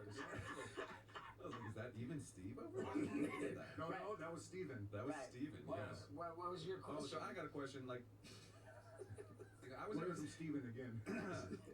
I used to be in a ska band, and we wore these checkered pants. And at first we were like all stoked on the checkered pants, and then it didn't take long for us to be like, man, fuck these fucking, like, do we have to wear the pants? You know? So ska, of course. Exactly. All checker everything. But it became like this chore that we had to do, right, you know. And so I can't help but be curious, like, do you you ever being lazy, resent man? putting That's your... called being crazy. Are you still in that band? Did you guys make it? No. I wonder why. Yeah, there you go. Did you Bad just want to attitude. dedicate no, zero Bad commitment. attitude. People that go on to do things, it's the dedication, man. You know what I'm saying? You don't stop. The people that stop are the ones that don't make it. Yeah. Easy as that. You know what I'm saying? The people that don't stop are the ones that are successful. You know, it's easy as pie. Yeah. Yeah. How people that diet are the ones that lose weight. You know what I'm saying? Or do something about it. You know, muscular motherfuckers lift. You know what I'm saying? Yeah. Exactly. Okay. You can do it in under 5 minutes. Put on your makeup. Oh no. I can, but I look like shit. Okay. I'd say to make it look good, give me about 10 minutes or so. Okay. Yeah. Cool. Otherwise, I'll just like fucking like perpetrate, like throw on like a fake beard or something, act like I'm being silly for the day. You know what I didn't bring up is the whole fucking beef. You weren't there when I was a fucking. I wasn't there. No, I was not there. I don't even know what state that one. I can't. I remember hearing all about it. It was back when I first came back. Like, oh fuck him. I'm just like.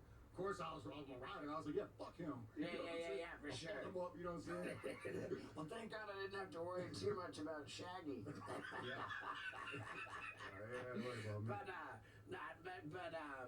Yeah, that was a crazy thing, man, and it was really healing for me to. That's cool, and I understand, because you know what I'm saying. I've been to rehabs up and down that, so I'm still like to this day, you know what I'm saying, still in the mix. I mean, it never stops, you know what I'm saying. It never stops. For sure.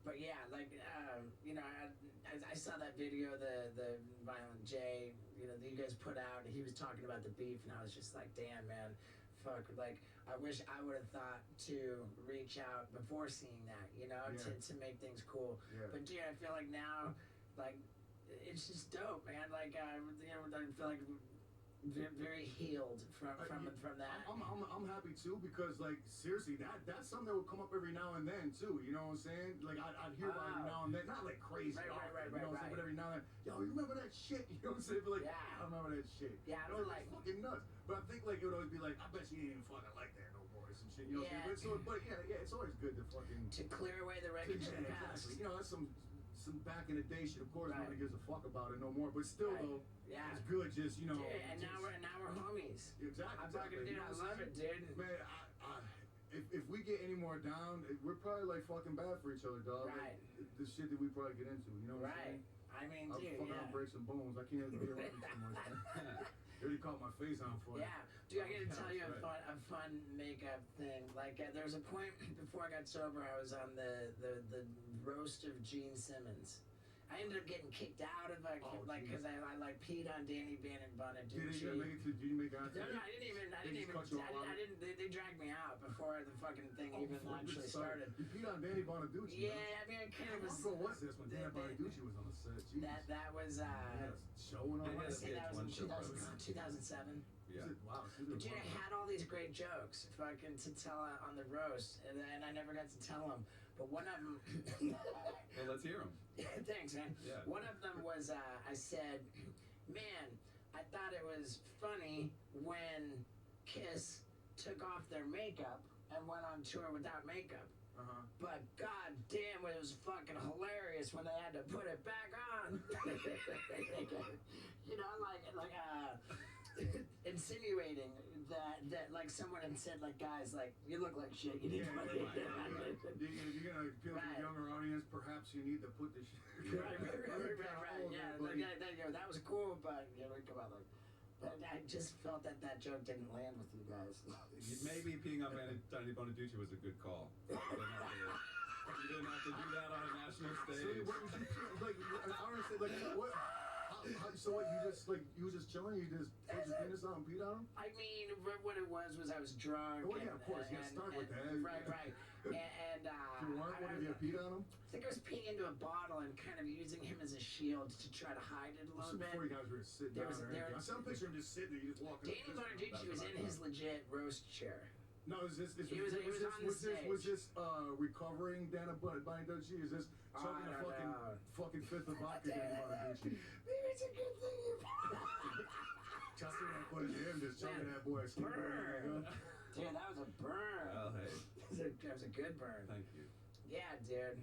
Fuck, man. I pissed on a bottle, like kind of hiding behind him, and there was just an epic photo that this great comedian Craig Gass took, and Craig Gass had a photo. Yeah, he's like, dude, look at that. I've got a photo of Steve, and it looks like I'm peeing on Danny Bonaducci.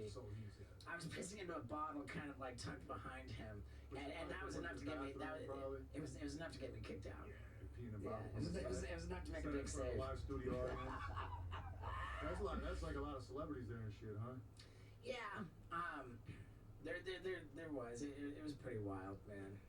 Was that before probably better off to keep your penis. What was the roast where Tyson punched you, or you ran into? Oh yeah. I missed all kinds of fucking action with you. You got punched in the face. Well, I He broke had my Mike nose. Tyson hold his hand out while Steve ran into him. okay. He broke his nose. I dove into Mike Tyson's fist. He just held it out. Oh, I did all the work. Yeah. And I broke my nose on it. Well, I imagine. Dude, we recorded. We're gonna put that video. Were you trying to tell me? This is back in the day, or this more recent? That was more. I was at least sober then. That was in 2011. Okay. Yeah. Good times. Okay, so they shit. invited you back to the roast even after you peed on Danny Bonaducci. They You weren't like banned from roasts. I wasn't banned from roasts, but the Gene Simmons roast was on A&E.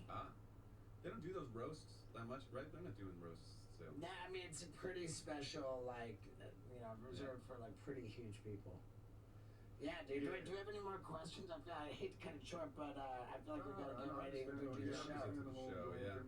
Wait, dude, tell me what are you promoting? When's tour going back on? Yeah, I don't know yet. We're talking about like leaving next fall, but nothing's in concrete yet. You know what I'm saying? So I'll just feed into the camera, whatever. So I'll just talk to you. How's that? I mean, dude, either way you want to do. I like your eyes better than that eyes. I want you to let us know what's going on with you and what we can expect and where we want to send people to help you out. Yeah, for sure. So right now, Yum Yum Battling is out. You know what I'm saying? That's the 5th album of the 2nd Joker's card deck. You know what I'm saying? Okay. So that's out right now. You want to get that or fuck off? How's it doing? Honestly, I don't even. I'm not music. Music is just. I don't even know how it charts no more. So Right. I didn't bother looking at the numbers. So I mean, from feedback, it's doing great. You know what I'm saying? Okay, good. So I don't know. There were some misstarts in getting that out, right? It was, yeah, a lot of fucking like a lot of hiccups in it and shit. But it's out. It's all good. You know what I'm saying? We got that. We will be streaming. ICP is going to be on Twitch very soon. It's going to be a Twitch/ICP network.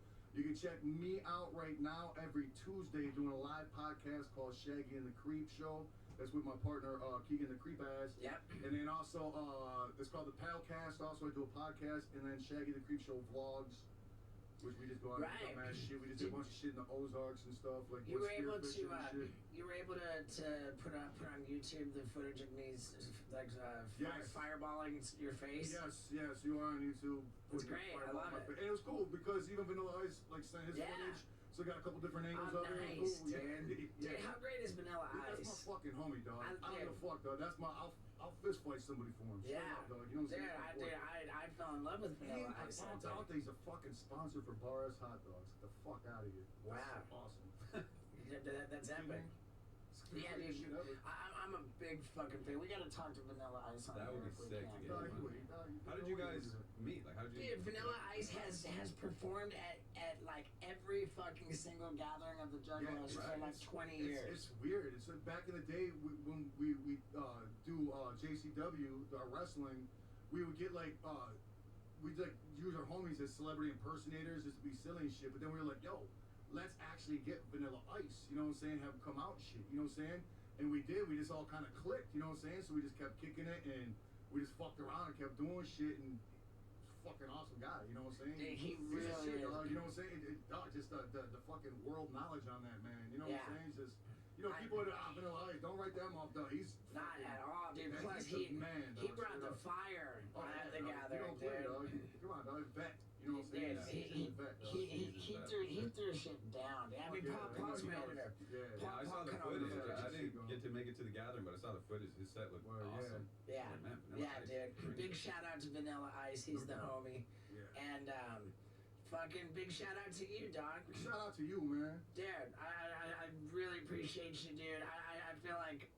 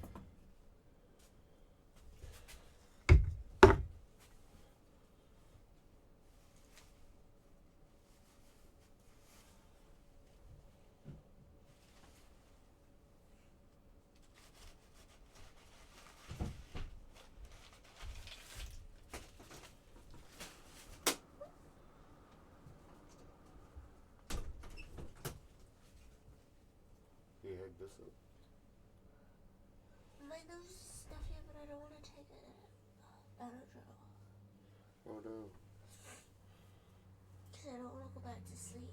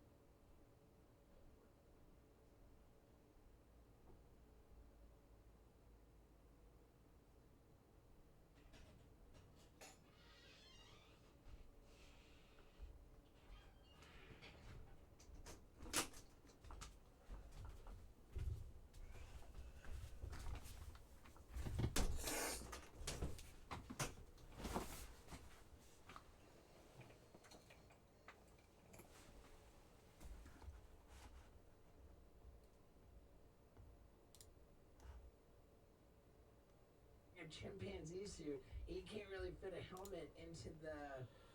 Yeah, but that was so. There's a few things with that. I mean, if you want to get into the weeds on it, Bob and I were doing this doubles routine.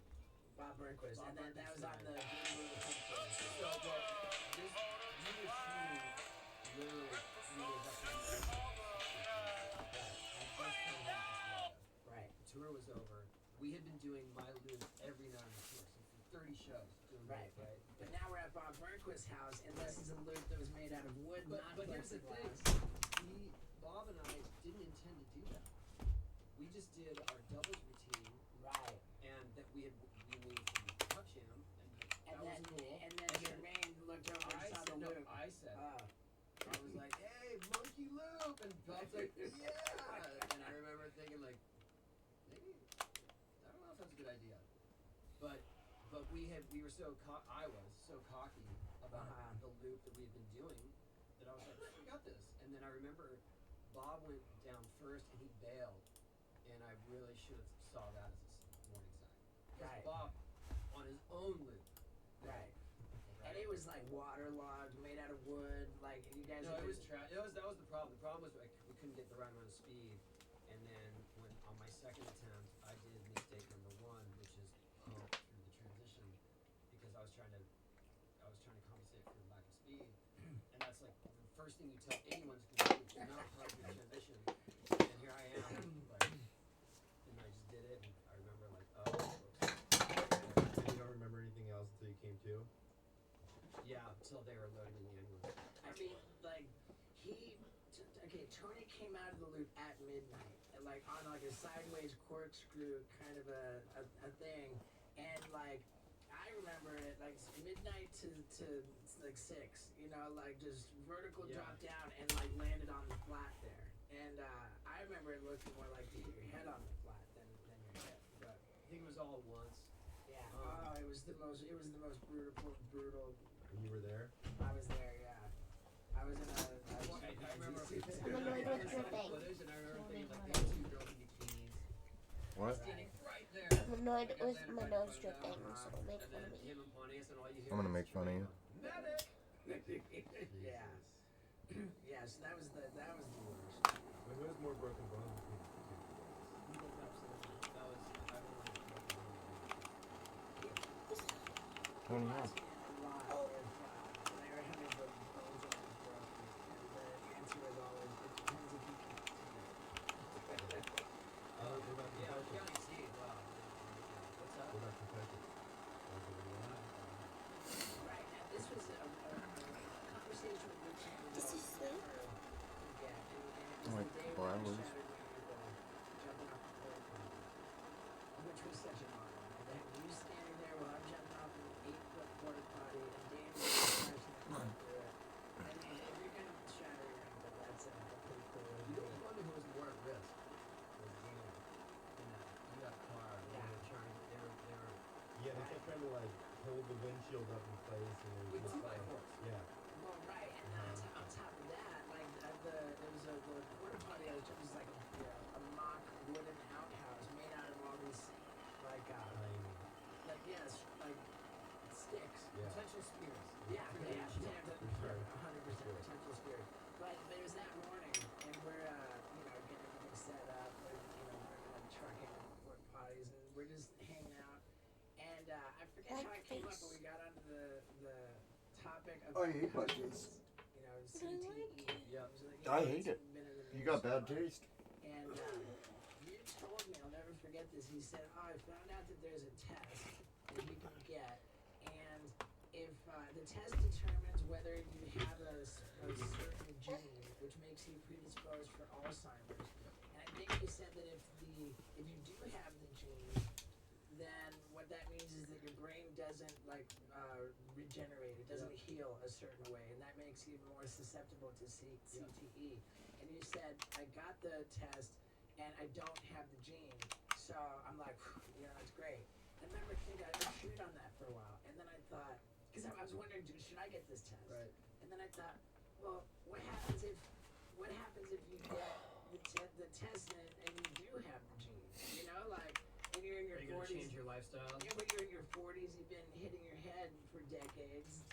Well, it's too late. Yeah, I think you're right, and I've actually learned a bit since then through working with Seth and Lauren Rogan for Hilarity for Charity, because they do they go deep into being proactive and preventative, and there are measures you can take to be preventative about it, even if you have the gene, even if you've had concussions. So it's like saunas are good, sleep's good. Yeah, and all your diet and I took the test and I don't have the gene because I was worried about it because my grandfather he died of Alzheimer's. He got it at like 58. He was like really young, and they said just because you don't have the gene, I'm still at 9% risk. sure. But But I think that the concussions can exasperate all that or speed it up for Well, sure. the crazy thing is when we did that brain test, my brain's older than his is, and he's had more concussions. He's hit his head every night, and so it's just like it's one of those things where you. Yeah, we went for a brain scan to determine how much trauma, how much stuff there is. But I just this is I'm so bad when people have like tragic stuff, and I don't know what to say.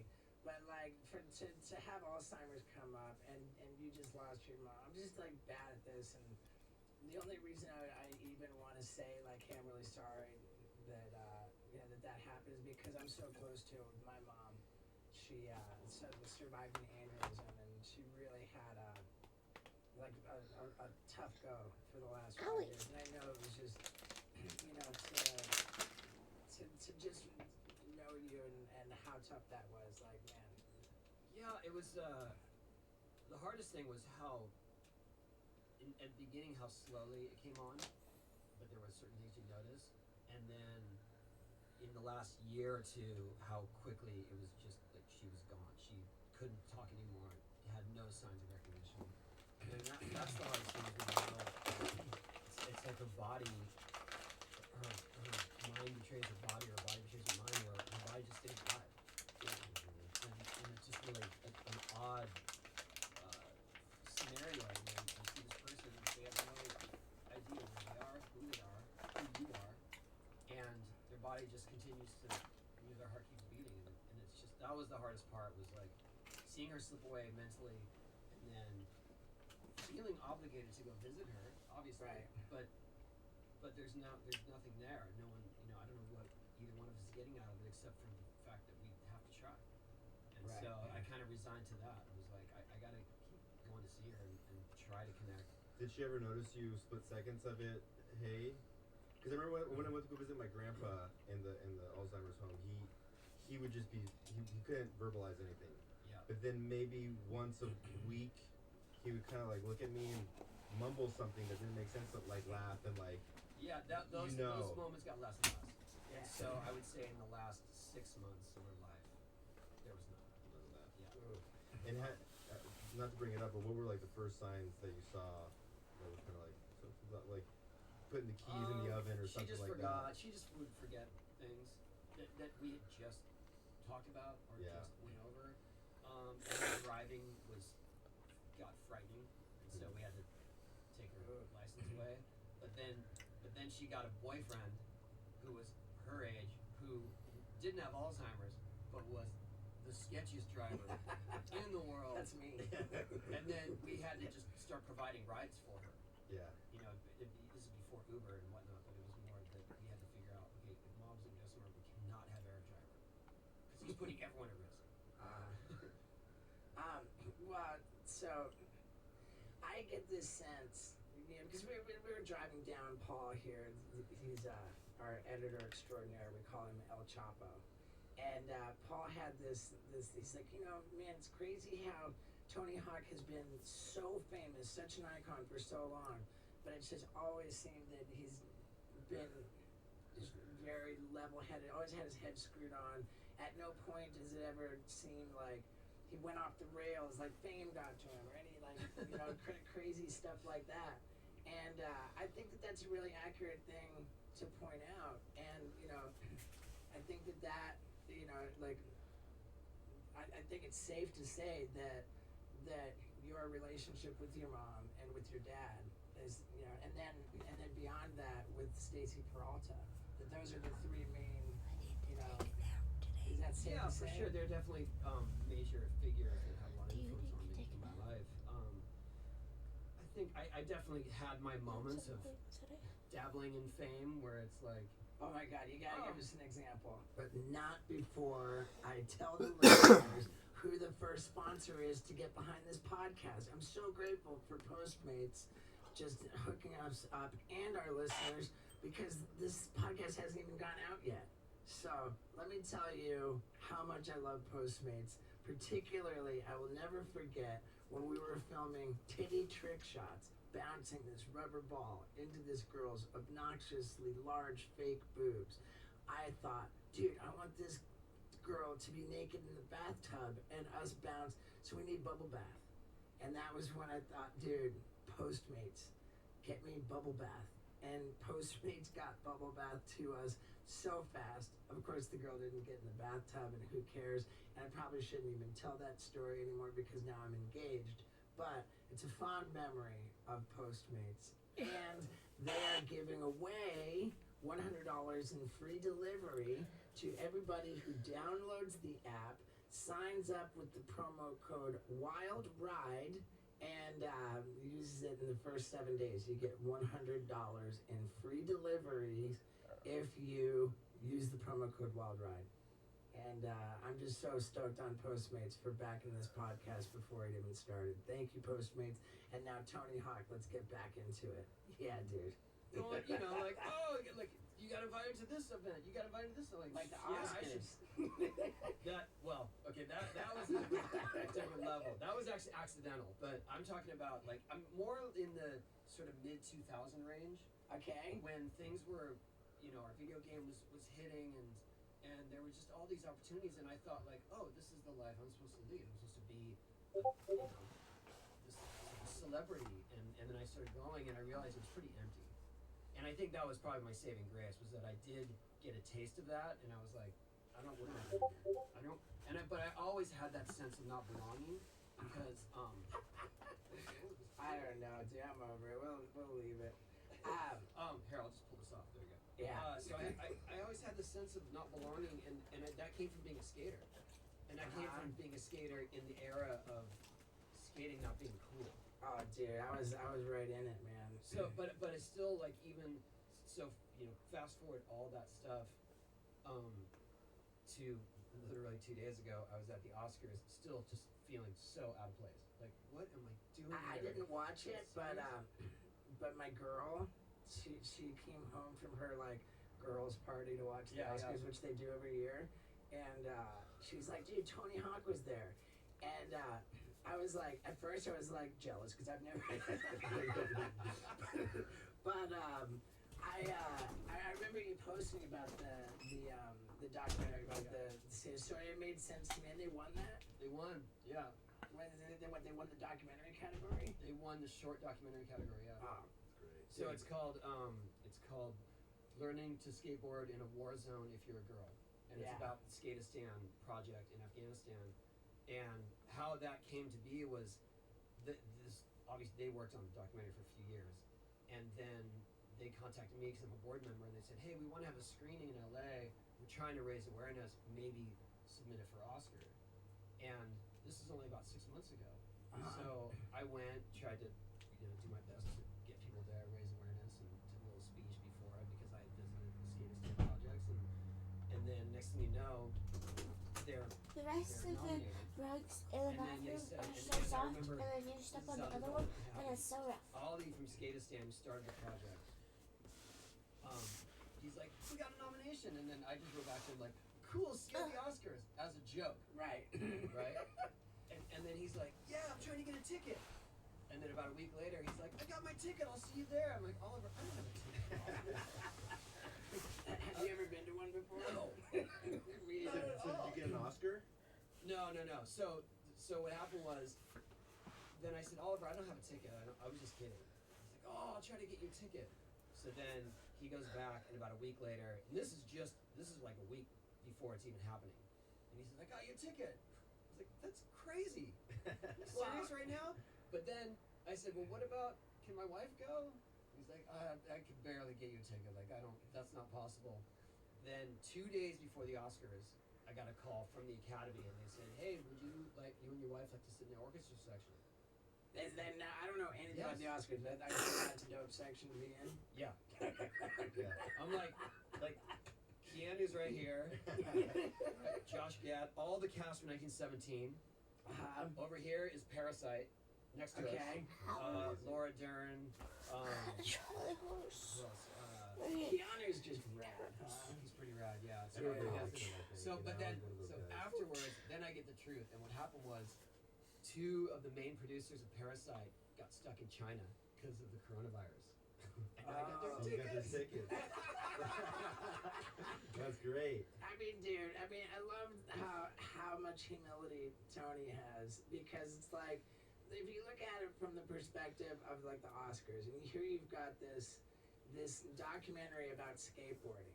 Like, what an opportunity to have Tony Hawk sit there and be affiliated with that film. You know, I would feel weird if I had really no relation to it. That would be awkward for me. right. Because then it would just be like, oh, it'd be more for show and Yeah. more to try to like draw attention to myself. But I did have a hand in getting it there, so I felt good about that. Sure. But it was. I mean, are you kidding me? A documentary about skateboarding? Yeah, that's crazy. Yeah. Isn't it in the Oscars? I still haven't seen it, man. I'm guessing really it's good. pretty good. And like, I don't think I'll ever set foot on an Oscars red carpet or have anything to do with any nominations, but there is Not with that Jackass attitude. was snubbed, I'll tell you. Every year. For at least the soundtrack. right. It was Bad Grandpa was a Jackass film, and they got nominated for, I think, best makeup, maybe. Oh, really? Yeah, Some- makes sense. Yeah, it makes sense. And they didn't win it, I don't think. But yeah, I always had it in my mind that like if I did win an Oscar, I'd be the first person on the stage to drop his drawers and shove it up my butt. Oh my god. You would too. You would too.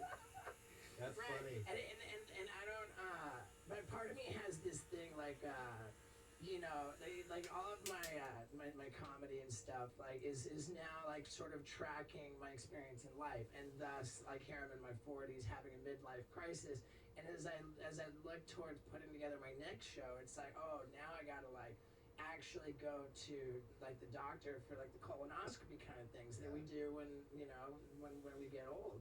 And instead of voluntarily shoving things up your ass. Yeah. right. And so for me, there's so much comedy there because like guys get in their 40s and then now they're gonna go to the doctor and get like a finger up their butt. Like no guy wants that. And then I'm gonna be the only dude to ask the doctor like, hey, like how much can I fit up there? like are we talking an Oscar?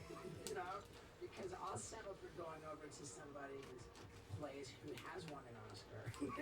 Smurfing? I ain't smurfing, motherfucker. Nobody's gonna let you do that. I got banned, so, well, I guess I'm Yeah, smurfing. for editing or something. Like Juicy J. But it's not by choice. I think I got a fighting chance. I'm letting him. Like I'm getting him to let me borrow. Are you on Ninja Cat Gaming? You borrow your Oscar. I don't know. I mean, maybe I not. love that we're here. The talk is of the Academy Awards, and it's straight to sticking the Oscars. Like we didn't even really have a segue to that. It was just like, oh yeah, that's what I want to do. Yeah, I mean, you've been wanting to do that for a while, and you did do that on Hollywood Boulevard. I did it with like one of the toy ones. Hey, can you open up the door just for a second? God damn it. Yeah, they have like the souvenir store where you buy a little toy plastic Oscar. Yeah. And I did try it, and I wasn't getting any more past the head. Those shoulders are tough, and that was like a miniature one. So that's why I got asked the doctor at the colonoscopy, like how much training, like how much. I used the F word, I got training, but not fuck. I don't know how it's gonna go. Like I'm gonna be like. Dude, you're Is it really dangerous? like today? Concerns for me if I'm gonna work out and stretch. Or to when try are you and streaming? perform. And the doctor's probably gonna be like, you're out of your mind. And so I'll go get a second opinion from like a gay porn guy. Which is really You funny. really mapped this out. Yeah, this is what I don't even know about this, and so he's just doing all this He's thinking in his head. he really had this all planned a long time Yeah. How long have you been thinking about this? Well, I Tyler? mean, the whole the next tour after this one, I'm thinking it's called Steve-O's Gone Too Far Tour, and like to try and prolapse your butt and like in a few minutes. Oh man, What's the idea process for this? Like, where were you? What were you doing? I'll watch that shit. I don't know. It's pretty straightforward. I think you don't really have to question the mindset. I think we all know where it comes from. You know what I think the best thing for the creative process is keeping your mind sharp by practicing staying present, which I do by listening to audiobooks on Audible. True story. I'm listening to one right now called Save.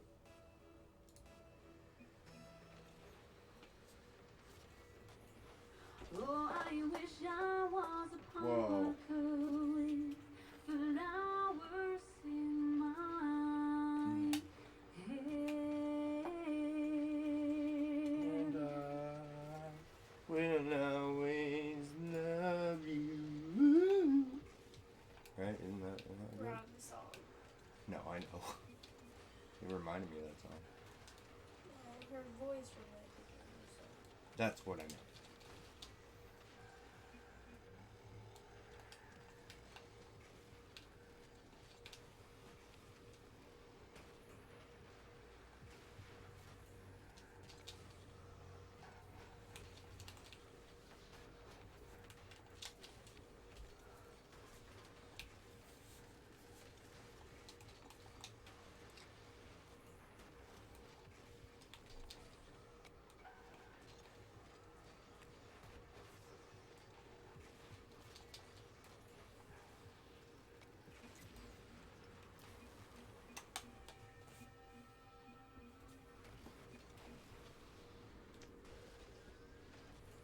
Oh man, you're offline though.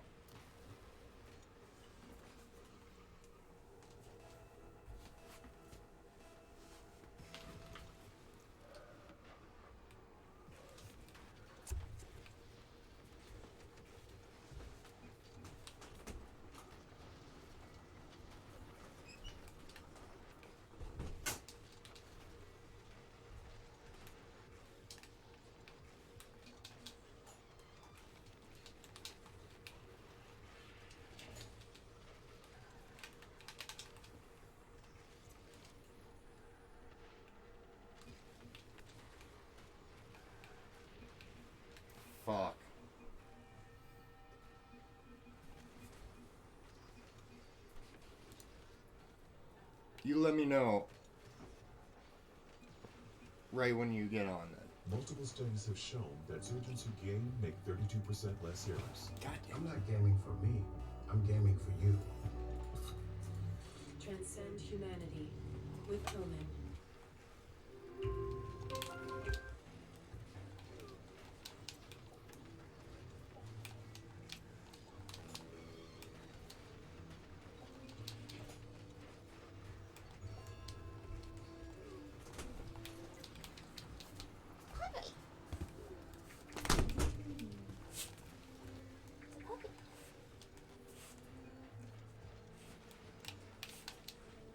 That's a crazy concept.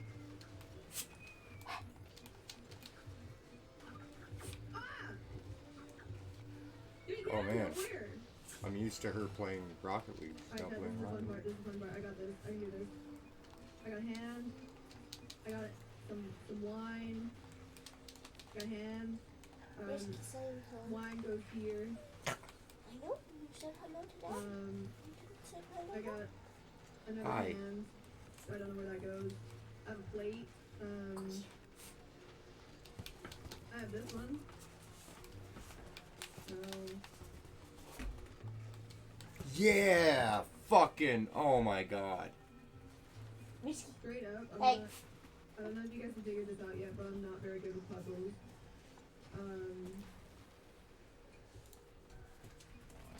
I'm not sure if it was obvious or not. Ouch. Ouch.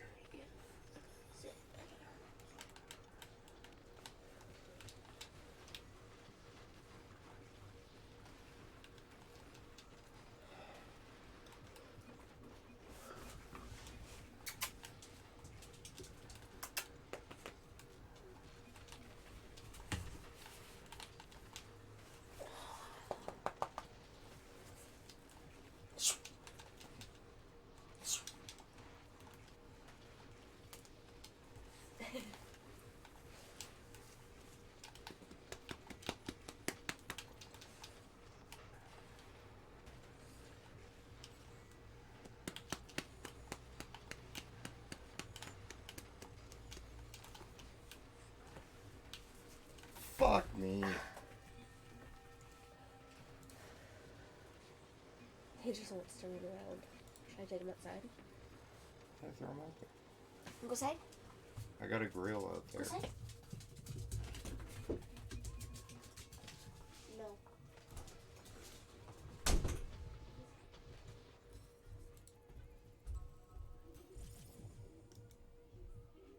Yeah, it said you were live for like a split second. Damn, son. Dude, I've never even heard your voice. This is weird.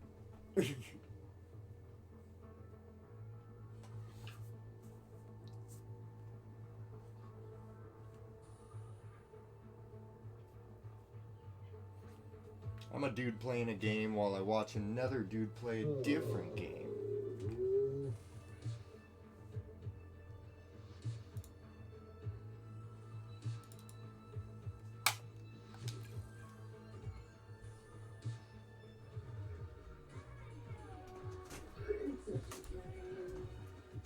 Alright, I'm just gotta find a good warm-up song. I don't even know if I can do one on expert right now. But we shall see. Oh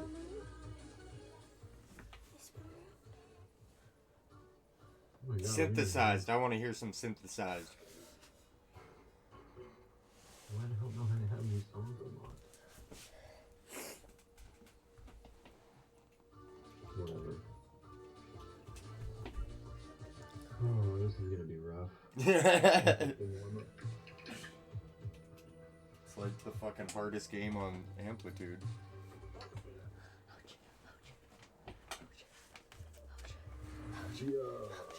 Hold on. I'm gonna have to close your stream. Yeah, I figured you would have to. Blacksmithy. And I guess if you want to talk to me, just hit me, say something in my chat. I'm doing that already. Here we go.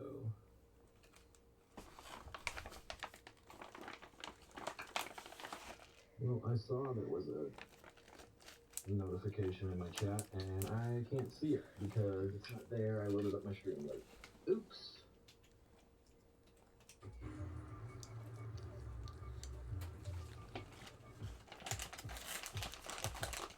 Okay.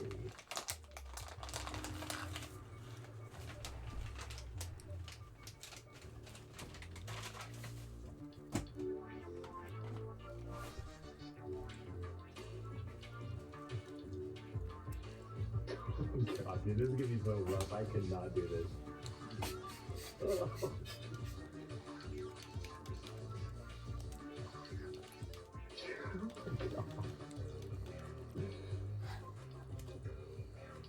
Spicy. God, it's been too long.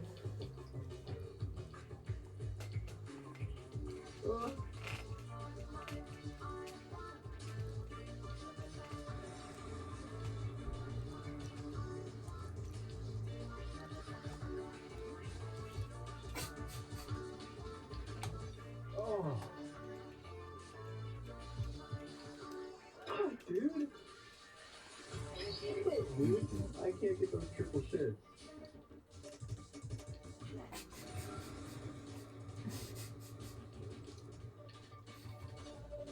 Oh my god. Oh my god, dude. I used to play this? What the fuck? You're an asshole.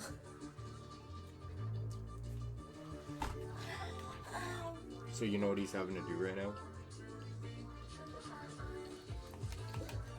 Jesus. Dude, my fingers can't. There's Yeah. no way.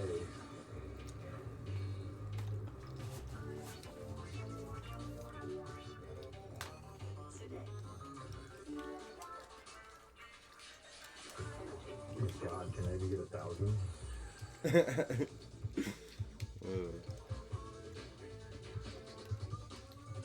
Ah, shit.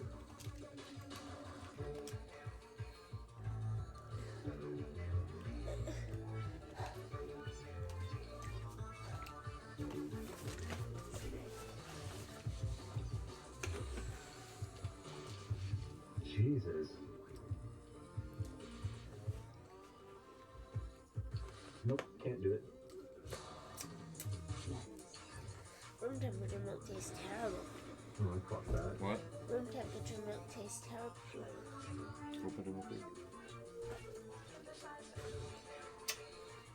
Milk was a horrible choice.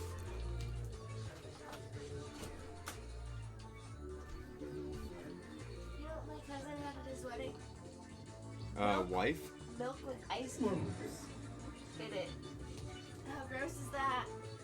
And cookies. That was it. That was their reception. Oh, I don't know why I used that. Oops. Oh my god, that's a...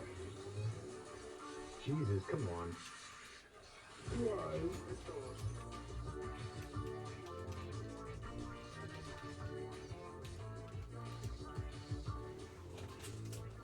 So many fucking notes, dude. I can't, my fingers just can't do this anymore. Oh, bro, it hurts so much. I'm trying to play along and failing hard. What are you doing? Just picking up a controller and just trying to try it? Oh, you know what? Let's give that one another go. I kind of want to try it again, except I'm going to move it down. Why do I keep doing that? I want to move it down to advanced, because I know synthesize is still really hard on advanced. You ever seen gameplay of this Amplitude, or is this your first time?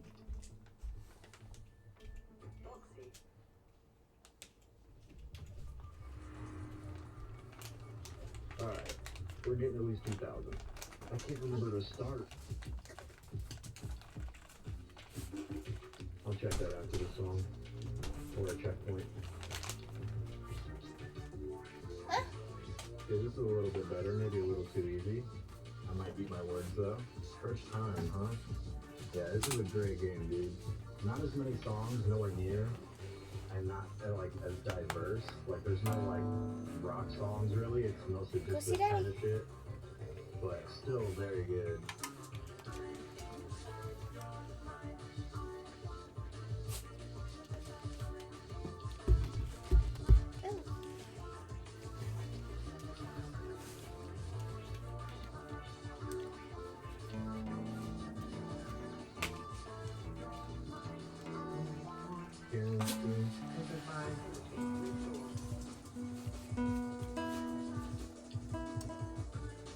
How's it sound? Need to be tuned? Need to be tuned? Do you think so? I don't know, you tell me.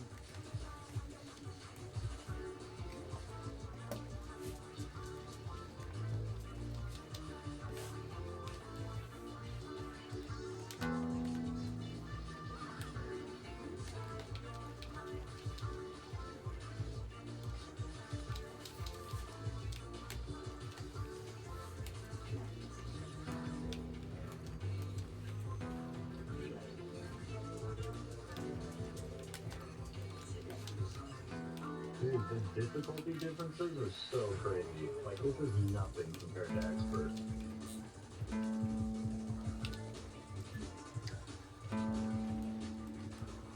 Oh, I missed it. I didn't push it.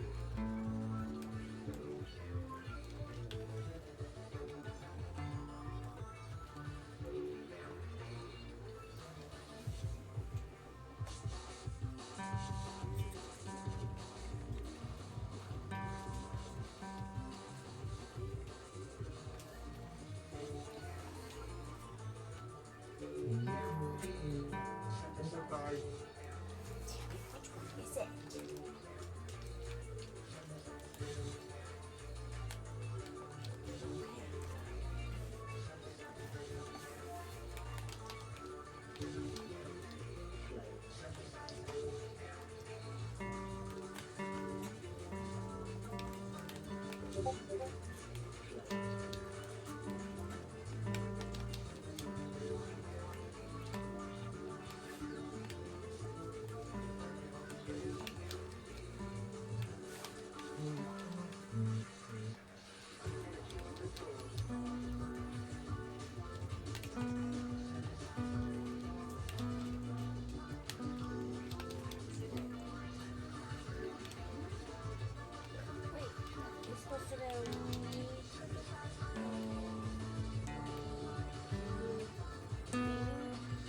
EAD what?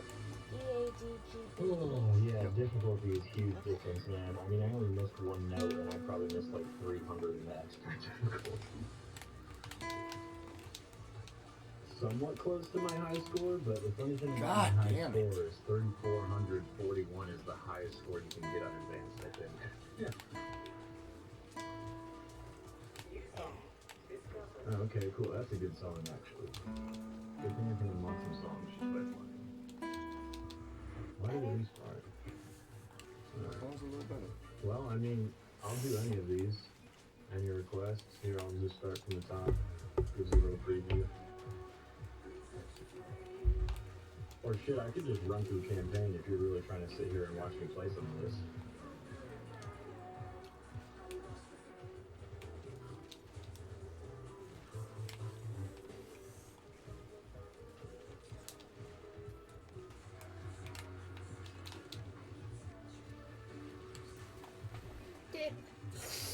Can you put the flames on this guitar? So funny, my scores on the left are just way different than my scores on the right. Oh, it's because I'm on a different PlayStation.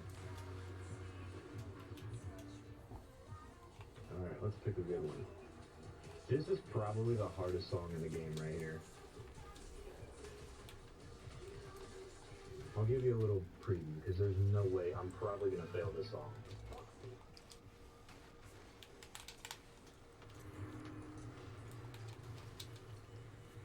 This song gives me nightmares, bro. Very good song, though.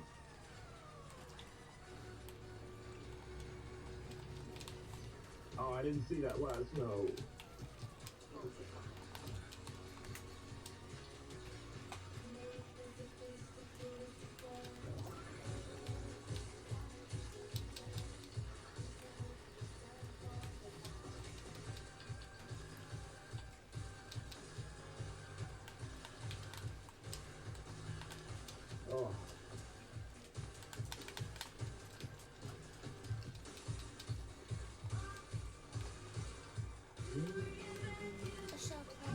I don't know, about a girl maybe?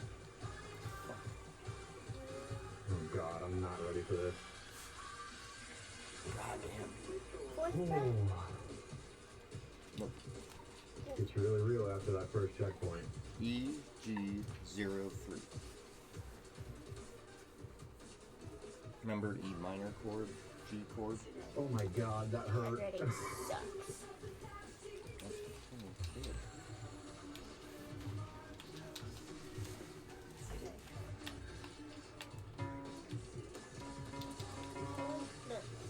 No, I need that clothes.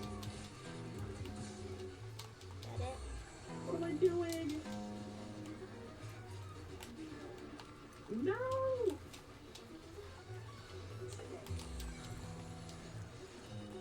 Oh god.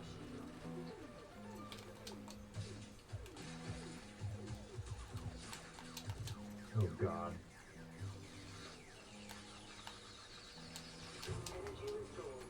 What am I doing? Oh god, dude, this is actually the terrible part. Wow.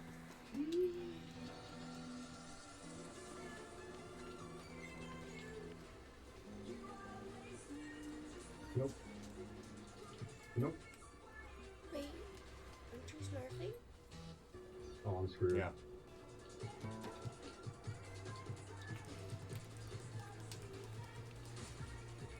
Was that trying to tell me to shut the hell up? What's up, Simon? How's it going, man? Yeah, it's only 67% of that song. I did a little bit better than I expected, not gonna lie. This song right here is probably the hardest song to do in advance. I'm gonna give it a try. This is one of my favorites for sure. Extremely intense. Oh, dude, my hands are already shaking.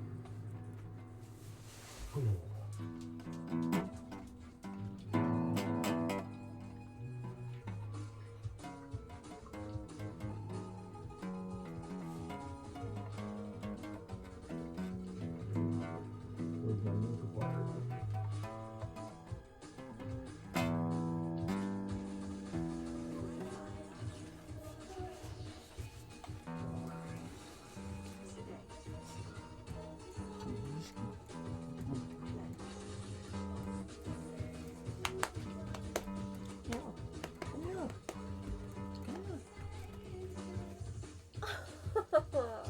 Good boy. Where we go? He likes the butt rubs. Yes, you do. You like butt rubs. Look at me like that. You farted? You got up on Daddy's lap only to fart? That's rude, Get dude. his ass out. No, I'm kidding. Did you fart? Are you stinky dog? Are you stinky dog? Get up there. Come on. Go on. Go on. I think it's so funny that he looks back at me like, is it okay, Mom? Oh, there you go. He loves you. He looks at me like dramatic look go through those. Like, Oh boy. Dude, Goosebumps, man. I love this song.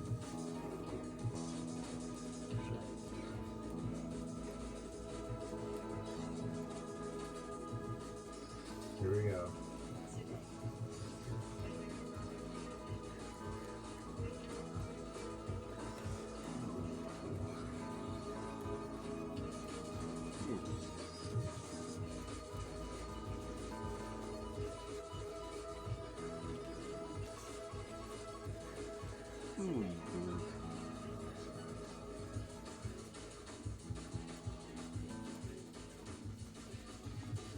Said I should leave by 7:45.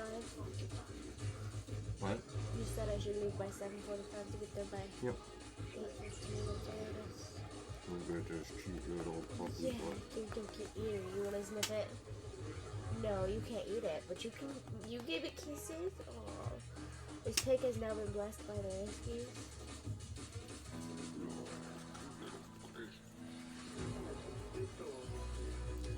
Mary had a little lamb. What was it? What was your favorite name? It was 4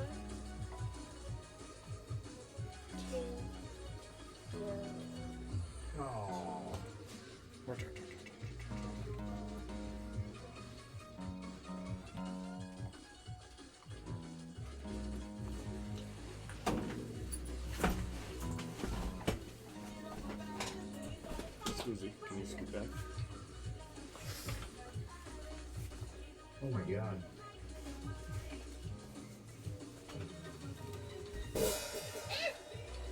Very cool. I did it. I did it. I did it. Look. Isn't that the cutest thing ever? Are you gonna Look drop at it? that stool puppy. Are you gonna drum, Risky? Oh my god. He's gonna drum. Get to the drums. Get to those drums. Oh man, what a banger. Look, I Wait, did my it. phone Wait, turned wait, off. wait. Why you do that? Chat, hello? You're right, Simon, it has been a long time. I ain't really been playing too much Rocket League. A little bit here and there, but... Oh. What do you think, Smithy? Is this taking you back? Is this nostalgic?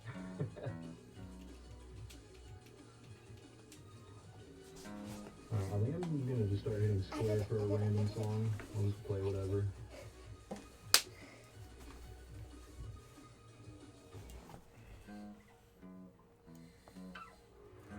See what we got. This song's alright. I like this song.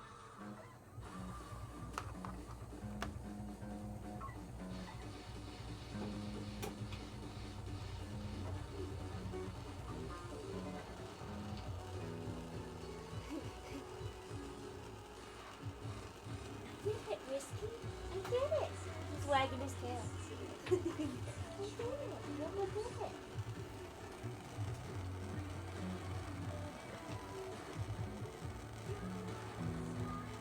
Practice power chord with it. So 4 and 2, 2 and 0, 0, 0, 0. So you'll go like F bar chord to G bar chord. Yeah. For your first finger, 6 string. What? Or 4 string, and then your ring fingers, 6 fret 5th string. Yep, that's a power chord. So if you're gonna play 420, you just play that all the way down.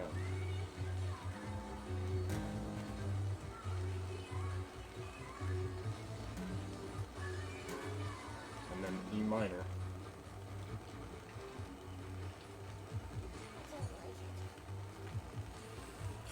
The quicker you get that, the more songs you'll be able to play.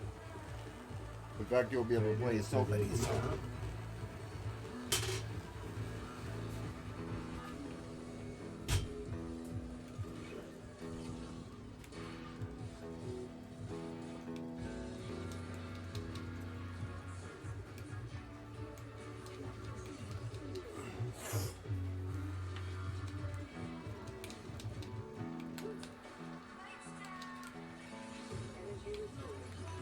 Energy restored.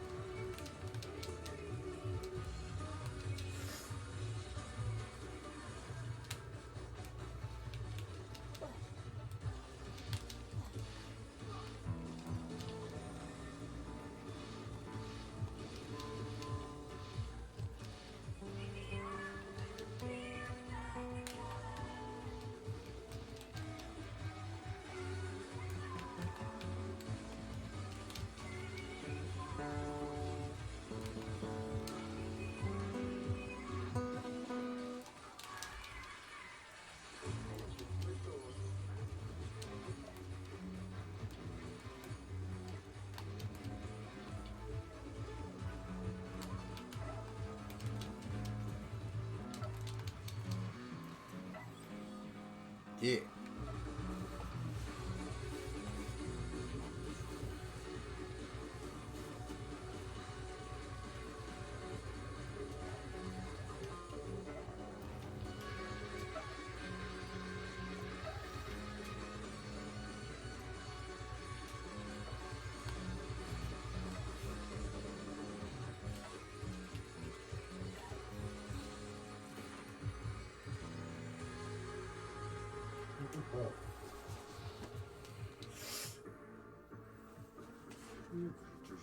nailed it. I even did the right tempo. What's wrong with the stream title?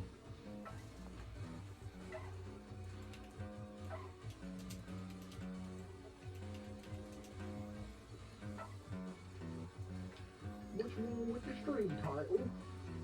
The fuck? His English accent. It's like Yeah, I heard it. Destiny? Good job. I don't know how to fix that. On my phone it says amplitude. Maybe refresh? I don't know. It's weird.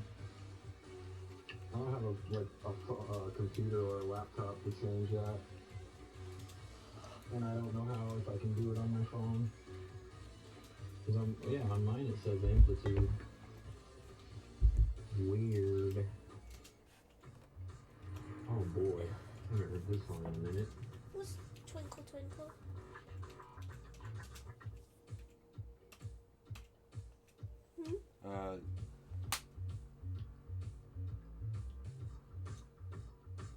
E A A B B A G G F F E E D, maybe it's D D A. Right, yeah. It's D D I mean, A. like,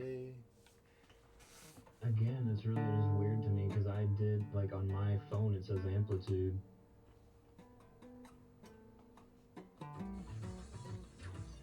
Oh, wrong button.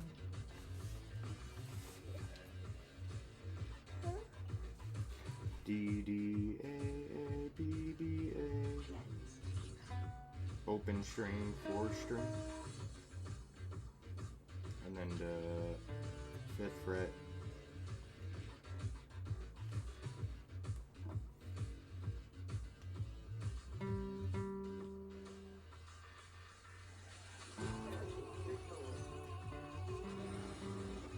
That's G flat. You said 5th fret. This is 5th Oh, fret. 7th fret then. Excuse me.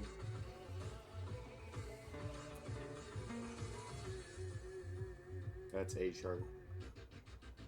So that, okay, well that's 8. You're supposed to be hitting 7. 9 9 7.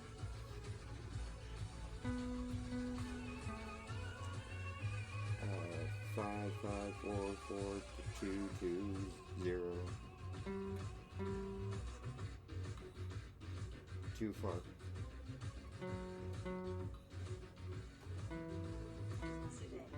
Yep. And then it's, you had it. Wow.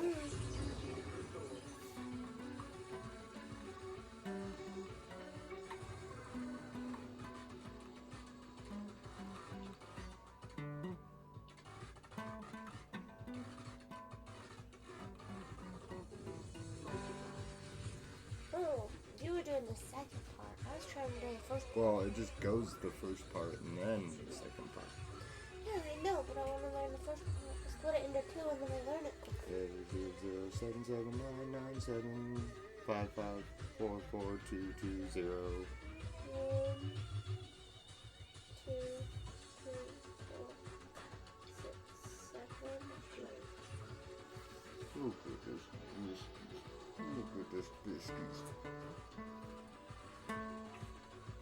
5, 5? Wait. You got it. There's 5. 5 5 4 4 2 2 0.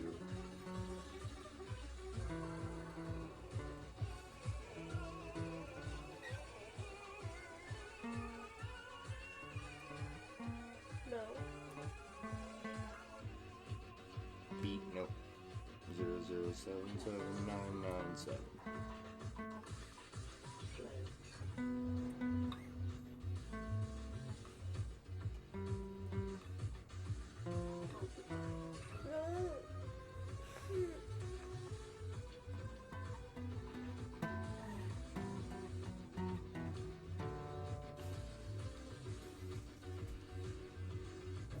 Do you need to get ready at all for your appointment?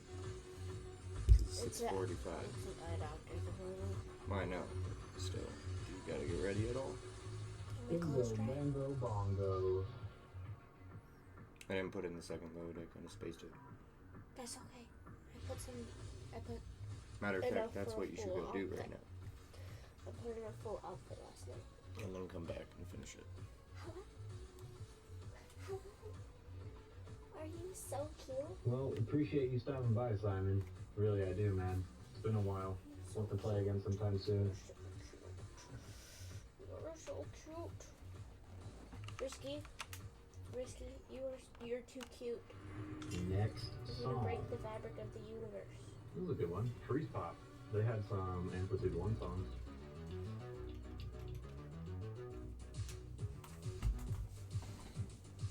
Oh my god, he was sitting there with his legs crossed.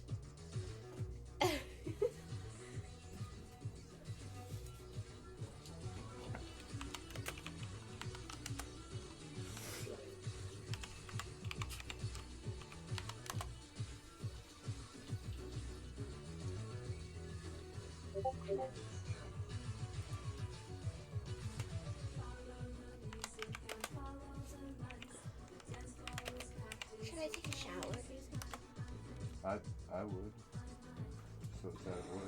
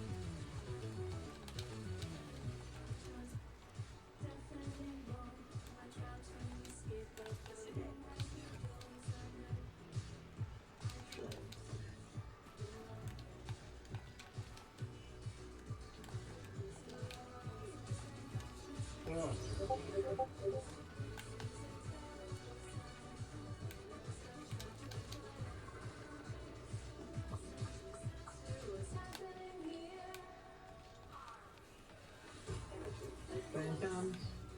Phantoms.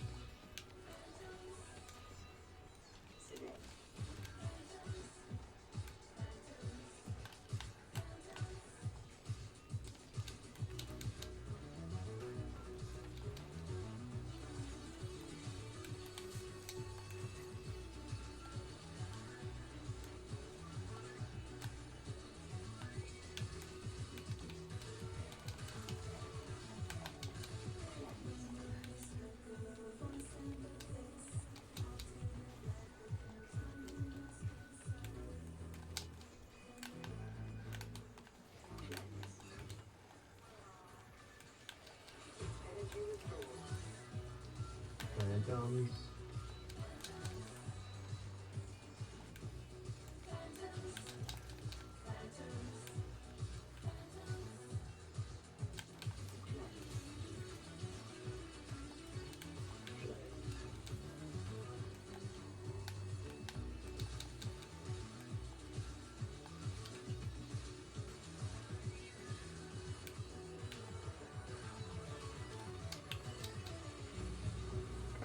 Dum dum dum dum.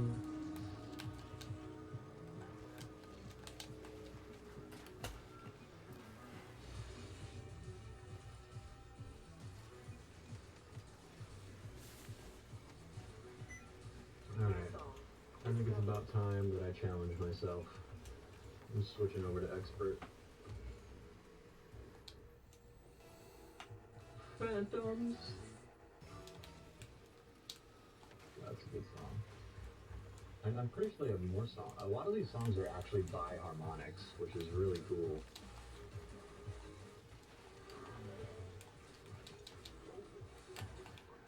I think I could do this on expert. This is one of my favorite songs. I'm getting goosebumps right now. Let's do it. It's kind of a hard song, if I remember right. But we're gonna go for it.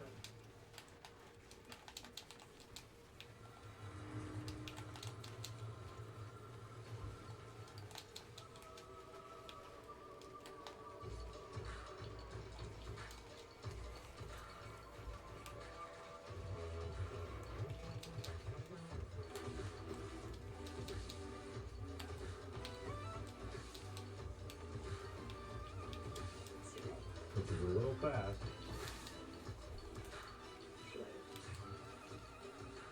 I think I'll be good.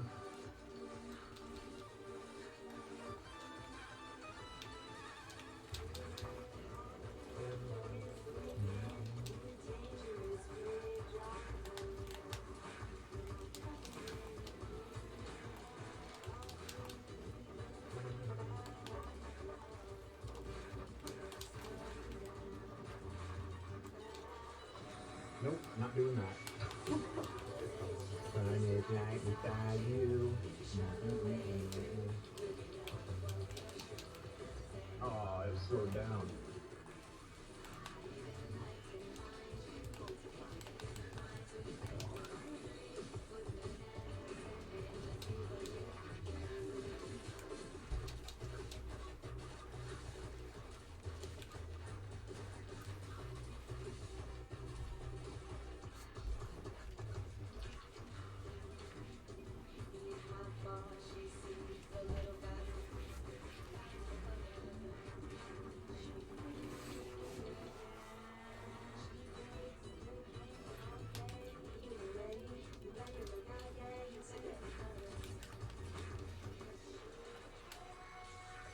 Oops.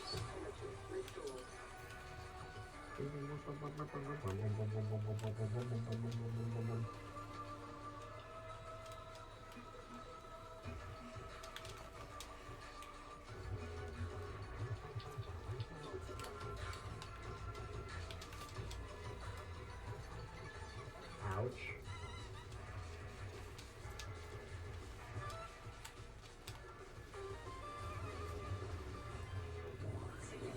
Oh my god.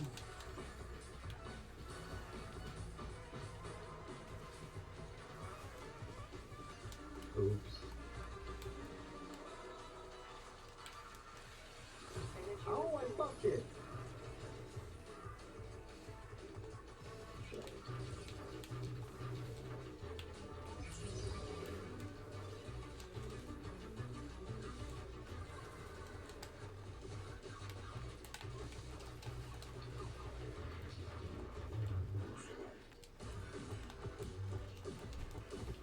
Ouch.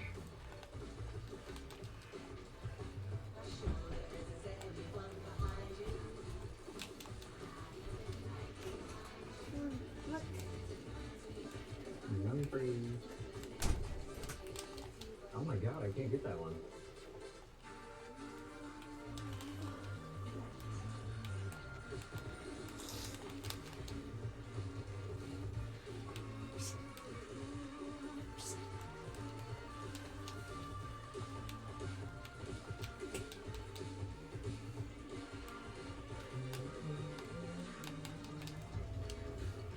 Good song.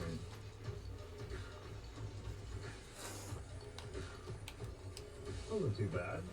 I did okay.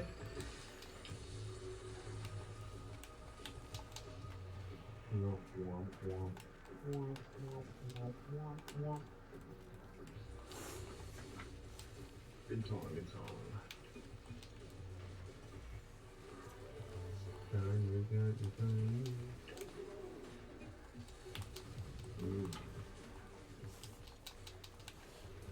Fuck.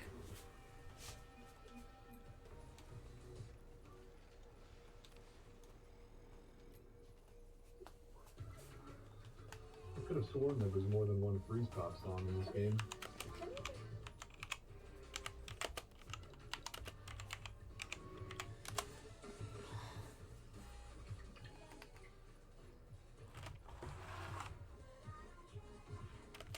I'll give this song a go on expert. Raven. You need a bath tonight, my friend. Yes, you do. What? Look at this. That's soft.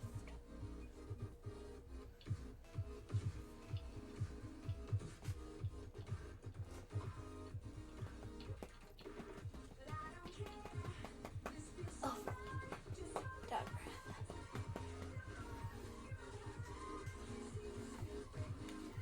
Oh, so cute. So cute. clinging to me like a human baby does. Yep. Just like that.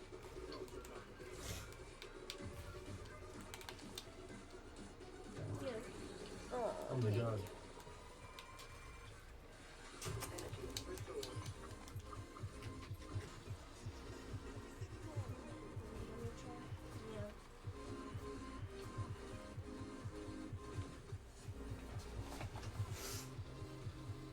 Oh no, we're spinning.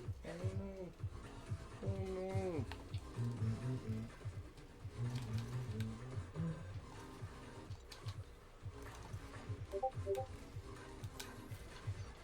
Okay.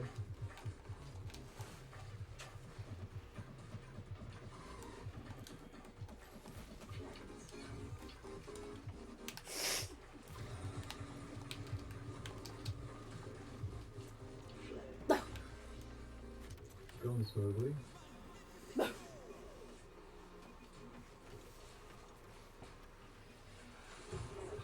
Oh no. Please, I'm hanging my butt off the chair. What are you doing? Give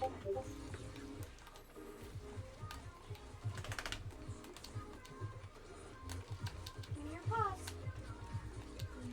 Oh, just your face. Just your face and your ears. He gave me his ears. I don't think you can do that. Where's your ears? Oopsie. Where's your ears? Show me where your ears are. Yeah, you're the one. You're the one. Where's your paw? Oh, there's your paw. Oh, there's your paw. Come here. Come here. Come here. Come here.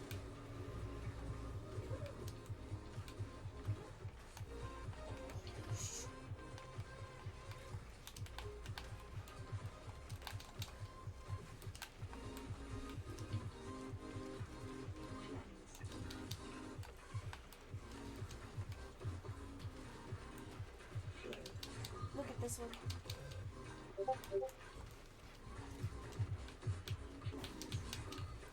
Oh. He's so cute.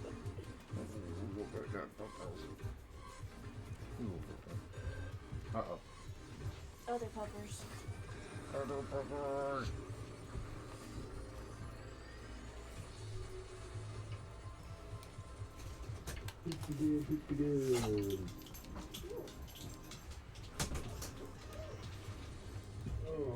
Oh. Damn, AJ got 4,500. Oh, wow. I got 4,200. Risky, what do you think you're doing? Fuck, I wish Get I down. was still good at this Get game. down. Throw love on you. Okay, now get down. Now get down. Fuck. Ah! Wow. What I had on here when I was like top 100 for it? What the fuck is that? Streaming? And I'm watching somebody play Amplitude. Do you not know Amplitude? No, just. Sure you are. Dude, he's my buddy. Sure he you're watches doing. my games. Sure you're doing both. I am doing both.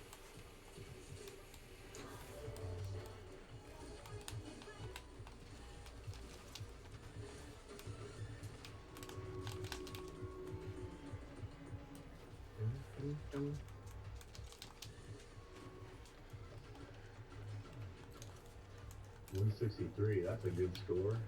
4,006. Damn, I killed that song.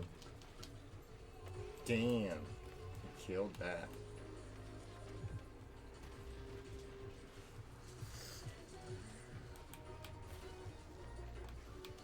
It sounds like Dance Dance Revolution. It's basically that with a controller instead. This is a good song. The one on PS2 was the best, like at Blink 182.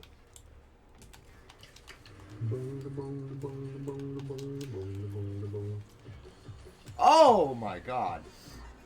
Look at this. Oh! Oh! Oh! Just a little lumped side out. here to get that multiplier, I think. Lumped out.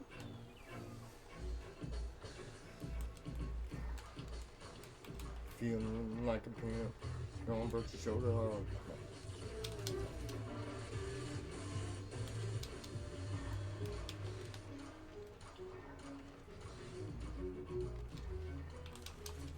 I can't really remember if this song gets really hard or not. It probably does. We shall see.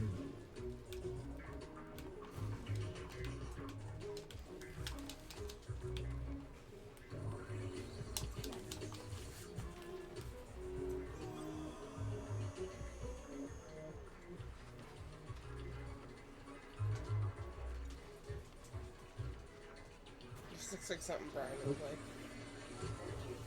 This is what all of us played when we were kids. Where we used to kick each other's ass at. Be like, oh yeah, you want to settle it on amplitude? What the fuck? What the fuck you did? Well, you did. This was the original Guitar Hero game. Oh, okay. This is Guitar Hero's predecessor.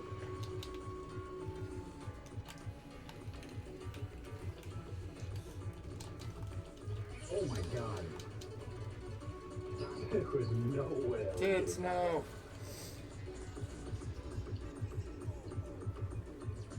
So hard though. Because you were going like this. No. You know what I mean? It's fucking crazy. Kiki, nothing is impossible. What the fuck? What a weird ass name. I think Kiki is impossible. Now what? No! No, it's okay. That's my goal. Oh, okay. Yeah, no, I wanted to do it like that. Oops, I missed.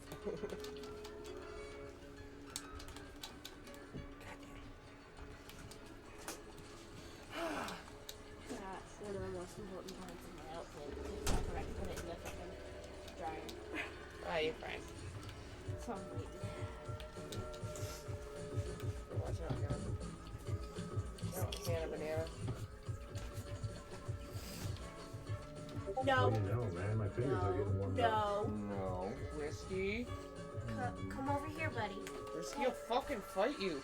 Come here. No. Come here. Come around. Come around. There he goes. There he Come goes. here. Okay, now jump up. Good boy. Did you leave tits up? Did you abandon tits up? No. Oh. Oh my god. That's what it says he's in another game. He just hadn't left yet. No. Fizz me. Fucking Mondays. Ah, I can't do those triple shits. Risky tilted his head when you said that. He's What? like, what? What's up, Mondays? Mondays. Oh my, yep, can't do that. He's like, I agree. That was a pretty good run. Thought my finger was going there for a minute.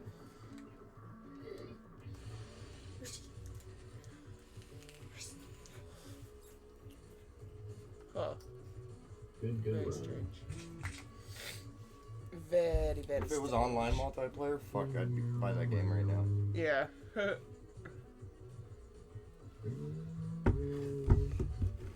1 second, sorry. Ouch. Alright, I'm gonna hit random Yeah, song. it looked like a game. Either I but can't do it or I I was can. watching Brian play, but I didn't. You fucking kidding me? I didn't know this thing was that old. He's like, fuck that. This one's the remastered one. The PS2 one I can't is remember where to start out. shit. This is like a PS4 remaster I think it's a yellow one. with like pretty much no like Blink 182 Slipknot. Nah. Sorry, I'm trying to remember where the That's where I multiplier first is in heard the beginning. Slipknot, Garbage, Maybe I think I do. Sorry. maybe even Weezer, You see those drums, bro? Jesus. Herbie Hancock. I don't understand why there's multiple things. It's the different That's tracks, it, so okay. guitar, bass, vocals, Oh. Like it's and right here. no matter what, you gotta start. But you can start at whatever track you want. So if you know this one's easy and your fingers are worn out, you can just Yeah. switch to that one, and then they have power-ups like to slow it down or just knock that track out. Like, see, he just knocked that track out because he was like, fuck that cascading shit. I see. If Guitar Hero had those kind of options, fuck, it would have been better. I love doing the drums on this song, bro. Oh my god. Oh my god.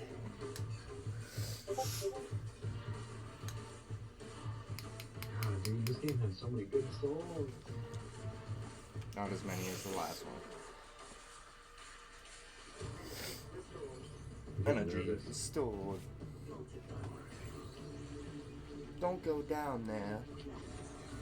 Ah! I am the Red Queen. You're gonna die down here. Skipping that one. Yeah. Skipping that one. Does that cost you a ton of... Does it cost you points to, like, destroy a track? No, it's like a power-up that you get for completing other tracks. Oh, okay.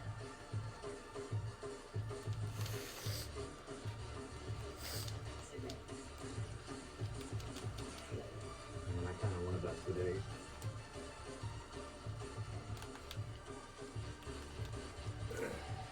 Fuck, here we go. Ah, fail. Ah, fails. He's dropping his dick. Oh. I can't do it, it's hard. Oh, I should have stuck with that last one, bro. It went from just 2 back and forth to 3. Sometimes you'll shoot yourself in the foot on it too, so. Fuck. Fuck. That's the universal sound of shooting yourself in the foot. Right? Fuck! Oh, I don't want to go to work. Hannah, go to work for me. I'll go to work for you. I'll go to your eye doctor's appointment for you. Watch you go, and they tell you your eyes are way shittier. They're like, hi, Hannah Thurman? Yes, that is me. Says that you have... Oh, I don't know what your vision is. Is that changed? No. Just pretend it's the same. No, it has. That music almost goes with your game. It's working out pretty good. Ari, shut your fucking hole.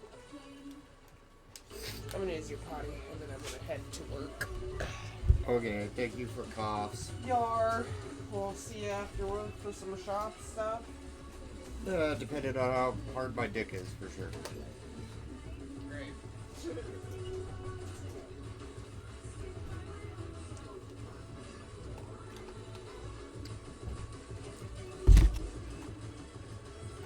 know what I learned? What? I'm in the middle of an asthma attack, and I don't have my inhaler on me. Caffeine also helps. Oh, I almost had 3,000. That was a good run, though. Caffeine works as an emergency bronchodilator. What? This caffeine constricts blood vessels, which pulls open my... I think... It's about 500-ish shy from my high score. Makes sense to me. Am I reading that right? Is that guy below me, his name is Unholy Fagsty? Yep. Fogsty? How do you, what? That don't sound right, man. That sounds a little bad.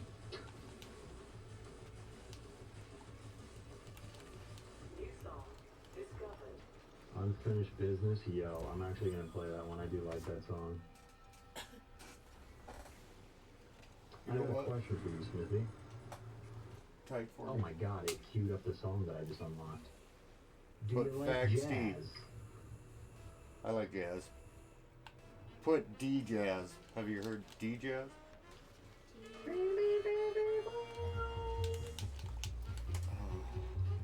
This is such a good song.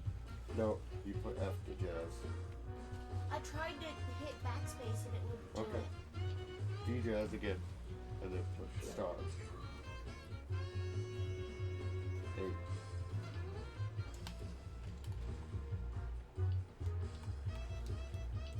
Has he heard that? Why do caps look on? I used that a little too early. This is actually pretty fucking groovy.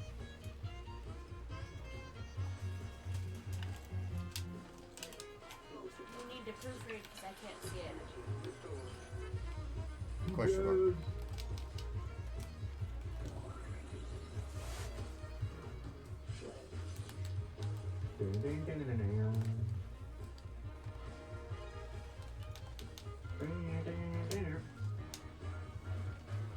Oh god, dude, I forgot the piano is so hard in this. D-Jazz, I don't know if I have. We open a new tab and go to YouTube and type DJazz and copy the link.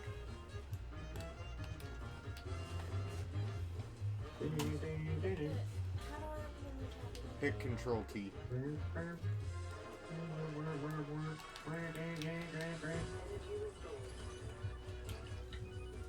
I know that piano's gonna come from me sooner or later.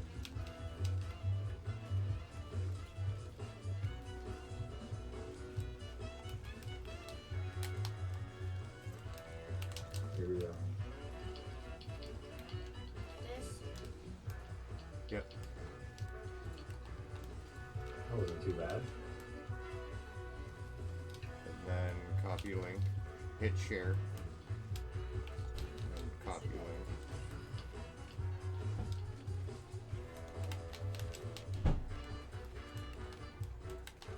Wait, where the fuck is it?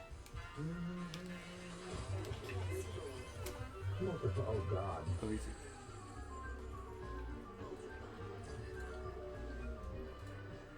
I already copied. Maybe that one just looked worse than it was.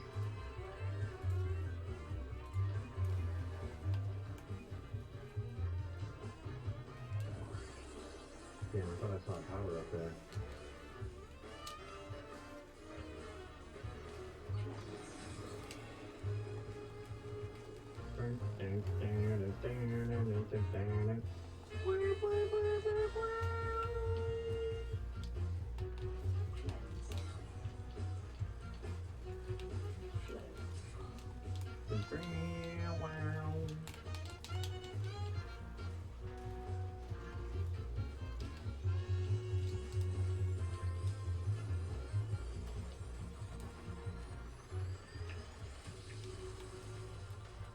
Good lord, what a banger.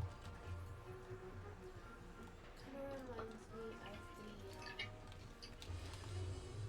the music from Star Wars. What is that? Cantina? Yeah, Cantina music. It does sound like that. Should I say that? Dude, I Yeah. did this a note and I was still so far away from my high score. That just shows you how, like, so this game has expert difficulty, which is the hardest, and then when you beat the game on expert, you unlock something called super difficulty. And basically there's no checkpoints and you don't regain your energy if you miss a note, but it's all multipliers. Like there's no sedates, there's no cleanses, there's no flows, it's just all multipliers. So that's how some of these people are getting really high scores. Proofread one. And I don't have super difficulty unlocked on this Perfect. PlayStation, so I can't show that to you, unfortunately.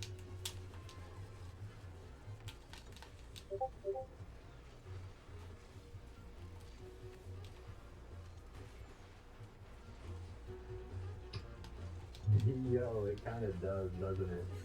That's actually kind of fire. Damn, I got all kinds of fucking cat hair on the one side. Look at that. I fucking aerial spun that shot. Alright, hold up. Let's see where I am in story. Oh, hey. I guess it's not too bad. Top 500. I mean, I guess technically top 600. Number 553 in the whole world. Oh my god. Yo, Rossetti's gotta be up there. I don't know how I managed to become friends with him, but he's like a professional Amplitude player. I mean, his score compared to ours is just fucking ridiculous. Cat. Carol. Carol. Alright, let's check out campaign. If it's on expert, I'm gonna leave it on expert. It's on advanced, really. Run. Oh, You this better is run. a I'm gonna fun get you. game. Which means I probably already beat the campaign. So wait, why don't I have these songs unlocked? Just not playing enough?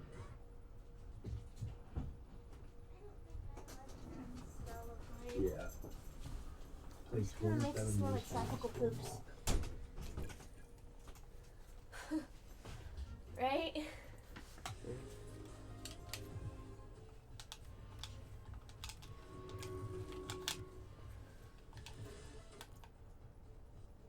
C418. Yeah, Minecraft. I was gonna say, I swear they made Minecraft music.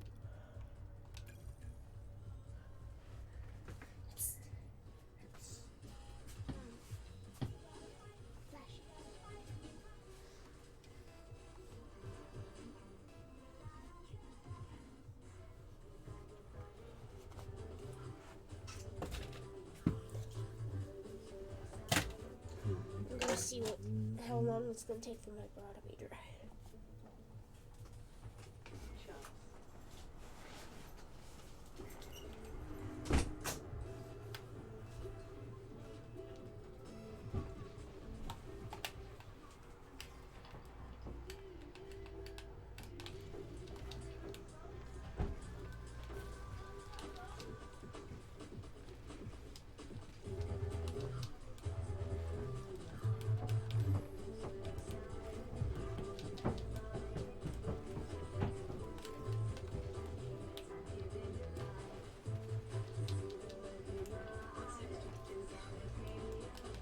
Oh fuck, I didn't know that was so close.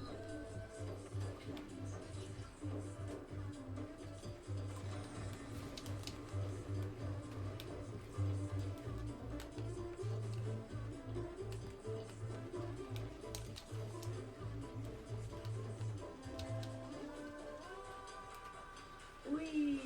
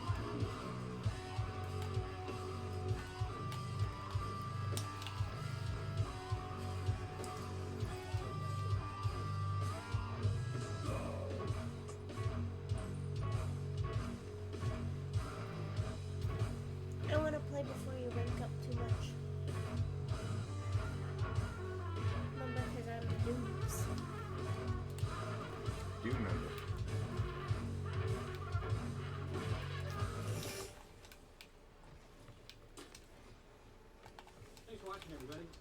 You can subscribe if you like. Curious in the last time we did something crazy like this. Also, we got the Patreon page. You can see videos before they come out, and it allows us to make them. And, yeah, that's about it. Thanks for watching. We'll see you next week. D-Jazz, what's D-Jazz? Gent and jazz mixed. What's gent? You'd have to Google it. If you don't know, you probably can't afford it.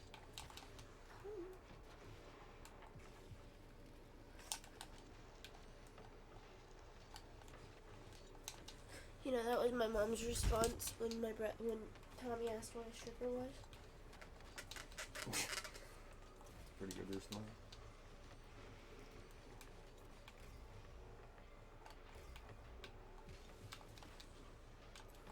Hot.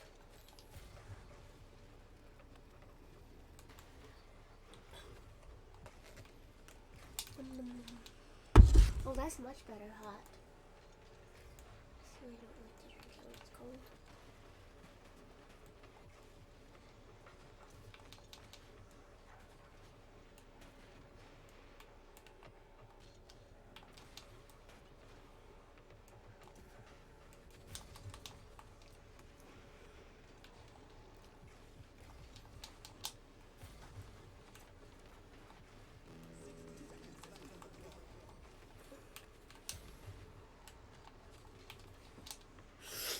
Oh, come on, tits.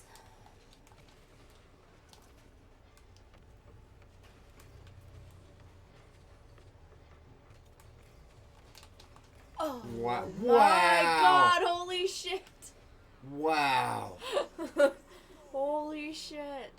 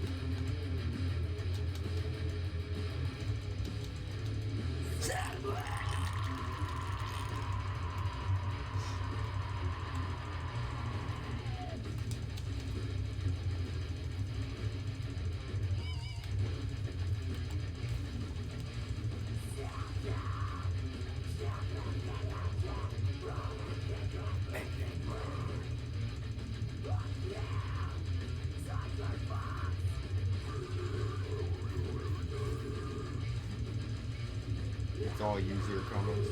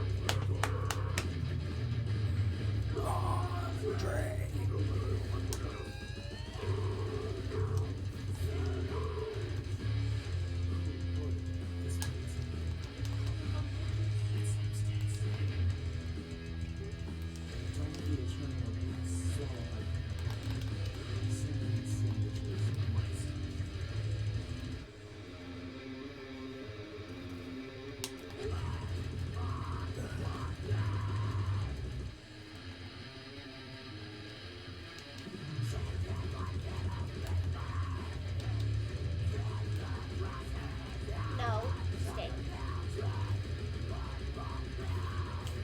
You stay.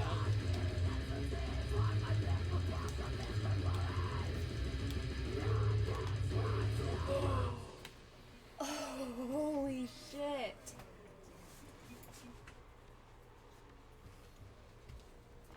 I thought there was no way we were gonna get that.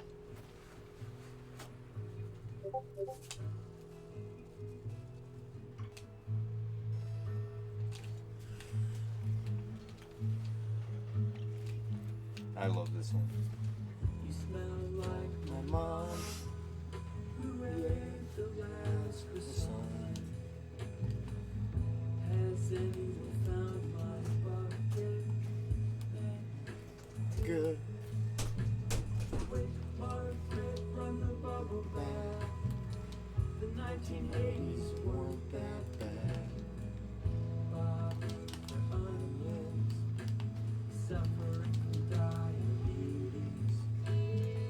I wish I didn't run out of shampoo.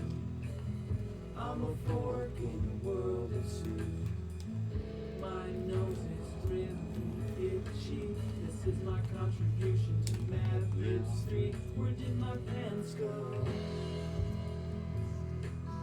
Hashtag swag yellow.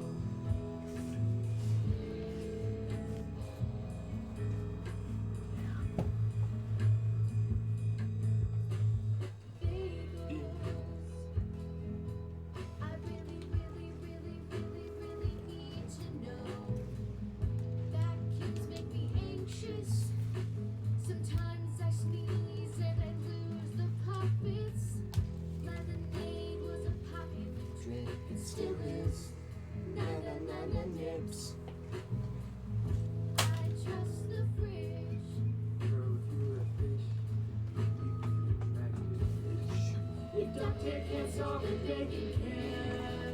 Snuggies are more important than social interaction. Bananas in my hot tub. Because bananas. I took off my pants but don't remember why. My favorite band only writes songs about eggs now. I Yeah, can't you don't meal anymore. Like a velociraptor. I cry as me exes about it. I'm a goose. Where's my juice? Lyrics the blur, goose is geese. Why isn't the plural of loose meats so freaking cool? Troll-lo-lo-lo-lo. Sing you love if you I wish I didn't run out of shampoo. I'm a fork in a world of soup. My nose is really itchy. That is my contribution to Mad Libs 3. Where did my pants go? Hashtag swag yellow. Hashtag swag yellow. Hashtag swag yellow. Alright, if you want to be a part of the next one, subscribe button's there, the song's on iTunes, or if you want to just get a digital download of all of my stuff that I ever do, that's on Patreon. Also, Tamara has a channel now as well, and she does vloggy type stuff, so click on her to get to her channel, and yeah, we'll see you guys for the next one.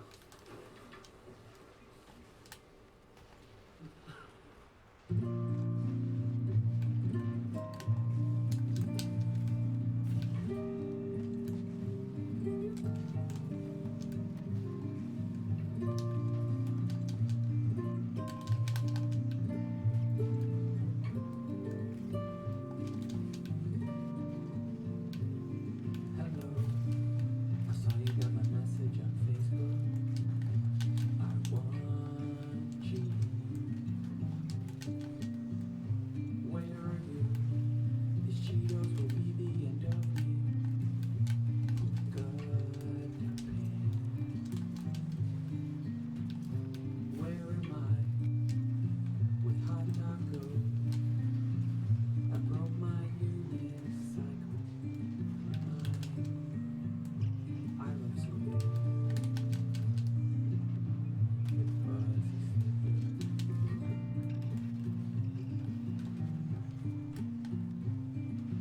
Marry me when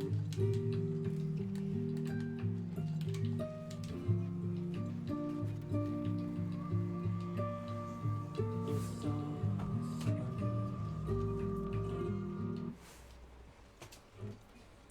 Come here. Yeah.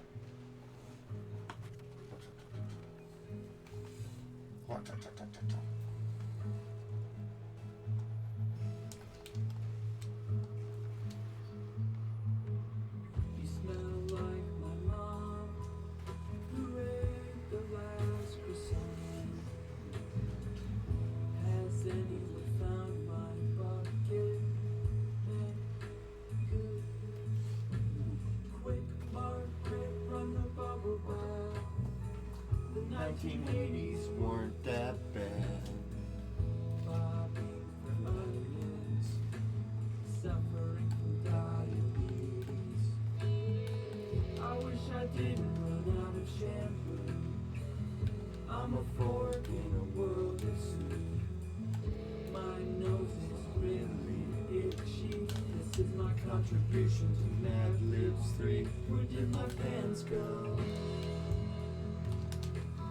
Hashtag swag yellow.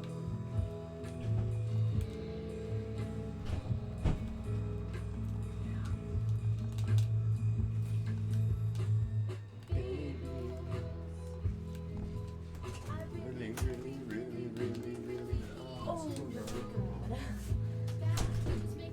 anxious. Sometimes I sneeze and I lose the puppets. Lemonade was a popular drink and still is.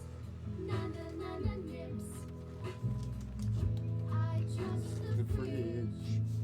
If you were a fish, you'd be an attractive fish. With duct tape and salt and baking can. Snuggies are more important than Social interaction. bananas in my hot tub. Because Bananas. I took off my pants but don't remember why. My favorite band only writes songs about eggs now. I can't eat oatmeal anymore. Like a velociraptor. Stay for a second. I cry at the axles and butter. I'm a goose. Where's my juice? Lyrics the glow. Goose is geese. Why isn't the Plural of moose meese. It's so Freaking cold. Low, low, low, low, low.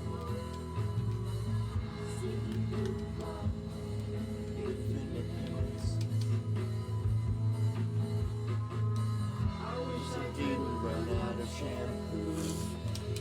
I'm a fork in a world of soup. My Nose is really itchy. That is my contribution to Mad Libs 3. Where did my pants go? Hashtag swag YOLO. Hashtag swag YOLO. Oh. No! You want to be a part of the next one? Subscribe button's there. Oh my God. Get a digital download of all of my stuff that I ever do. That's on Patreon. Also, Tamara has a channel now as well, and she does vlogging What'd you type think of stuff. it? So click on her to get to her channel. I'm gonna be yeah, listening we'll to see it you guys probably. for the next one. silly. Hashtag swag YOLO. Oh, dude, you're welcome.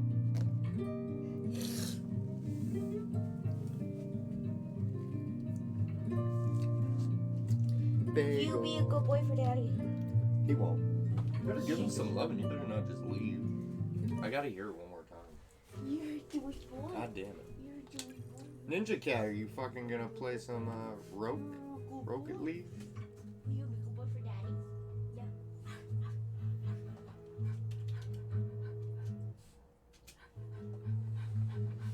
You smell Like my mom, who ate the last croissant. He bit the bed. I got him so riled up he bit your Good. comforter. Good. Quick, Margaret, run the bubble bath. The 1980s weren't that bad. Bobbing for onions, Suffering from diabetes. Can we just appreciate that he bit into an onion? Shampoo. I'm a fork in a world of soup. My nose Nose is really itchy. This is my contribution contribution to Mad Libs 3. Where did my pants go? I really gotta go. Hashtag swag YOLO. Hashtag swag YOLO.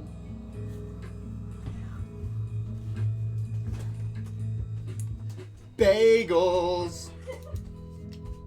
I really, really, really, really, really need to know. Vacuums make me anxious. Sometimes I sneeze and I lose the puppets. Lemonade was a Popular drink. and still is. Na nips. I trust the fridge. Girl, if you were a fish, you'd be an attractive fish. If Dr. can't solve it, then you can. Snuggies are more important than Social interaction. bananas in my hot tub. Because bananas. I took off my pants but don't remember why. My favorite band only writes songs about eggs now. I can't don't feel anymore. Like a velociraptor. I cry and the exits the button. I'm a goose, where's my juice? Lyrics the plural, goose's geese. Why isn't the plural of moose meese? It's so freaking cool.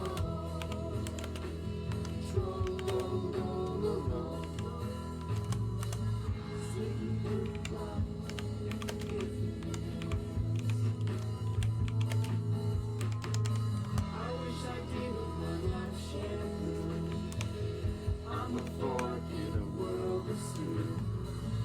My nose is really itchy. That is my contribution to Mad Libs 3. Where did my pants go?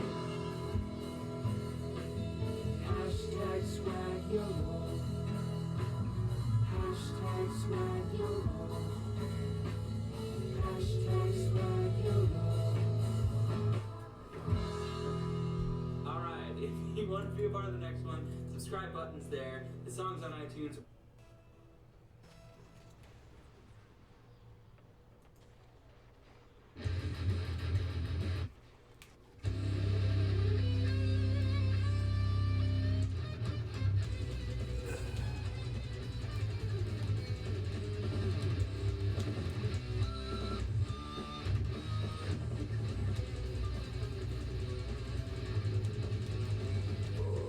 Gotta try to stay by.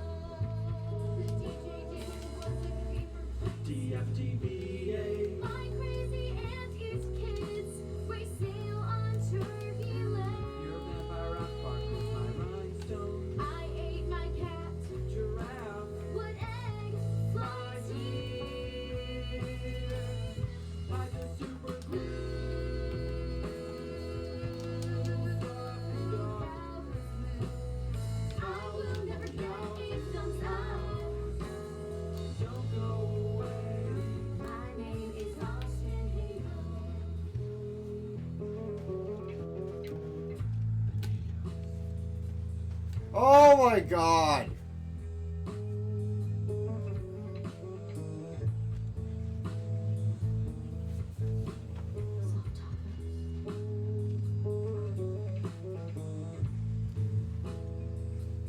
Did you find my bucket? Did you find my bucket? Subscribe.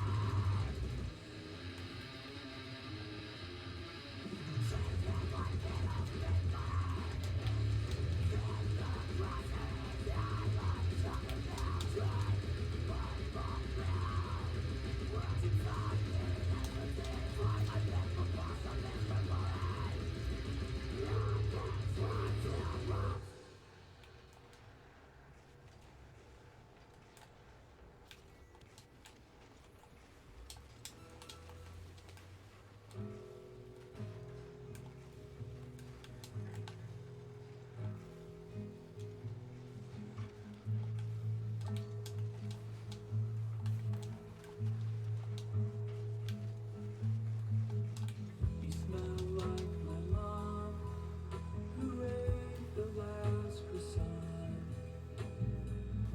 Has anyone found my bucket? Make good. Quick, Margaret, run the bubble back. The 1980s weren't that bad. Bobby for onions, suffering from diabetes. I wish I didn't run out of shampoo. I'm a forking wussy. My nose is really itchy. This is my contribution to Mad Libs 3. Where did my pens go? Hashtag swag YOLO.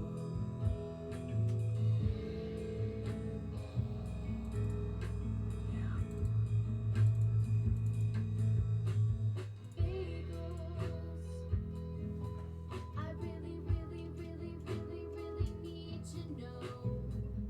Vacuums make me anxious. Sometimes I sneeze and I lose the puppets.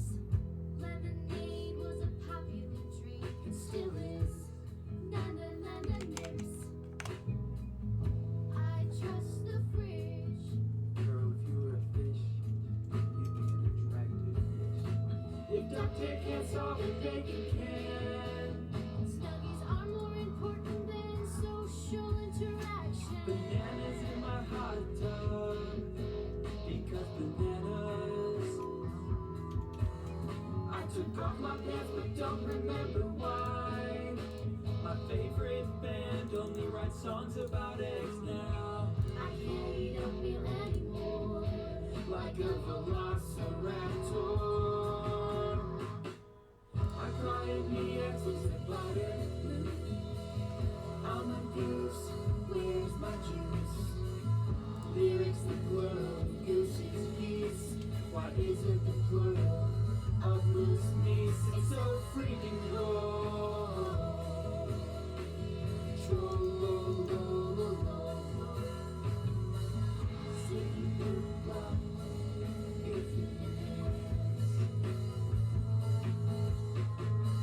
I wish I didn't run out of shampoo. I'm a fork in the world of soup. My nose is really itchy. That is my contribution to Netflix 3. Where did my pants go? Hashtag swag YOLO.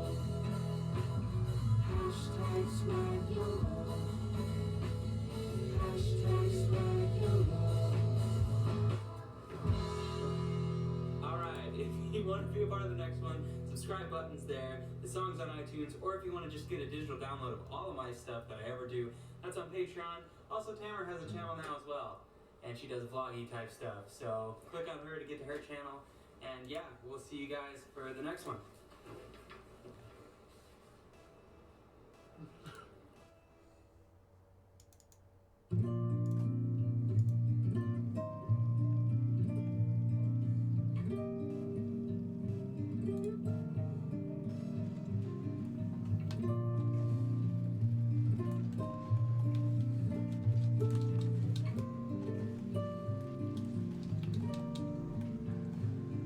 Hello, I saw you got my message on Facebook.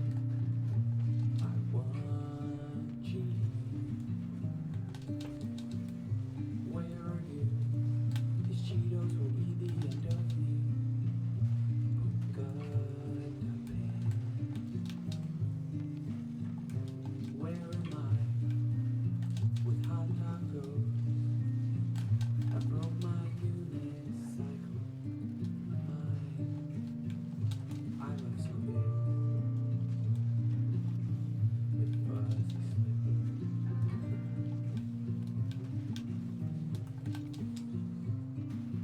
Marry me when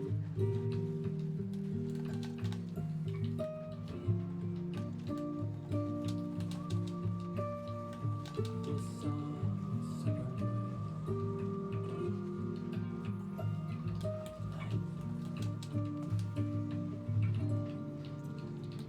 Oh my god, high school is really important. Dictionary, bathing pools, I love you. Sharks are boss. I post pictures of my food on Instagram, and I'm ready to go on a picnic. I couldn't see your hands.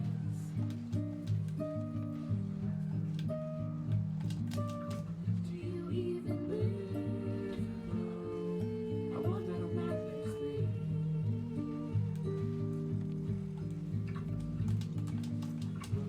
Robots are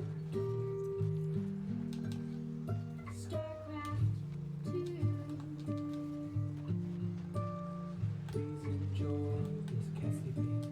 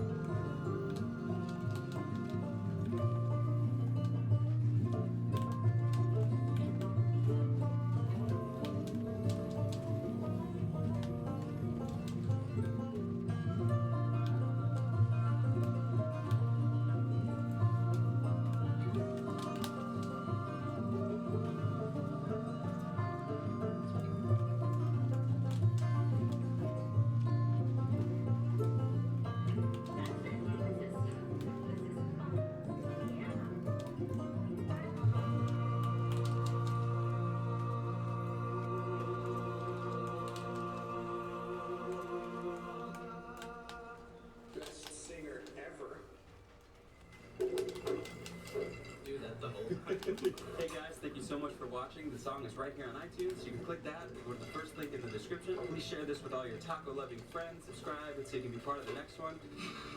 Thanks to everyone who submitted notes and lyrics, and we'll see you soon.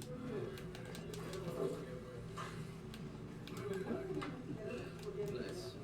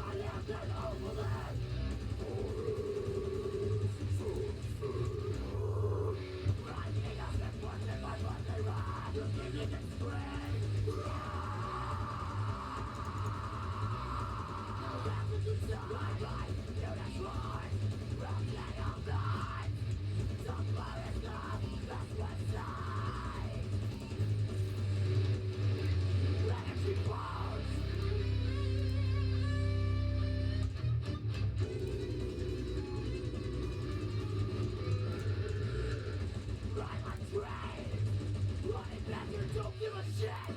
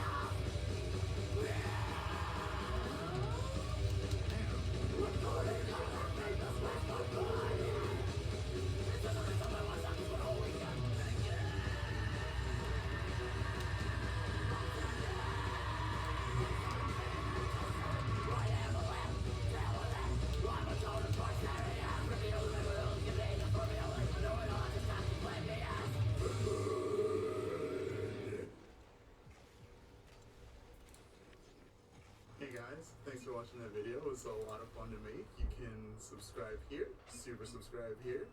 You can buy the song on iTunes over here, and it was Mix My Fluff. Thanks for watching.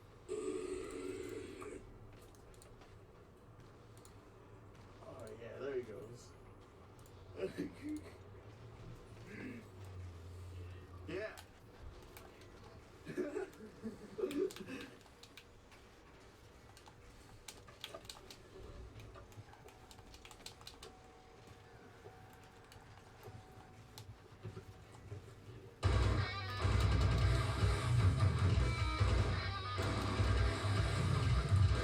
Yesterday, you said tomorrow. So just do it.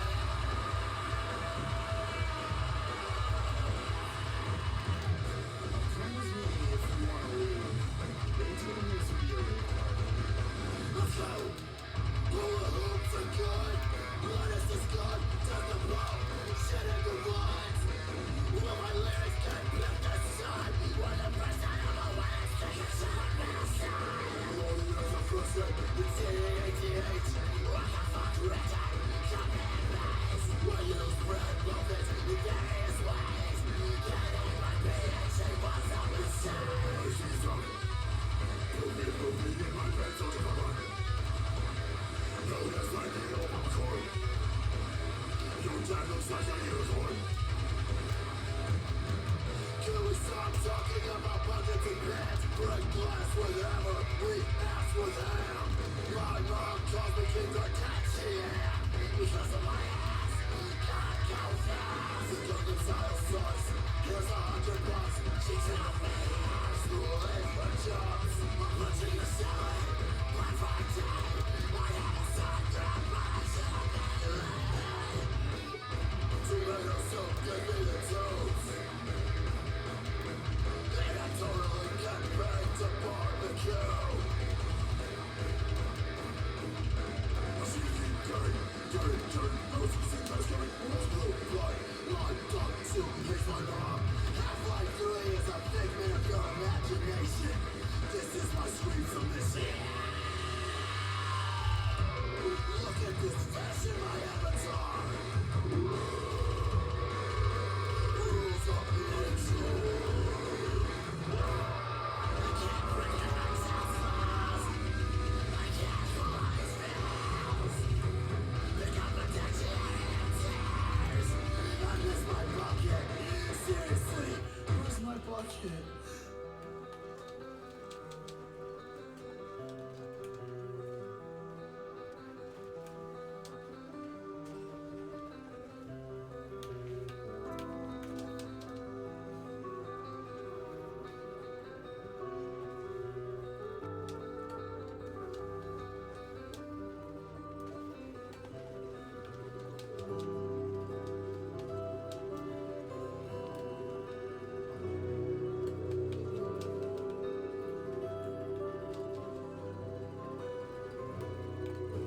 Something about the sky, the moon and the sea. Since when did people like me?